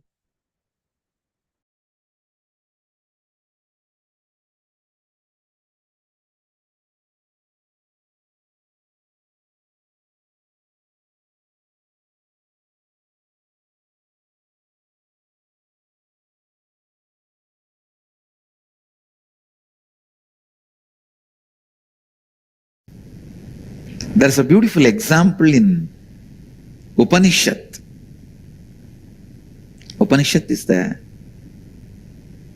source book of Hinduism, just like Bible for Christianity, Quran for Islam. Vedas are the source book of Vedic Hindu tradition. And Upanishads are the main chapters of the Vedas based on which our life is running. Upanishads are more like instructions and truths about life. So in one Upanishad there is a beautiful story. In a tree, huge tree, there was a small bird which used to jump from branch to branch. Sometime it will eat sweet fruit in the tree and jump. Some other branches will have a bitter fruit. When it eats the bitter fruit, understand it's a very beautiful simile or a example with an amazing truth.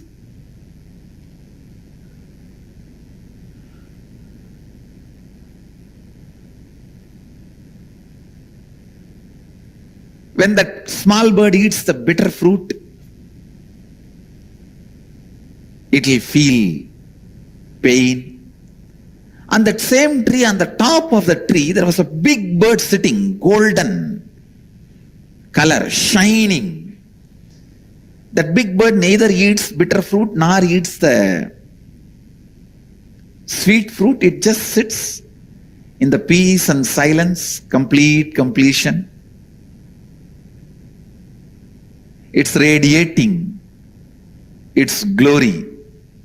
This small bird, which is running between these lower level branches, sometime when it eats the sweet fruit, it feels joyful, and bitter fruit, it feels bad. When it feels bad, it look up and see the big bird and think, see that bird, so beautiful, is so graceful. He doesn't have any pain, any suffering. Why not me also become like that? So it will think, yes, let me go near that bird and become like that bird. It will start jumping towards that bird.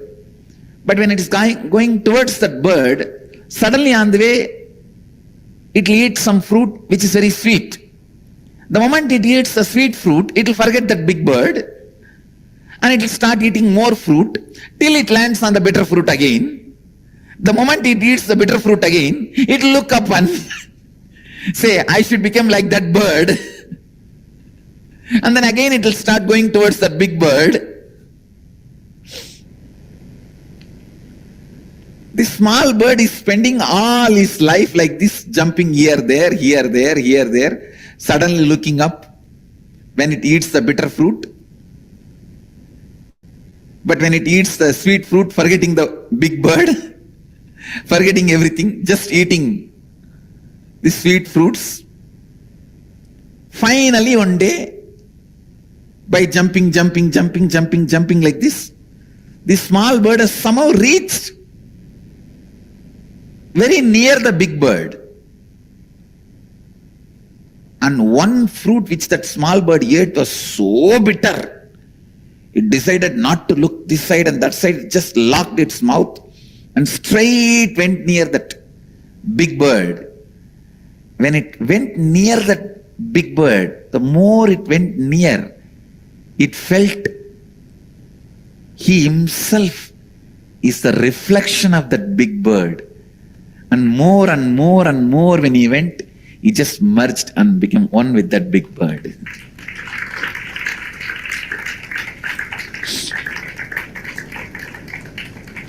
I don't even need to explain the concept behind the story, I think now.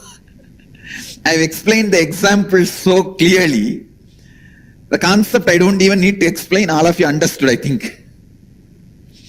But I'll try to give few more words for you to understand the concept. Big bird is the cosmic enlightened being. Paramatma. Small bird is you, the individual soul. The bitter fruit is the incompletions and pains and sufferings. Sweet fruit is the once in a while small joys, completions you experience. When you experience little sweet things in the life, kind of a fulfillment, you forget about Paramatma. But when you get into the bitter fruit, you immediately remember and look up. And here, there, jumping. Somehow, when you really eat a bitterest fruit, and you decide after that you will never open the mouth again, means you will never allow any more incompletions, and straight look up and move near him, you will understand first you will understand you are his extension. Next you will understand you are just his shadow. Third you will understand you are just his presence. Fourth you will understand you are he. Exactly. This is the exact relationship I had with him. I can say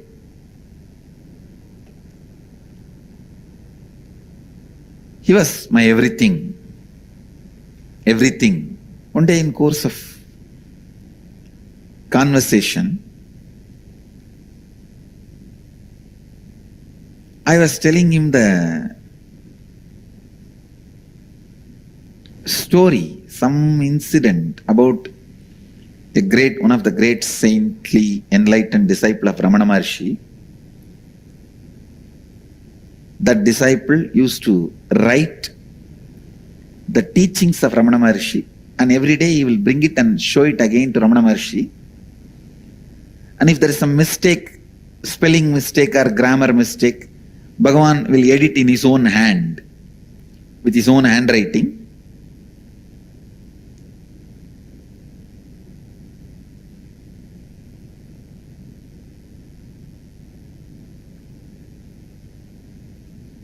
So, that sadhu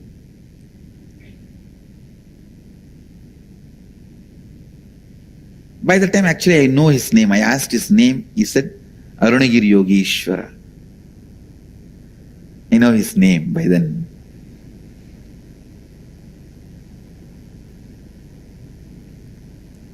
So I asked Arunagiri Yogeshwara, I was telling about this story, then Arunagiri Yogeshwara smiled and said, maybe that is the way that Swami was trying to get the handwriting of Ramana Maharshi in his notebook. And he also made a comment, just to get the Ramana Maharshi's handwriting, this Swami will make more and more mistakes. The moment I heard, immediately I thought I got a very brilliant idea.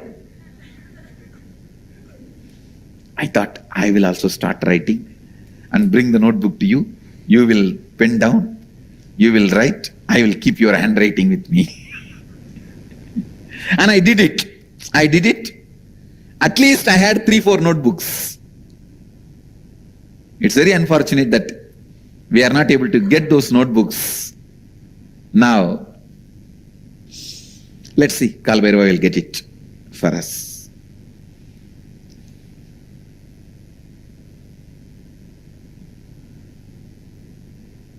2-3 notebooks and 1 or 2 diaries where I'll try to pen down in the night whatever I could remember we spoke, and then purposely make mistakes.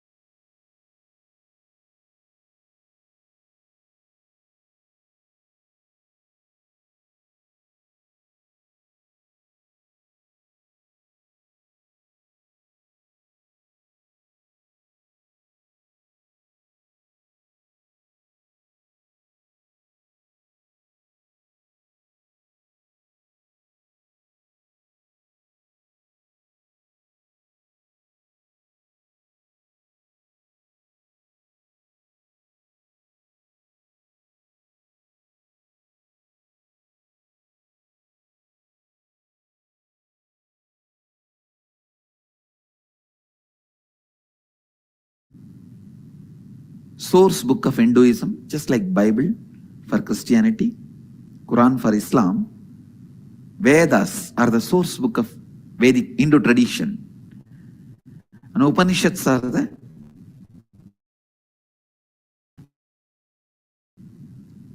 main chapters of the Vedas, based on which our life is running. Upanishads are more like instructions and truths about life. So in one Upanishad, there is a beautiful story. In a tree, huge tree, there was a small bird which used to jump from branch to branch. Sometime it will eat sweet fruit in the tree and jump.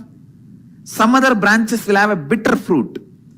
When it eats the bitter fruit, understand, it's a very beautiful simile or a example with an amazing truth.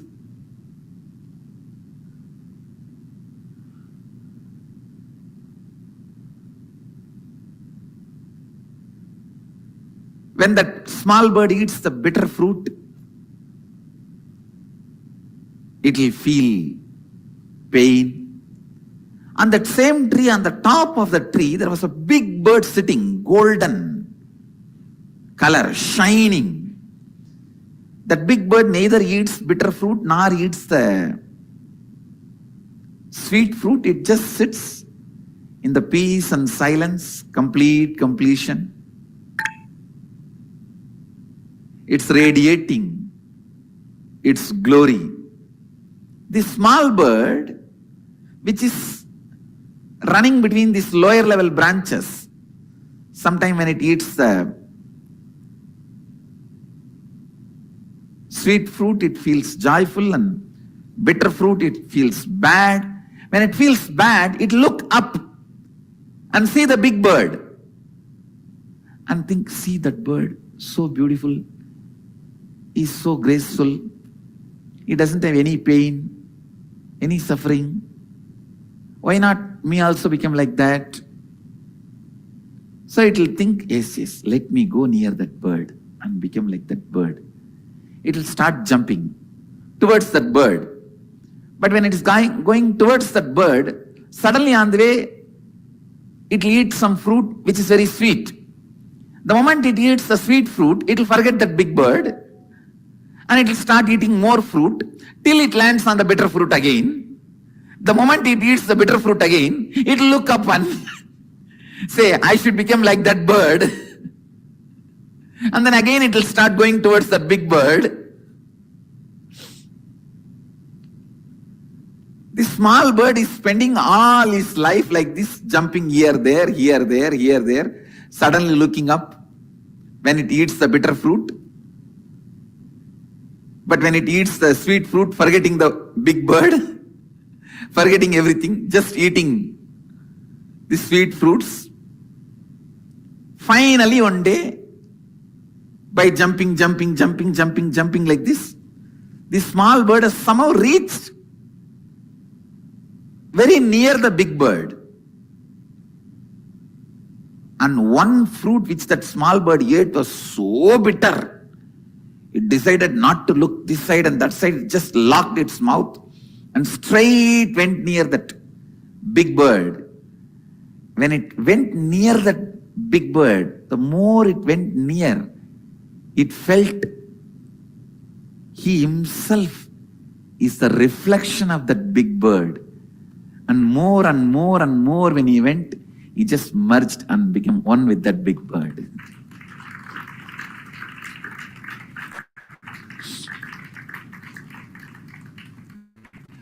I don't even need to explain the concept behind the story, I think now. I've explained the example so clearly. The concept I don't even need to explain. All of you understood, I think. But I'll try to give a few more words for you to understand the concept. Big bird is the cosmic enlightened being. Paramatma, small bird is you, the individual soul. The bitter fruit is the incompletions and pains and sufferings. Sweet fruit is the once in a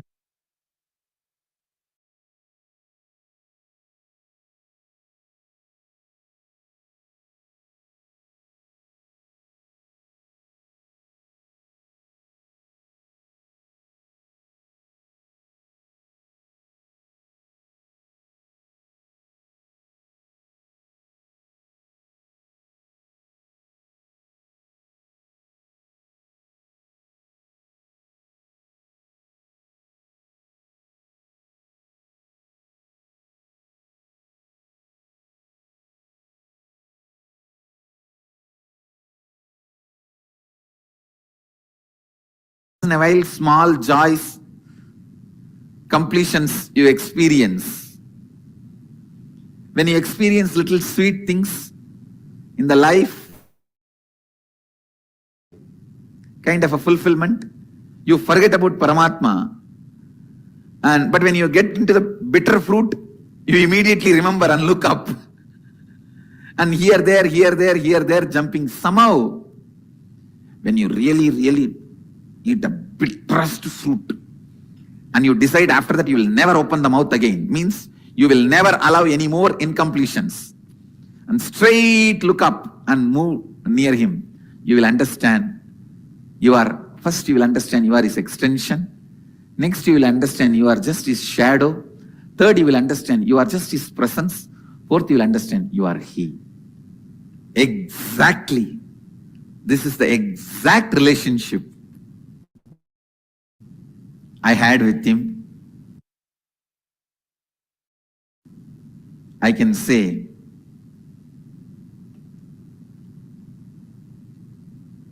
he was my everything. Everything. One day in course of conversation, I was telling him the story, some incident about one of the great saintly enlightened disciple of Ramana Maharshi. That disciple used to write the teachings of Ramana Maharshi, and every day he will bring it and show it again to Ramana Maharshi. And if there is some mistake, spelling mistake or grammar mistake, Bhagavan will edit in his own hand, with his own handwriting.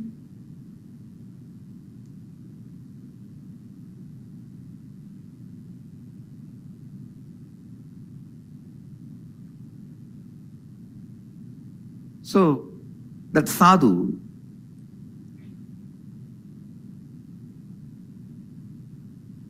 by the time actually I know his name, I asked his name, he said, Arunagiri Yogeshwara. I know his name by then.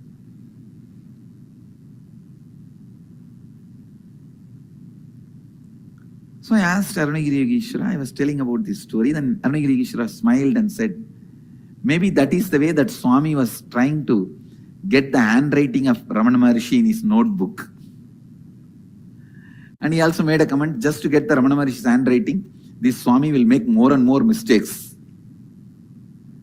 The moment I heard, immediately I thought I got a very brilliant idea. I thought I will also start writing and bring the notebook to you. You will pen down, you will write, I will keep your handwriting with me. And I did it. At least I had 3-4 notebooks. It's very unfortunate that we are not able to get those notebooks. Now, let's see, Kal Bhairava will get it for us.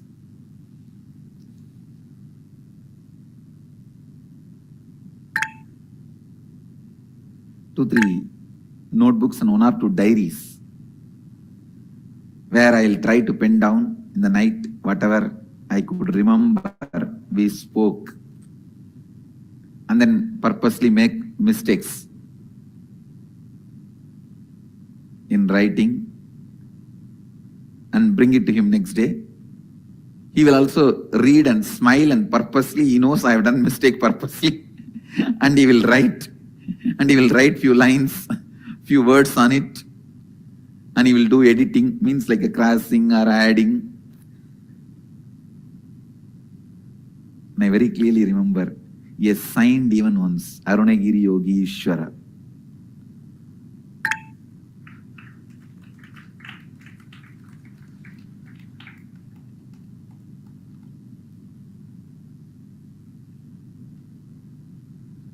So many things, so many things. We used to speak. Once I remember he told me that don't go around and tell everyone that you are every day meeting me and talking to me. I took that as an instruction. I never asked why. That was one good thing I had. If I accept somebody as my guru, that's all. I'll simply surrender.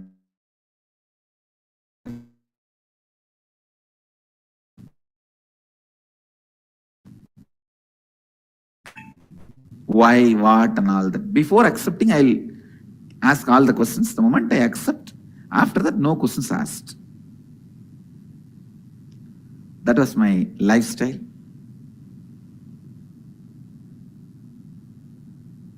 Everything was going well.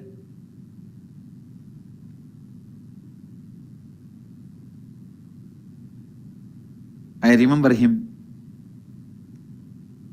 talking to me about various subjects. Patanjali Yoga Sutra, Vijnana Tantra, Upanishads. I even remember taking 4 Upanishad book to him, which was given to me by Iseki Swamigal.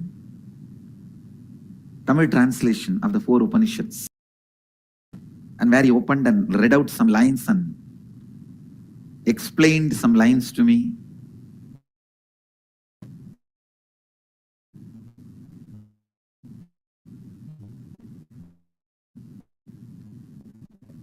And I had the fortune of directly singing the Devarams of Jnana Sambandar to me.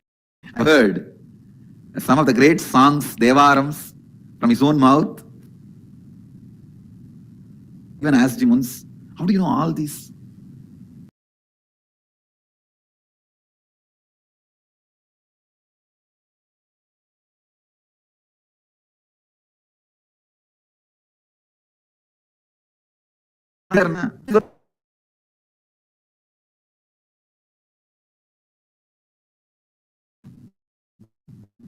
These are all the mystical mischief answers.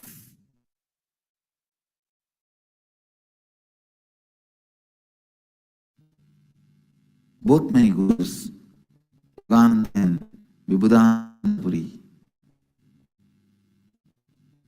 What extraordinary! From the beginning, they were so clear.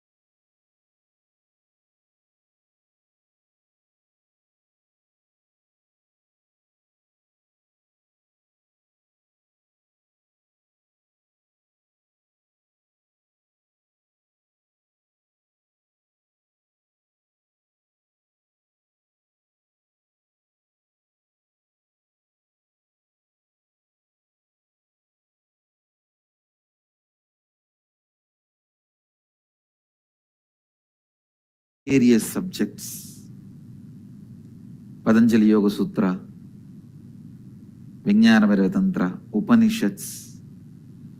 I even remember taking 4 Upanishad book to him, which was given to me by Isaki Swamigal. Tamil translation of the 4 Upanishads. And where he opened and read out some lines and explained some lines to me.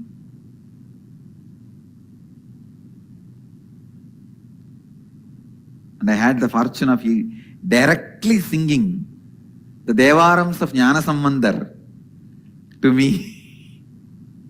I have heard some of the great songs, Devarams, from his own mouth.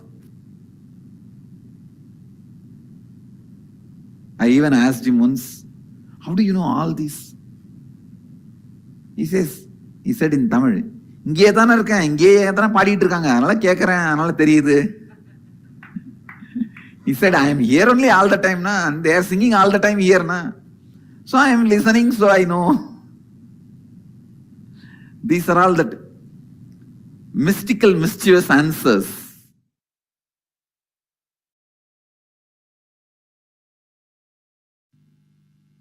Both my gurus, Yogananda Puri and Vibhudananda Puri, what a extraordinary intelligence they were having.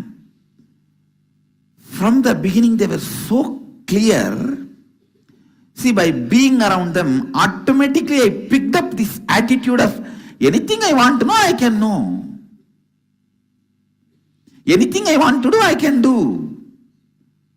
This was not taught systematically to me. Please understand.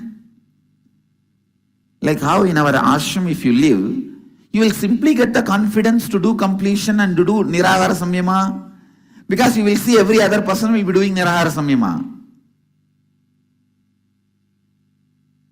Every other person will be sitting and doing completion. You will not have neck pain to wear this big mala, because every other person will be wearing.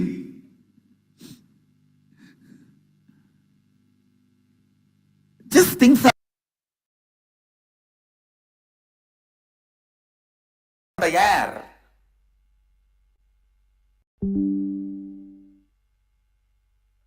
With my both gurus, it was so amazing. Just in their air I picked up. In their presence I picked up that if you want to know anything, you can know simply. If you want to do something, you can do simply. I never know whether it is a swimming or climbing the hill or anything, human beings need to be taught.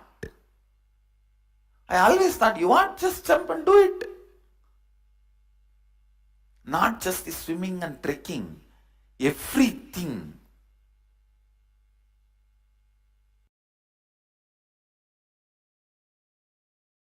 I still remember one day I went to Mataji, Vibhudananda Puri, and told her, the temple, such beautiful deity is there. It is so nice. I want like that. She said, you make it. I did not even ask how. And immediately, from my neighbor, I got one mold of Lakshmi and made a clay mold out of it.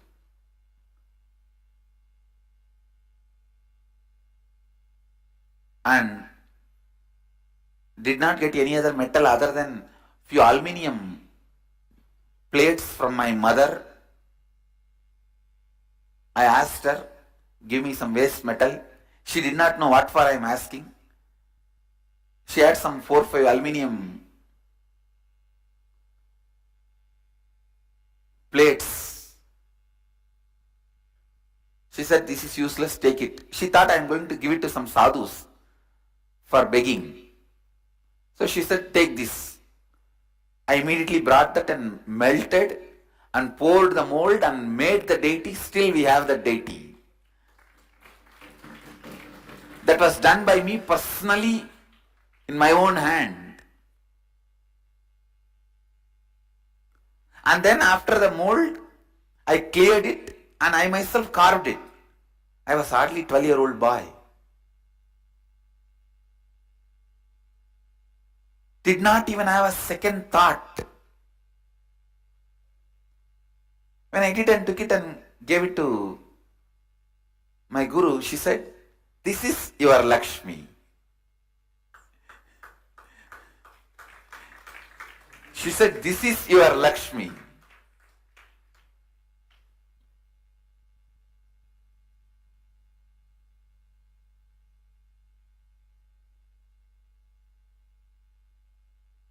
This ability to look into anything and the space of completion to look into anything and no incompletions about anything, simply possibility.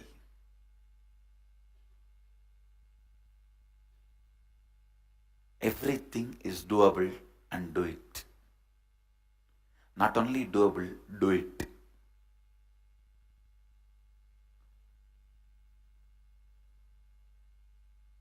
Blind spots are not inabilities, they are choices. Thinking blind spot is inability is karma.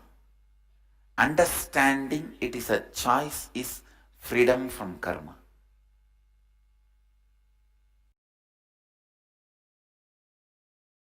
Don't even know about inability and possibility and simply you are living, making everything possible is vikarma. I neither know it is difficult for some people, easy for some people. I simply did it like breathing, like living. Still we have that Lakshmi deity with us. When I went and told the deity is so beautiful, I want like that one deity, she neither discouraged me, nor she started explaining how to get it. She said, make it, you can.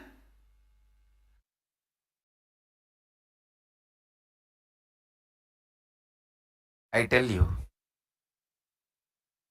whenever you declare your integrity to a guru, all his realizations and experience, expertise, satya, satya, shaktis become yours. I'll tell you a very simple incident.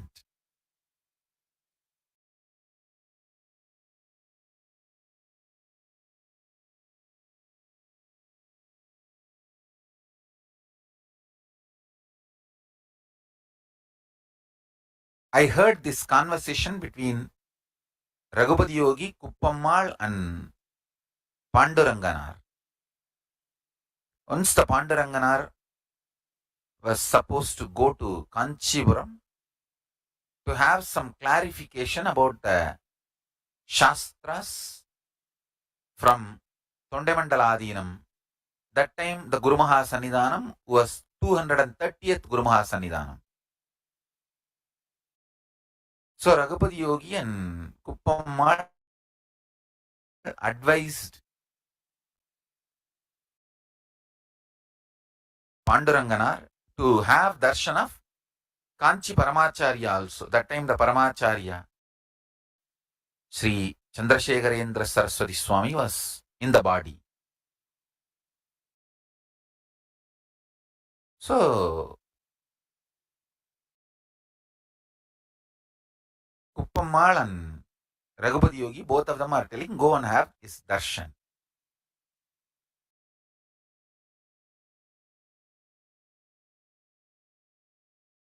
Muruganar said, I don't know whether I'll have time because I have to meet Tondemandala Sannidhanam So if I have time, I will plan.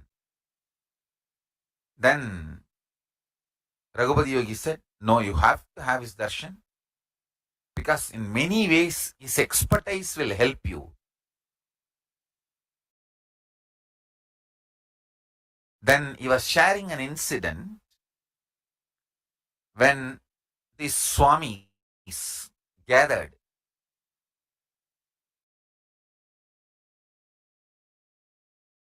to declare me as an incarnation. When I was 3, they all had a kind of a gathering and formal way of confirming that I'm an incarnation. Successfully happened.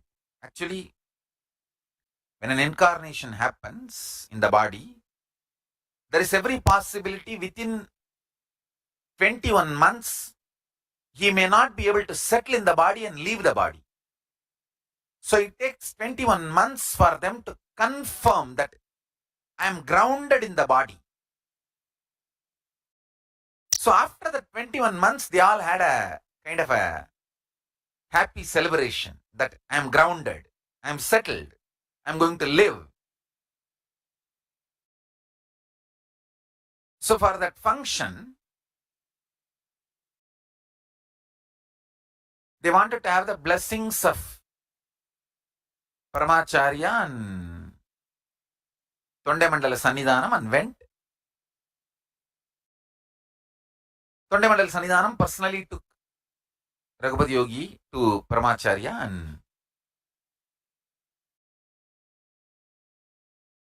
the Paramacharya not only blessed, and he also told his assistant to get a bamboo stick and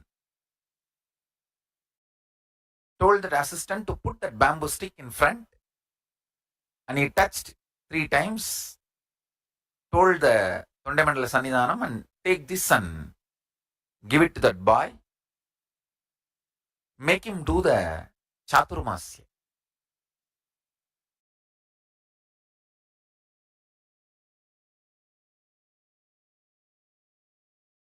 In Tamil he said, இப்பவே சாதுர்மாசியம் பண்ண வச்சிருங்கோ,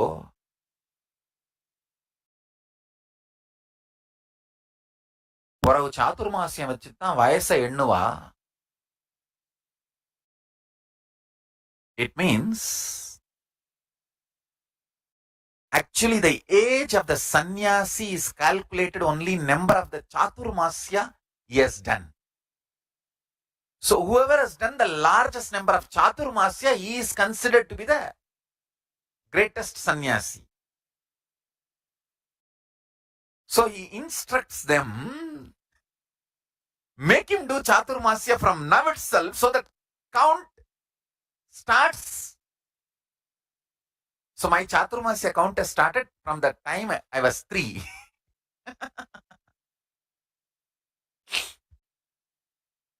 Actually, after 21 months, after 2 years only, they did the ceremony. So only from the 3rd year, the Chaturmasya started. That is the stick with which you see my first photograph. My first photograph with a danda, that was given, blessed by Paramacharya and brought by Tondemandala Sannidhanam and given to Raghupati Yogi, and Raghupati Yogi brought, and they all did all the ceremony, whatever needed, and they did, and rest is history. Raghupati Yogi remembered this and told Muruganar. That time he made a statement. பெரியவாளை பார்க்கும் பொழுது அவங்க சேர்த்து வச்ச ஞான சொத்தெல்லாம் யதார்த்தமா நமக்கு கொடுத்துருவா. Means when you meet great people, in a natural way, all the great expertise and knowledge and experience they have will be given to us. I tell you. This is the Sankhya, the multi-dimensional logic of Why you need to declare your conscious integrity to Guru? Because when you declare your integrity to Guru, your inner space is consciously aligned to Guru's inner space. Guru's inner space means Kailasa, Mahakasha, Kailasa.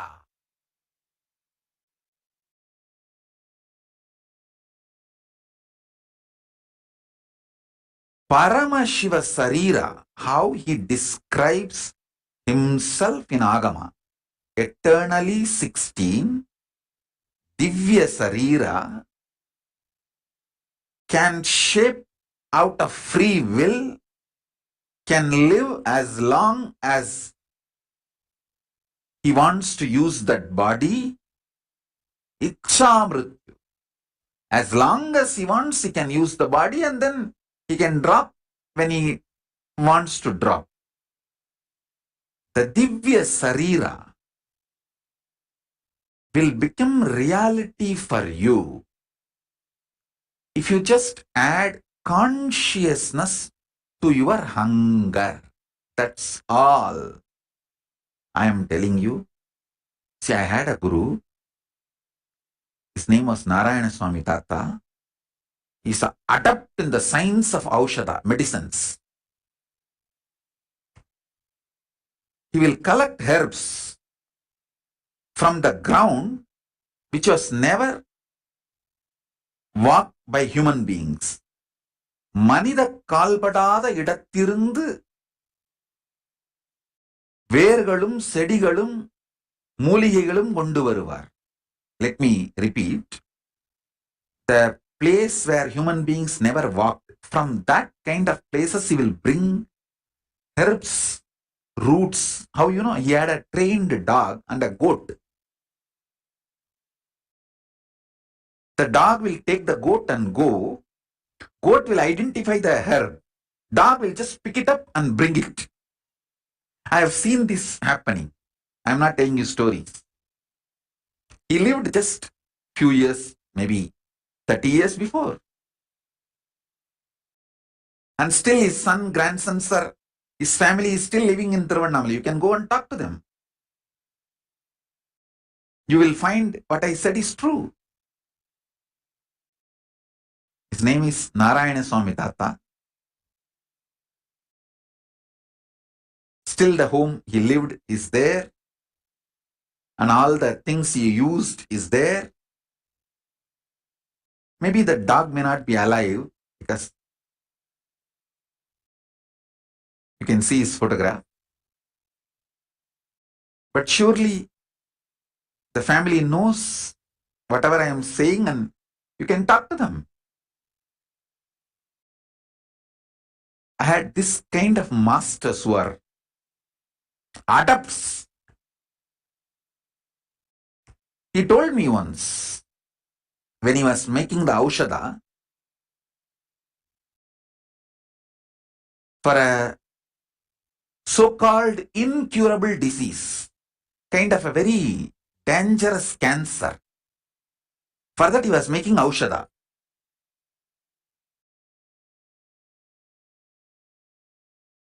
He collected too many things from too many sources and finally made the Aushadha. He called that disciple, or I should say that client, who came to him for healing, for medical care, medical help, Aushadha help, the customer. And he gave that medicine to him. Asked him,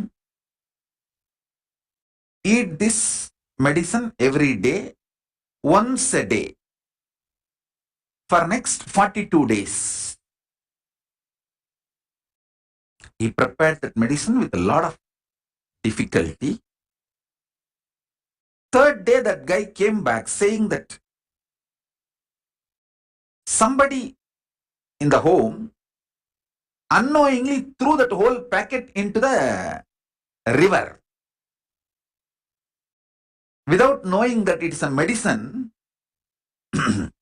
they just threw the whole thing while they were cleaning the home and put it in the river. Nearby small stream where they dump all the unwanted things. Surely it is very difficult to do the medicine again. I was wondering how he is going to solve, how he is going to help this person to get out of the cancer now, because making the medicine again, collecting the whole items, almost impossible. All he did, he called that person, made him sit next to him and told, this simple process, whenever you are feeling hungry, do japa of this mantra. I tell you, I know it is very difficult for you to believe. Maybe the power of his initiation, his words, energy. He said, whatever I made as aushadha, your body is capable of producing it when you add consciousness to your hunger. I tell you,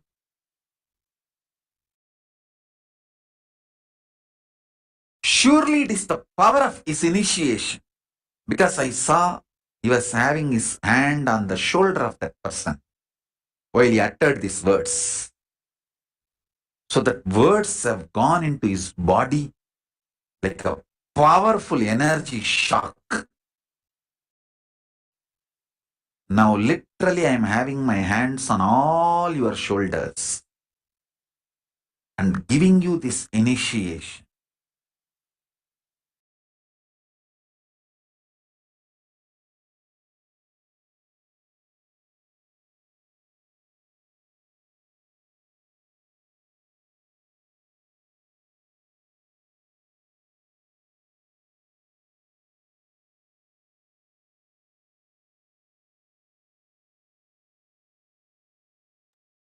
Yes. With this, we are going to move into the intro segment of this sharing from the Supreme Pontiff of Hinduism.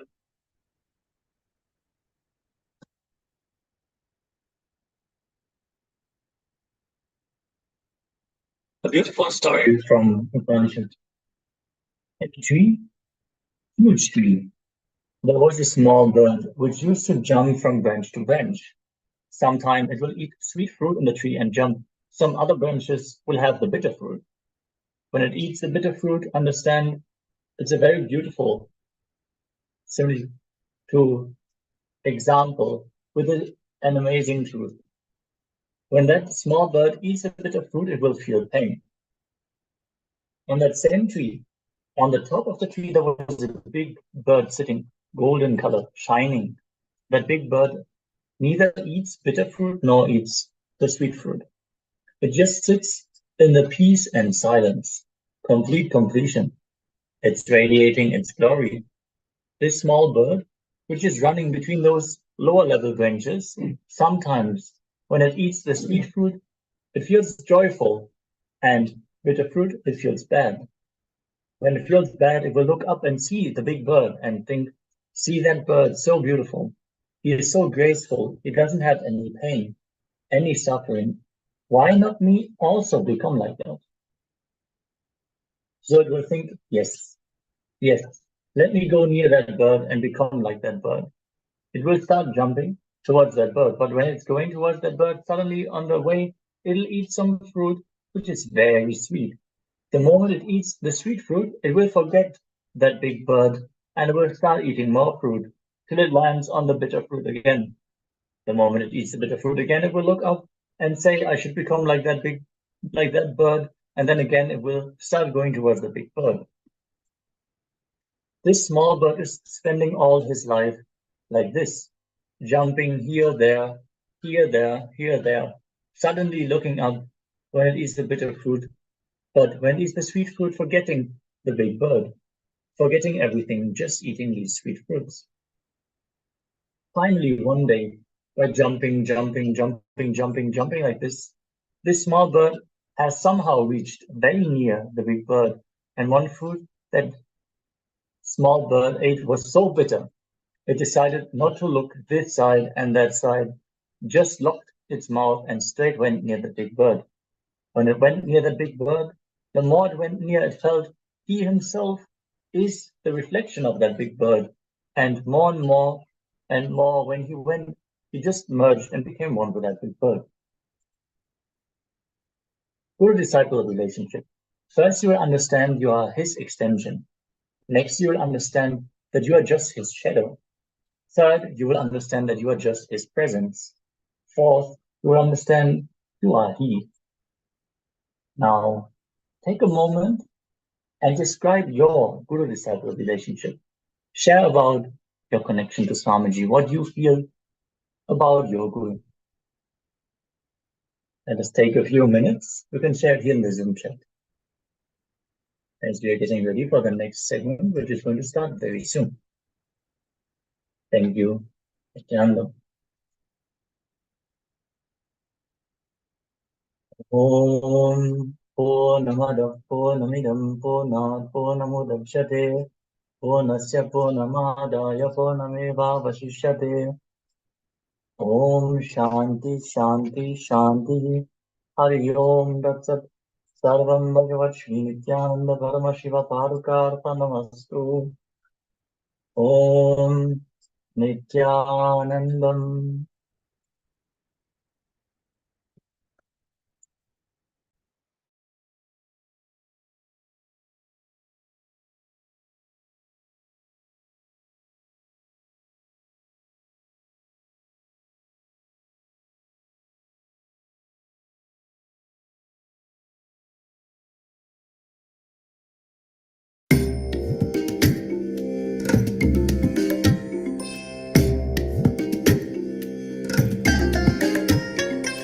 I bless you all. Let you all open all your three eyes and manifest the powers of Mahasudashiva. Om Nithyananda Paramashivoham. Om Nithyananda Paramashivoham. Om Nithyananda Paramashivoham.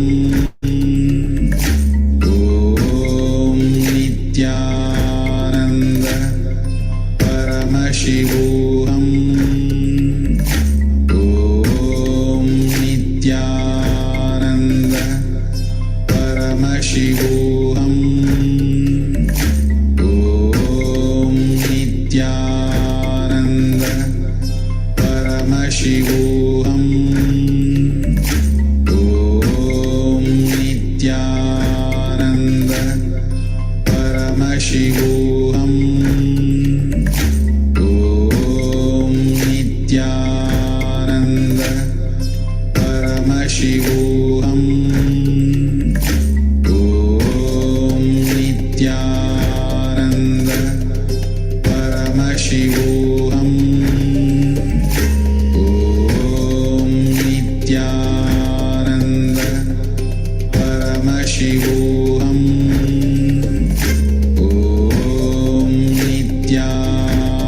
Om Nithyananda Paramashivoham. Om Nithyananda